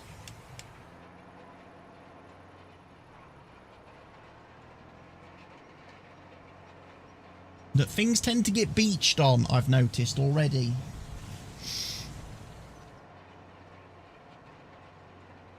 Because they're quite, they've got just a little ledge on the top, things get beached on those little hills between the fields. So yes, I expect more of the terrain tools to come out. Yeah, see, look, there's a big gap under that side.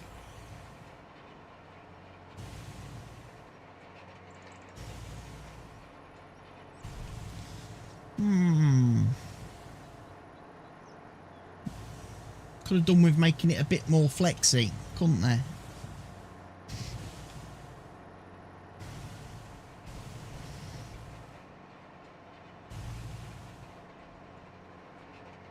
It's one thing to be said for the slightly smaller machines. They do tend to follow the terrain a lot nicer, more accurately.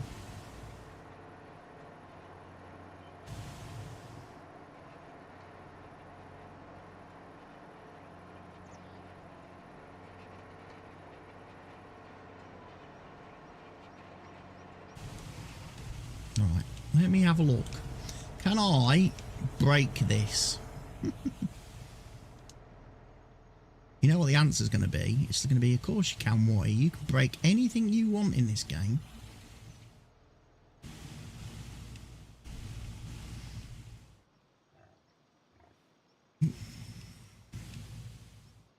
Given enough time and effort, you can break everything.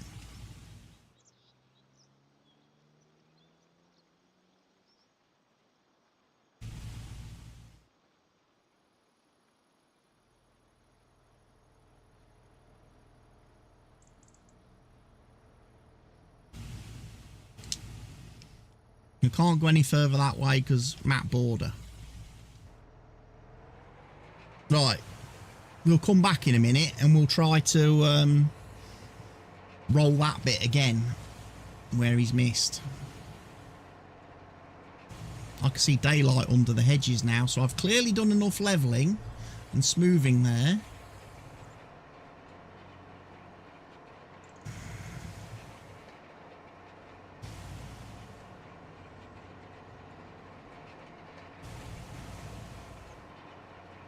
But yeah, probably going to go till 7:30. I think 7:30 are going to be a good cut-off point today then.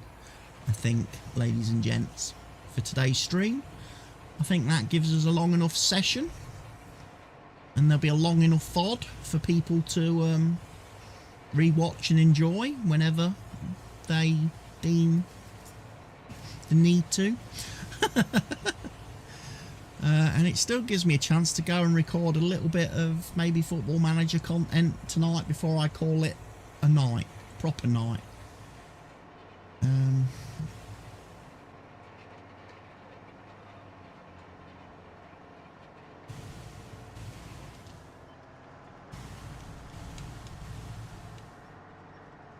This thing doesn't turn very well.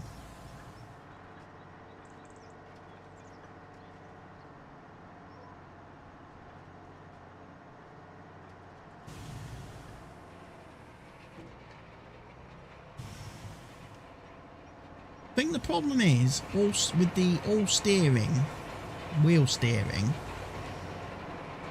it maybe turns a little bit too severely. Might have to turn off all wheel steer when using this big tool.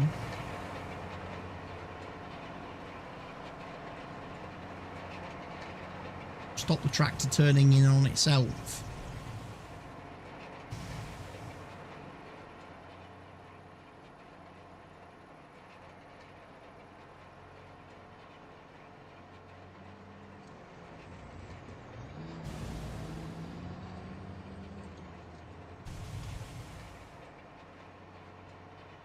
There we go, ladies and gents.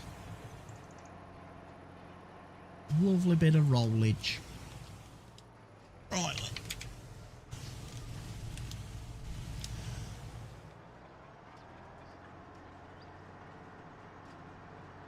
Now you see, now I'm just front wheel steering. I can actually make tighter turns with the roller. So yeah, sometimes all-wheel steering is not the option on a vehicle. It's not the option you want. We'll go back out this way because, as I say, I know there's big hills. Big hills.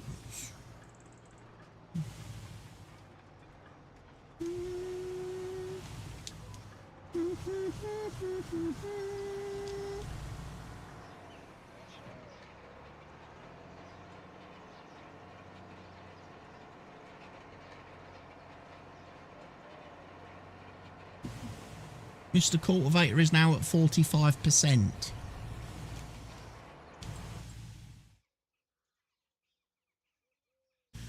Why is he taking so long to do that field, ladies and gents?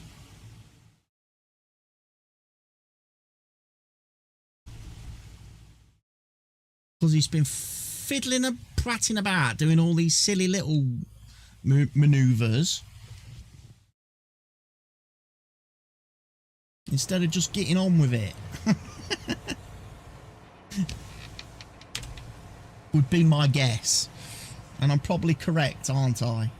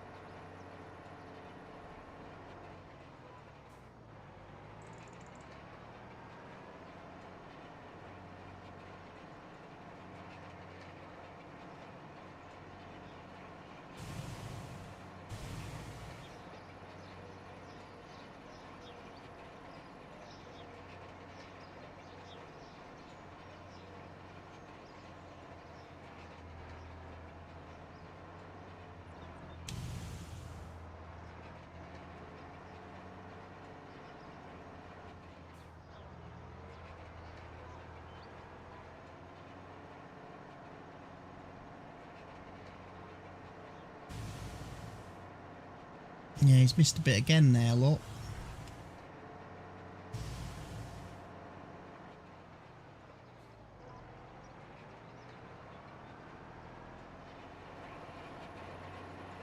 I swear it suddenly goes up quite steep.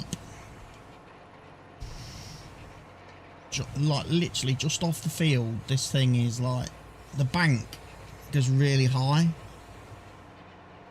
And now I'm missing a load of the field with the roller.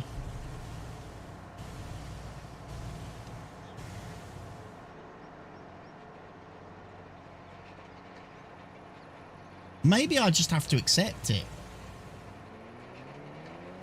In some places I'm not going to be able to completely roll the fields, you know. It's a shame. It is a shame. By the way, what does everybody like my shark tooth?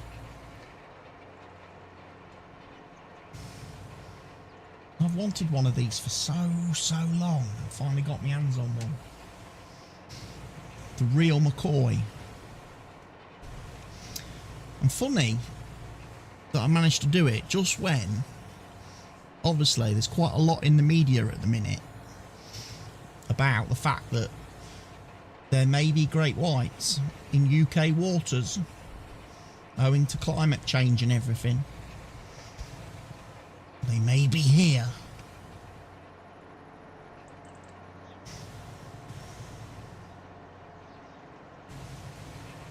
Great if they are.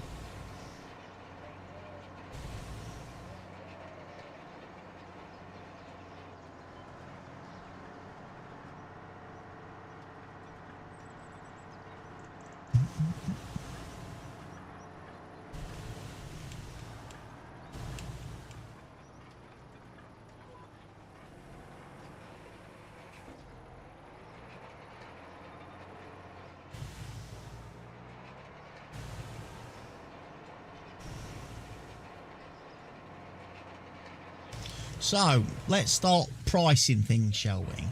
We'll leave that doing its thing. Factories. What do we want? We want a grain mill. 288 grand for a grain mill. 240 grand for an oil mill.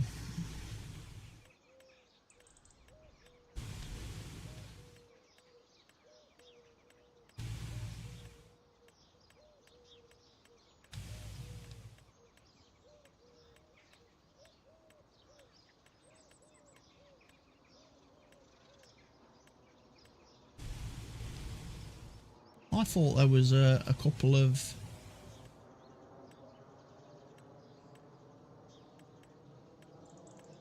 British themed ones, but there isn't. So we might not be able to buy both. We might have to sacrifice and go, right, which one is going to be more useful at this moment? We can only, after we've done the contracts, we might only be able to afford to buy one factory building. What's more important to us? Well, you're probably going to argue and say, given the fact that we've got wheat and barley sitting in the silo, the grain mill's probably more useful to us than the oil factory at the minute, where we've only got canola. The grain mill will enable us to get rid of 2 crops, whereas the oil factory will only enable us to get rid of 1.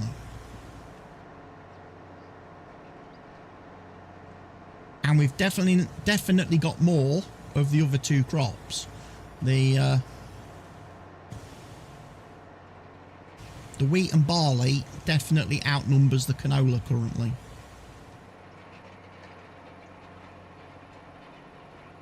So perhaps we only get 1 factory for now. We then need to make some more money.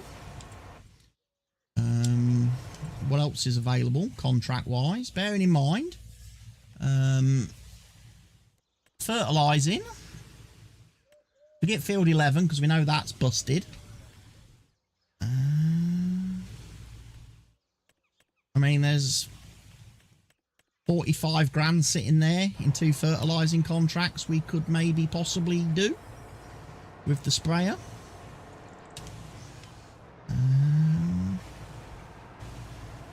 Bearing in mind, of course, that we would lose money because we have to buy the fertiliser for the sprayer.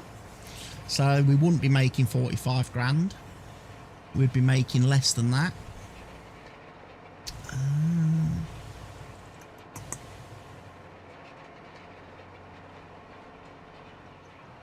What else is there? I mean, there's the harvesting of potatoes and onions.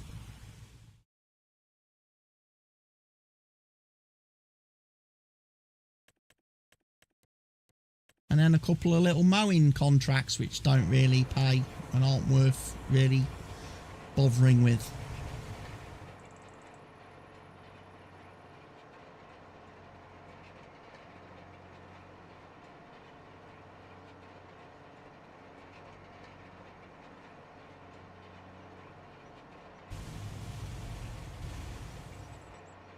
what I might decide to do in a minute, just before we end today's stream, I might go over to field 11 and with the easy dev controls mod, I might just set that field to harvested rather than withered, just so that it might prompt the game to actually generate a more accurate and proper contract for that field.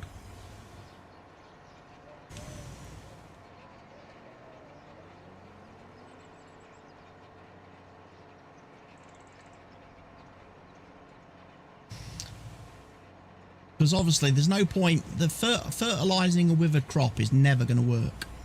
Doesn't work. So the fertiliser contract on that field is bust. It's busted.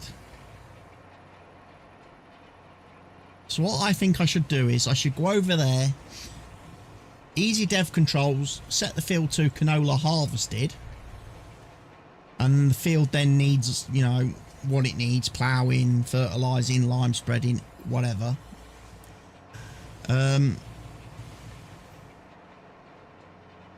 Clear the contracts that are currently on the contract screen, and then let the better contracts mod generate new ones, and hopefully field 11 gets a proper job on it then, which will enable me to make some big money. Because I'm kind of realising, here we are, September the 1st,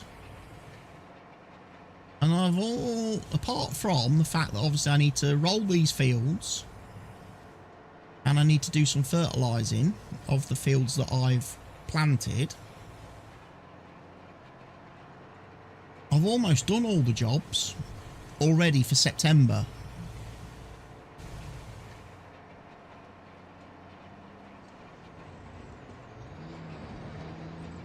Fertiliser contract on a withered field is fine, is it? Really? I know, yeah, I know weed spraying doesn't work, but does fertilising work? Because now I'm kind of tempted to try it on your say-so, Farmer G. I've got me 10,000 litres of fertiliser in the silo, in my sprayer.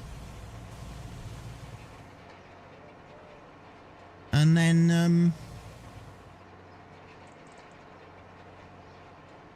I could go and, right, I'm deliberately driving a little bit inside the lines now, because I want to try and roll as much of this field as I can.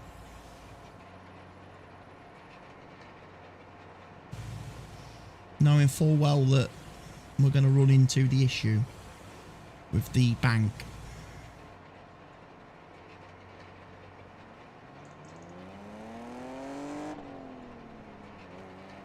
And the fact that the roads are now higher than the fields, which is weird, because I don't remember that being a thing on the original map.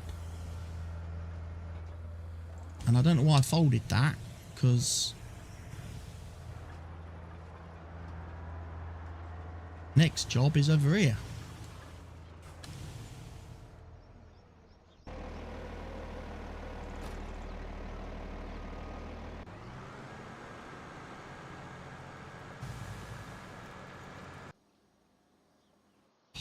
He's done it again, look.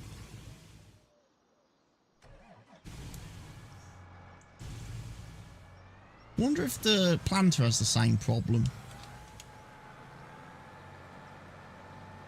Doesn't look like it.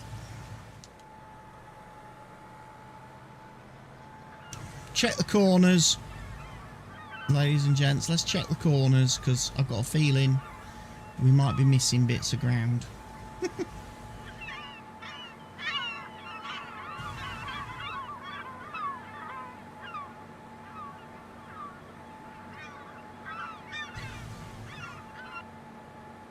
No, actually, he's done a decent job on that.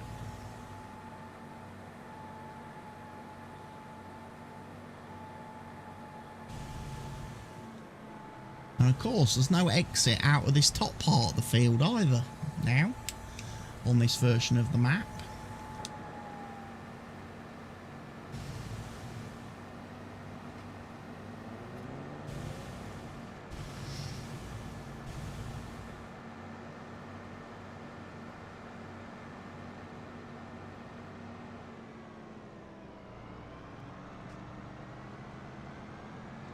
And then this will be the next field we come to do the big job on. Where we will do, I guess, we'll chuck some wheat down, shall we?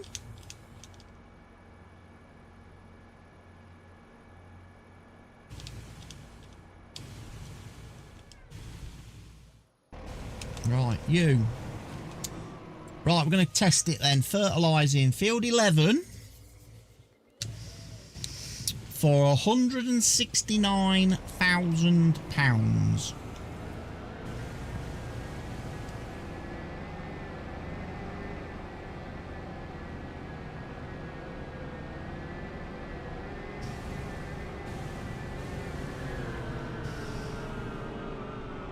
Been a while since you've done base game. So you could be wrong. Yeah. Funny that, as I pull into the field. Knowing full well I might have to cancel this contract.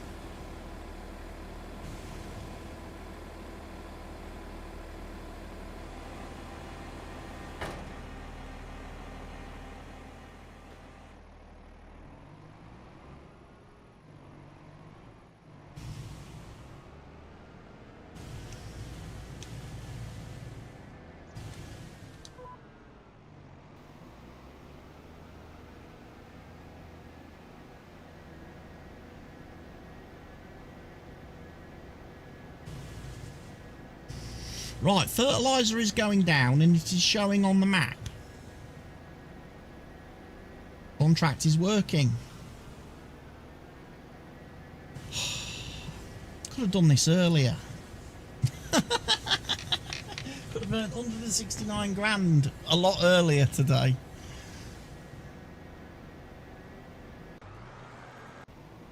Oh, there's me pressing the wrong buttons. Tabbing when I should have zoomed. You know, matey's taking a bloody long time with these cultivating contracts, and that field's not even as big as the first one he did. Is it?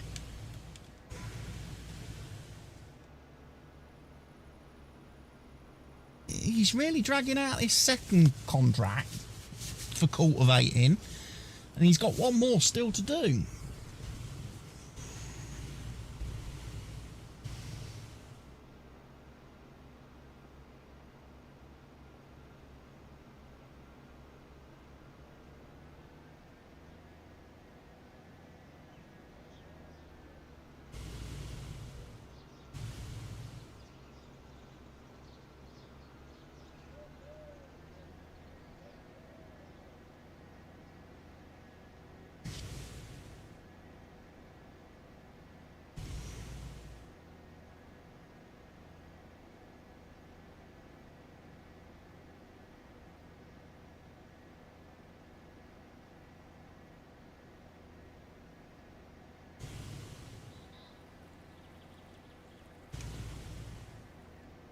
Oh, there's a little river with a little boat on it.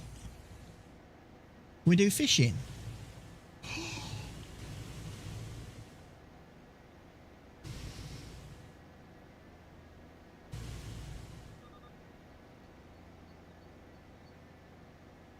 Like the way there's a little thing there to reverse down just to fill your trailers with water. Very nice of the map maker to put that in. Although it'd be an awfully long way to come to fill a trailer. And then try and drive it back with all that water weight.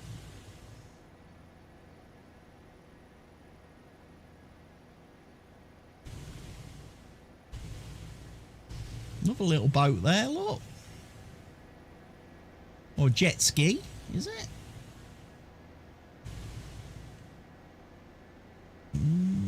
Something.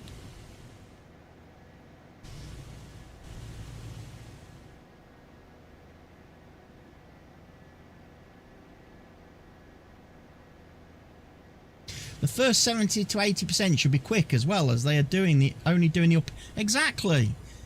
So he should have absolutely pissed the up and down bit of the field, the cultivator. There's another little roadway through there.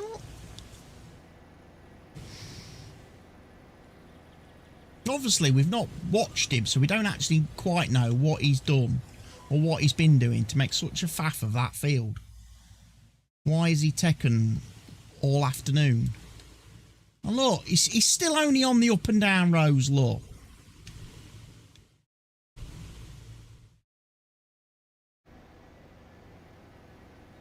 He should have had them done so quick.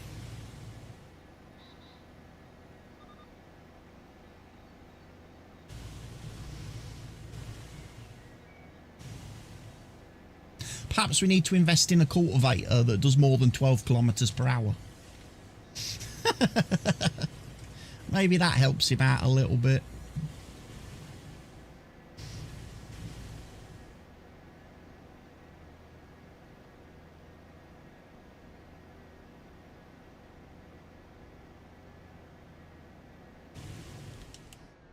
Okay, so you've elected this time, Mr. Sprayer, not to turn the corner.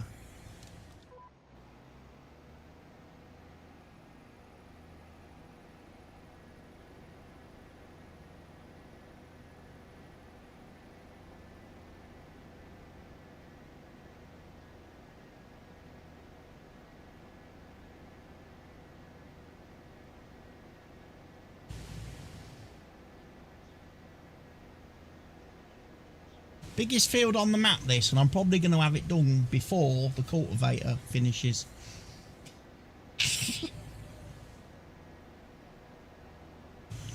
Probably going to have it finished before the cultivator finishes its job, even though it started its job several hours ago.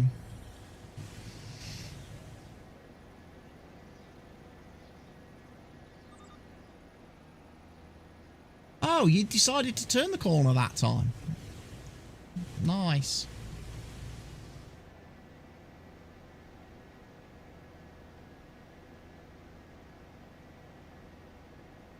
And you did the canola harvest on this field, Farmer G. You actually harvested this field. That must have been a slog.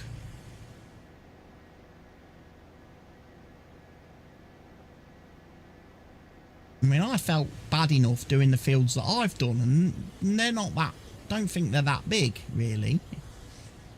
You know, fields 1, 2 and 3, you know, they were a pain in the arse, and they're tiny fields.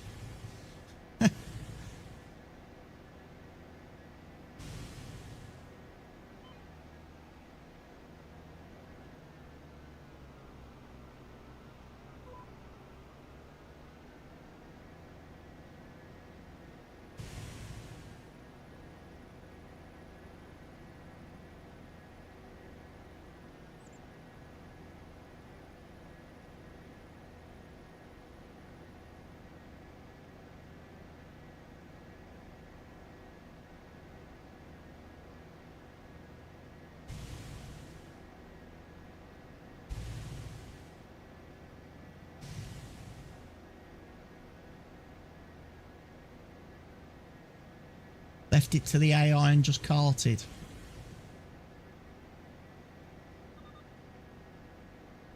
Can't just leave it to the AI though, Bar.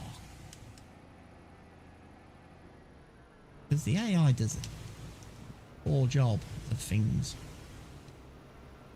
Interesting how and when it chooses to do the, I'm going to drive round the corner and keep following the line, and then it goes, nah, I'm not going to turn this one. Some, you know, this one I'm just going to keep going straight.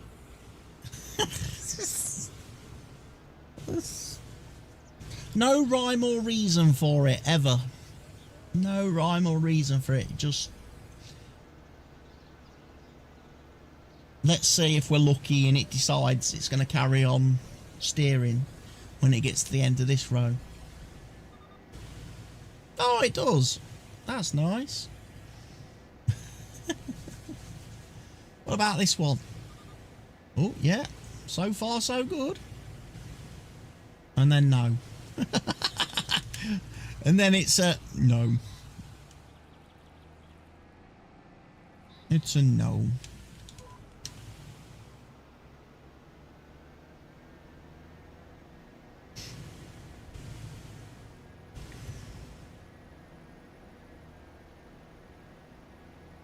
Already used a third of me fertiliser. And I'm still only on the second headland. Don't even think I'm halfway round the headland.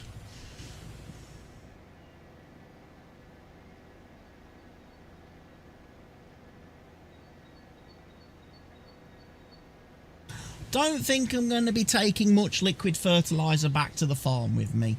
Don't think I'm going to have a lot left to do my fields with.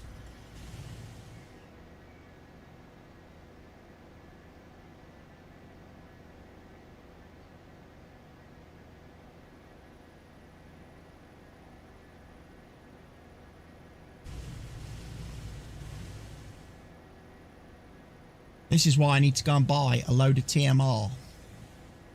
Feed the cows and let them start producing slurry and manure. Because then that doesn't cost me as much money then to do the fertilising. And the slurry and manure goes a lot further now, thanks to some mods that reduces their usage somewhat on fields. Actually makes using the manure and slurry a much better alternative to paying for chemicals.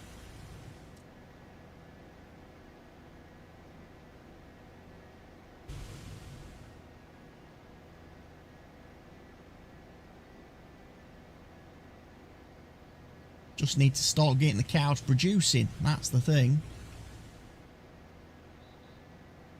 And the other good thing I like about slurry and manure is when you've like got a field harvested, you go over it with manure, you get one level of fertiliser. You go over it with the slurry, you get second level of fertiliser. You can then seed field, never have to touch it again.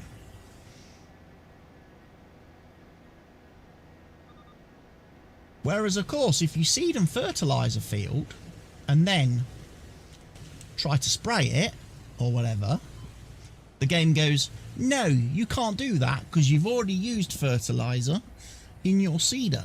You have to wait a month now before you can put the second level down. Whereas slurry and manure get round that whole having to wait a month between fertiliser applications.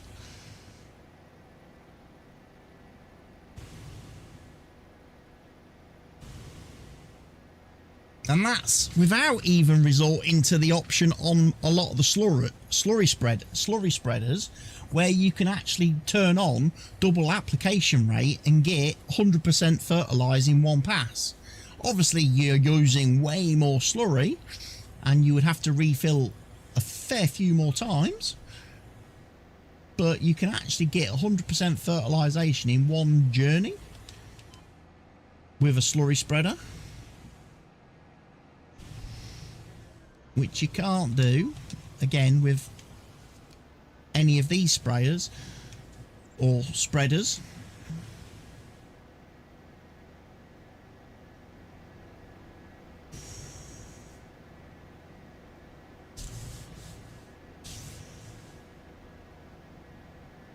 And again, I just quite like how simplistic, I like how simplistic fertilising is when not using precision farming.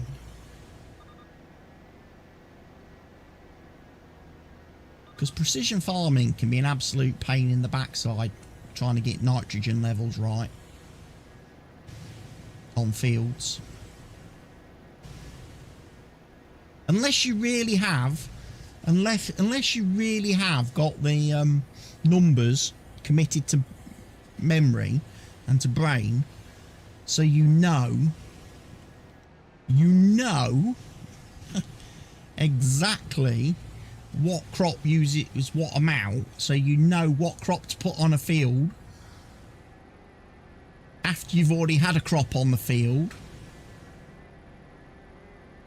so you know you're always going to be adding nitrogen, and you're not in a situation where you've gone and planted a crop on a field and then gone, oh sugar, the nitrogen value is too high for that crop.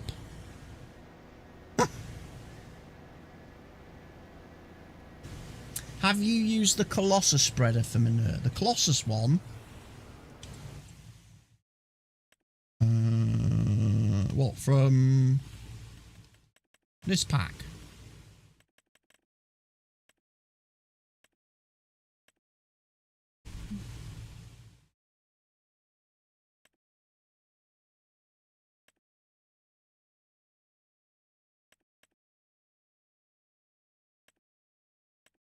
No.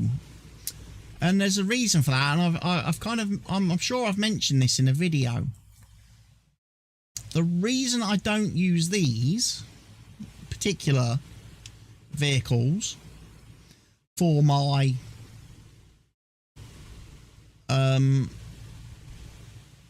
manure spreading, slurry spreading, or anything like that is because they're too small. They're physically, the machines are too small.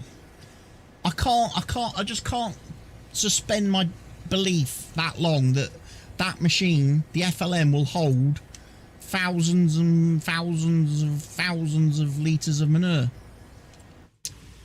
You know? Whereas I think if they put into the mod pack, say, oh, what could we go for? Manure spreader. Oh, I don't know. Maybe if they'd put something like that in the mod pack that had 100,000, 250,000, 500,000 litre capacity, I could buy into that, and I could use that. You know?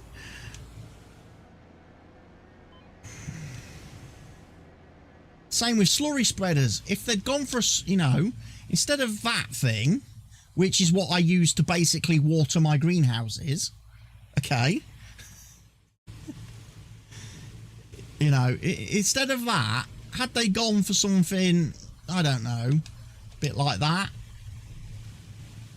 with the capacity options, again, I'd have bought in. I'd have bought in, you know?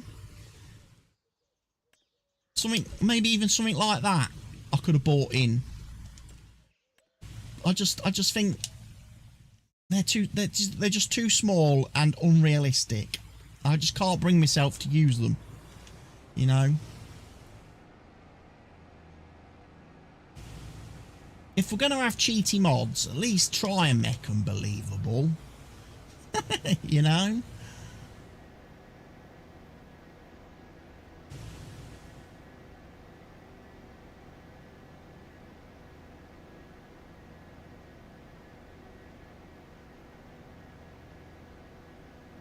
So yeah, spoilers, that yellow one, that yellow manure spreader is probably the one I'm going to use on this map. The brochard.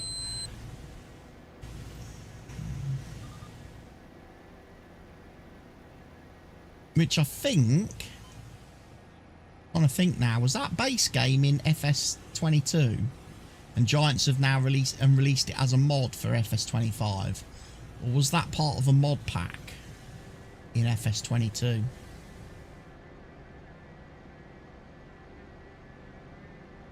Can't remember.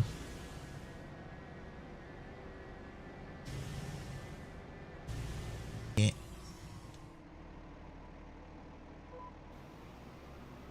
I've done that row. I need to do the next row.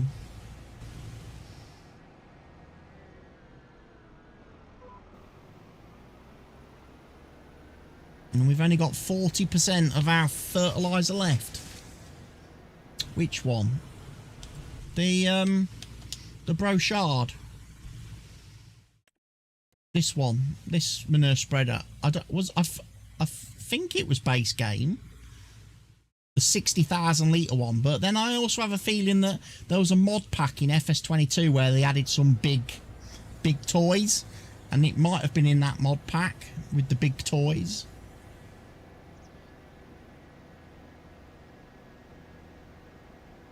It's so hard to tell because obviously Giants keep taking stuff out of the game and then re-releasing it as mods for the next one. Anything that was in the base game in FS22 and DLC should have been base game equipment in this one. But then, as we've seen with all the class tractors and shit, Giants have done nothing. Didn't bring any of that over to FS25. Sure, they've released it as mods on the mod hub, but I don't really want to have to download everything as mods. Anything that was in a previous game should just carry over to the next one. You know? Well, the Brochard manure spreader, that manure spreader is a Giants mod this year for this game. Like I say, it was definitely in FS22, along with all the Borjo stuff, you know, that's all mods this year. All the seeders and air carts and everything that was added by Giants in FS22 that they've released as mods for this game, rather than have it as base game.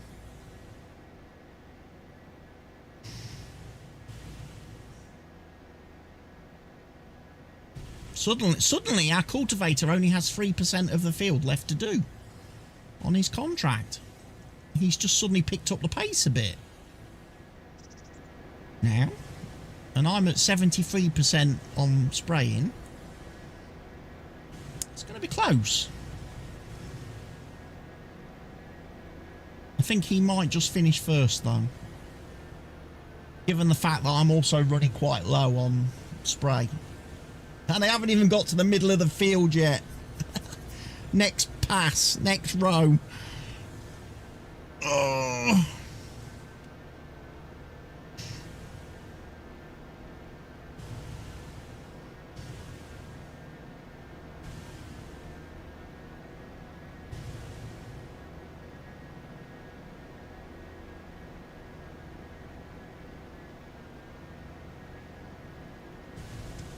But yeah, that manure spreader is a monster. I mean, you can see that by the fact it's got like 12 wheels on it. 60,000 litre capacitor, requires 600 horsepower to pull it on level ground. You can see why I chose not to use it on Whitcomb. Because it's like there's no level ground on that map. Everything's a fucking hill or a slope.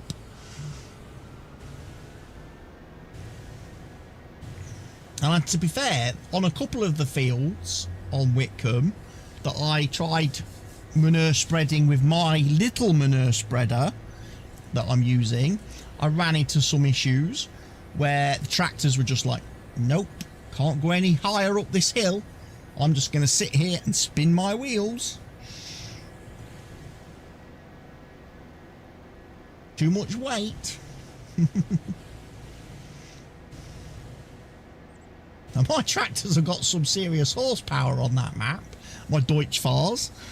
You know, the silver ones rocking in at what, 1500 horsepower. That's without then the power boost on top of that. Cultivator has finished. Well, blow me. Suddenly got on with it, he did.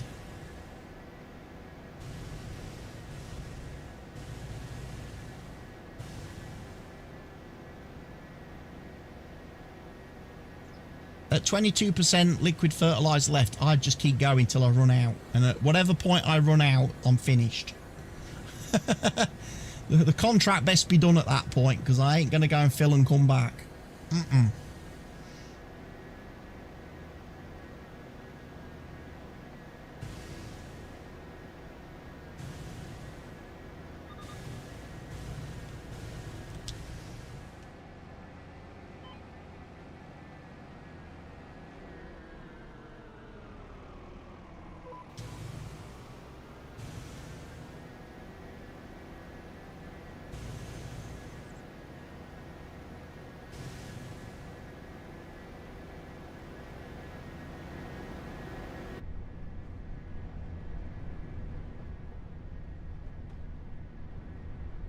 Base game machine that doesn't have real GPS?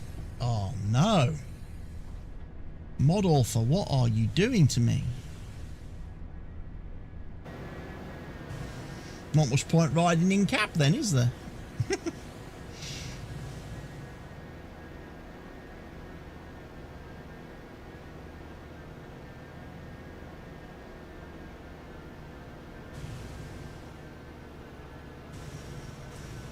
fertilizer's ticking down.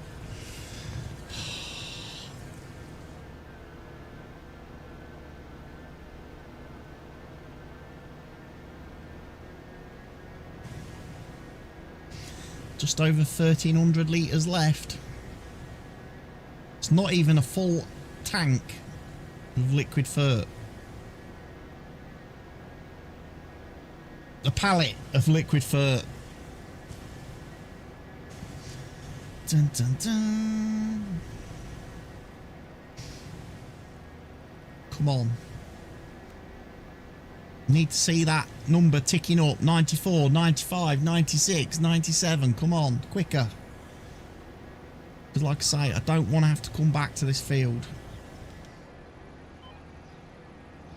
No, I don't care about all the people that say, what, you're not going to do the field properly? You're not going to make sure it's all done? No, not on this one. If the farmer wants to walk all the way out here and check if I've fertilised every little micromillimetre of the field, he's welcome to it. I think he'll just stick his nose over the first bit and go, yeah, it's done. And we'll just pretend that we did the rest of it. I just don't think I'm going to get that lucky, because we're now less than 1,000 litres.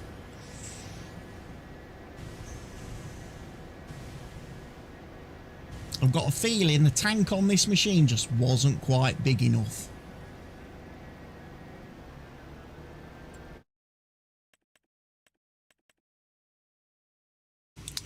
8,000.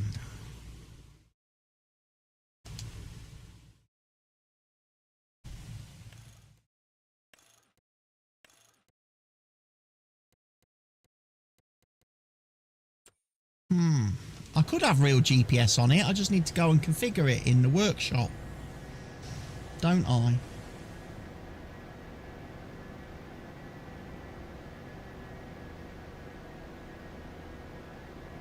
Another sprayer brand that I notice is not in the game this year.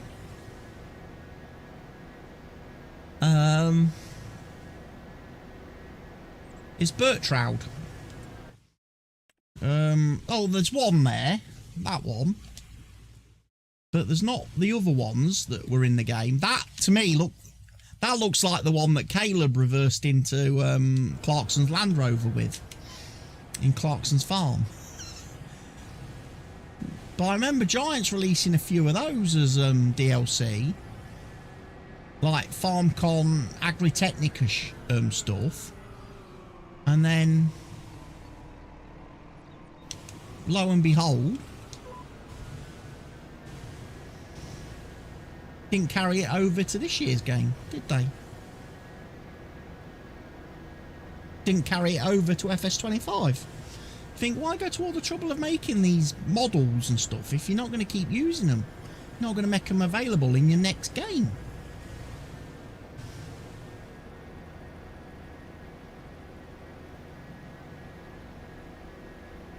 FS25 should have the biggest library and catalogue of in-game equipment and machinery, because you've got since the first farm sim, very first edition of the game, FS09,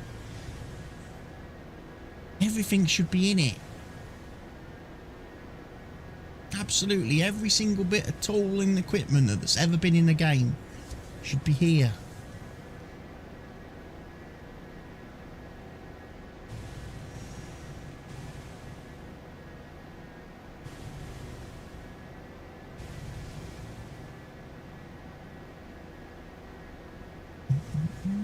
Right, we're about to run out, ladies and gents. Fortunately, the contract is complete. There is only a little bit that I have not done.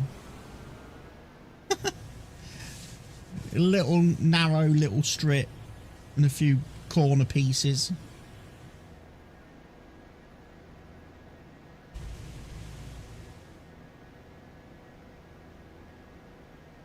We'll blag it and say, hey, we did it, farmer. There we go.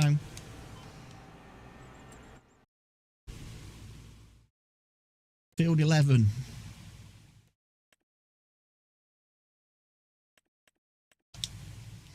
Okay, there's actually there's a decent sized chunk of the field that I haven't sprayed. But you know what? I don't care. I don't care. I'm getting paid. Collect. Wait a minute. Mr. Cultivator is still driving around the field. He's not finished. I guess the contract was complete when he did the up and down rows. He's not actually done the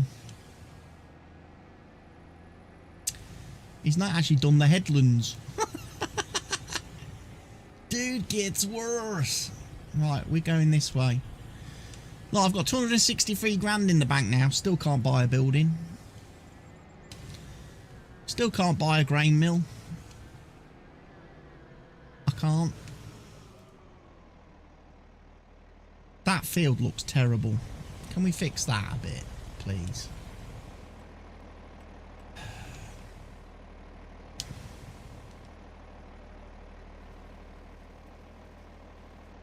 Might need bigger grass than that.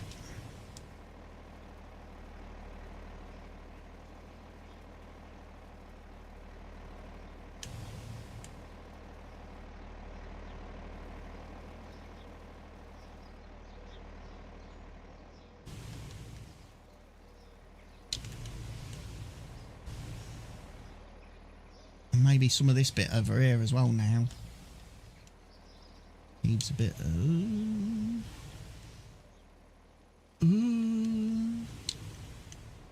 Camera's doing dodgy things because of the tree.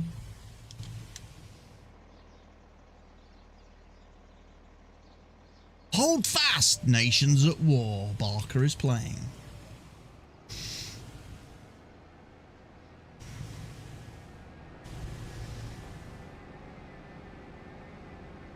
And that's, ladies and gent, why he's not been in stream moderating and doing his job.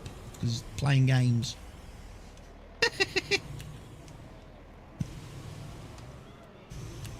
His next appraisal, we'll be sure to mention that.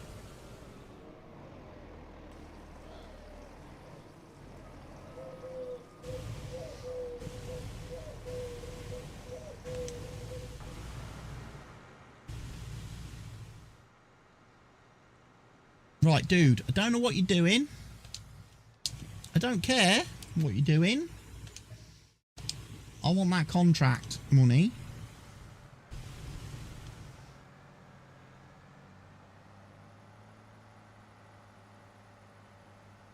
And then we need to come over here and start thinking about chucking him on the next field. With his half a tank of go-go juice.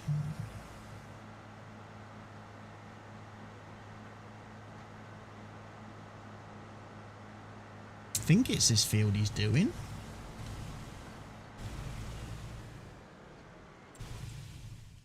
Is that my next field? Yes, it is. Field 15.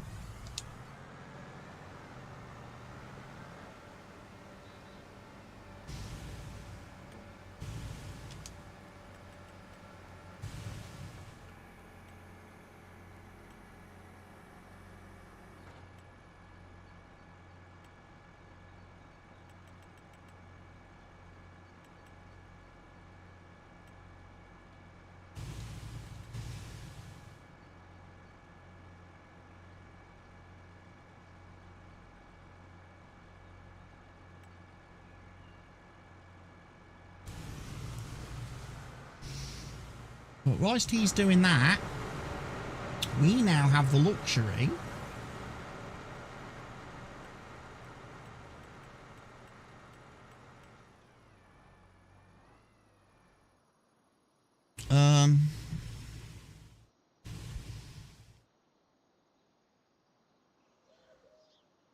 we've been able to afford our first building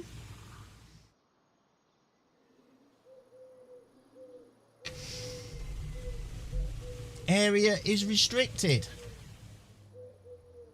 No.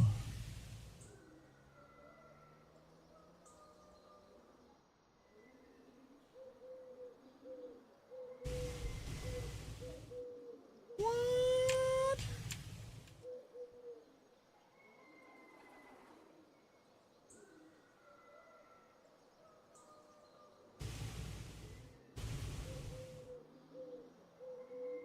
It's no good. I can't do it.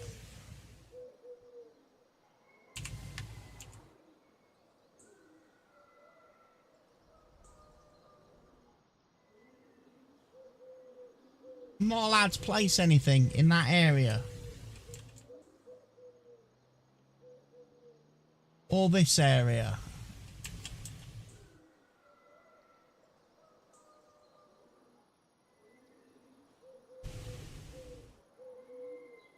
Why?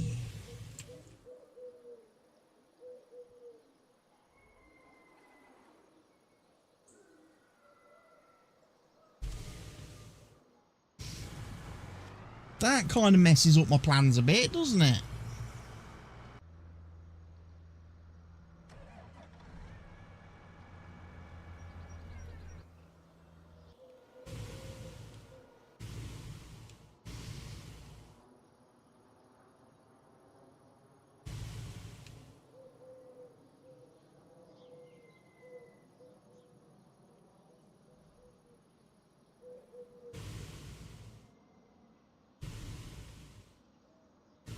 Yeah, but the thing is, I didn't really want to I want to put. There's other factories and stuff that I'm going to need to put on there, on that little plot.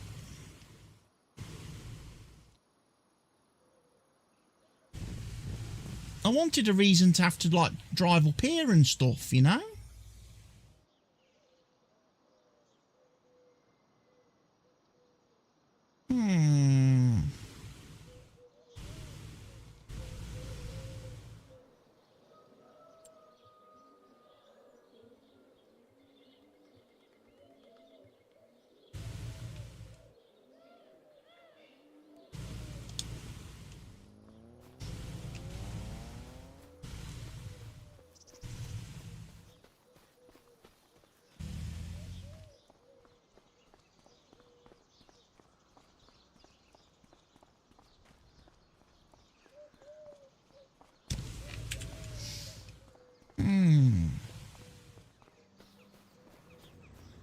I got rid of all the buildings.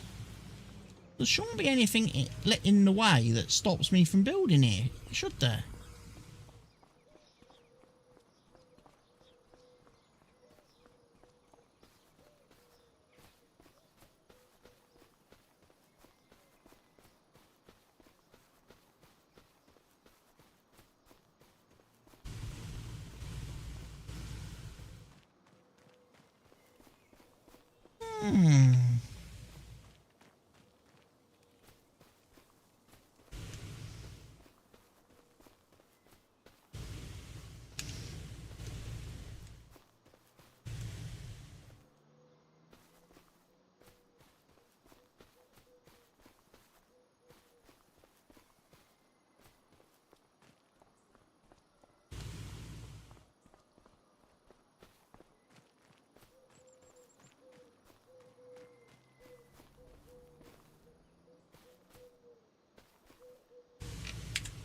Can't delete the fence, we know that.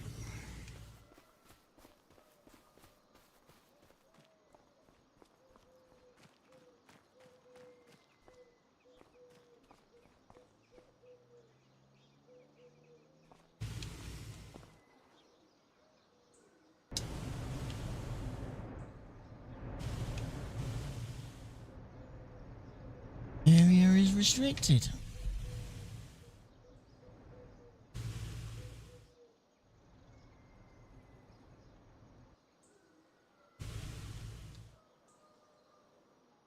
Yeah, but I don't get it, because the buildings were already there with the map edge.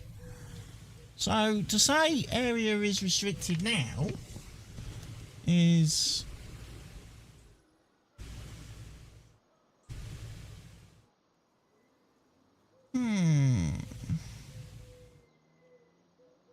I can put it over here, which is a little bit annoying.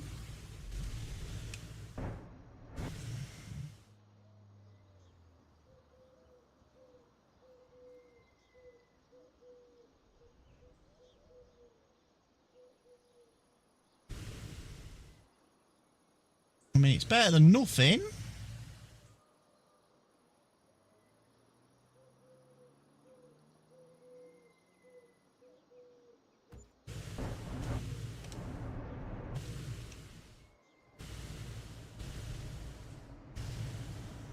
We seem to have a few more berry trees.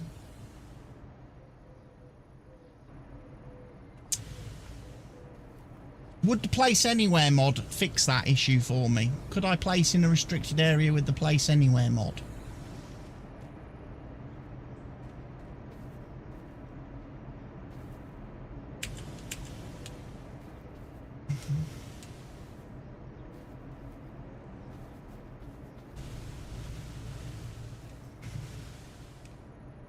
We're in a bloody wall there. Let's get rid of that nonsense.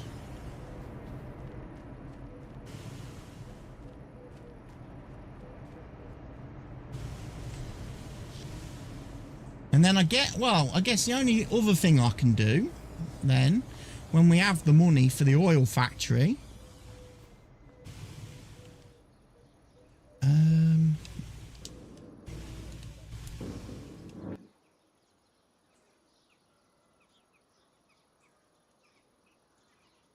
would be to slap that somewhere kind of there-ish.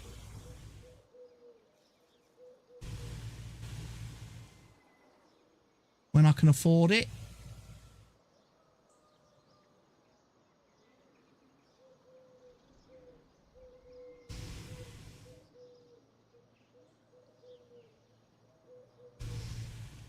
And then at least it's two of the buildings put down in this area.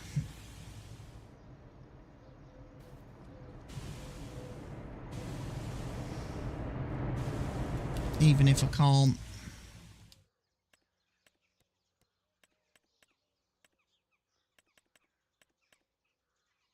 Wheat flour, barley flour.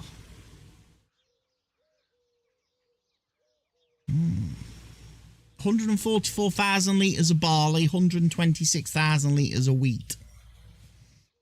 I can do that. Fill them up.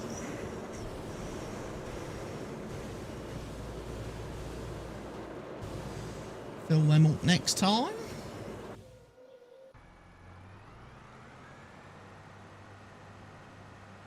Right, AI Worker G, you carry on doing your cultivating for me. Since you're not doing all that amazingly quickly. And I guess, ladies and gents, this is where we leave the episode, because it's now 8:15 and I said I was going to finish at 7:30. So we've done 45 minutes longer than I was going to. Hope you've enjoyed the stream today, folks. Ladies, gents, boys and girls, children of all ages. Might be back tomorrow streaming. Might do Call of the Wild or something tomorrow, maybe. See how I feel. And yeah, we'll see what tomorrow has in store. So everybody, thank you for tuning in to today's stream. Thank you for those of you that participated in the chat. Thank you to Barker for his 1,000 kicks. That's just so funny. Get 1,000 kicks. I'm not even streaming on Kick today. What we need is more of them jewels things. Those jewels. Because I noticed they were quite good the other day. Made the last stream quite profitable. But we can look at that. But yeah, we might do Call of the Wild tomorrow, I guess. Can either do some more Silver Ridge Peaks, or I can have another look at another map tomorrow. I think I've added the ASCII Ridge map to my save now. to my game now. I think I've also got the German pointer dog DLC. So I need to level up a dog. But we can have a look at that. The Bloodhound is still the best. The Bloodhound is still the best and most useful dog, I think, in that game. For actually tracking animals that you've shot and killed. I think that's the bestest. Right. Take care of yourselves, ladies and gents. Good night from me. Bye-bye.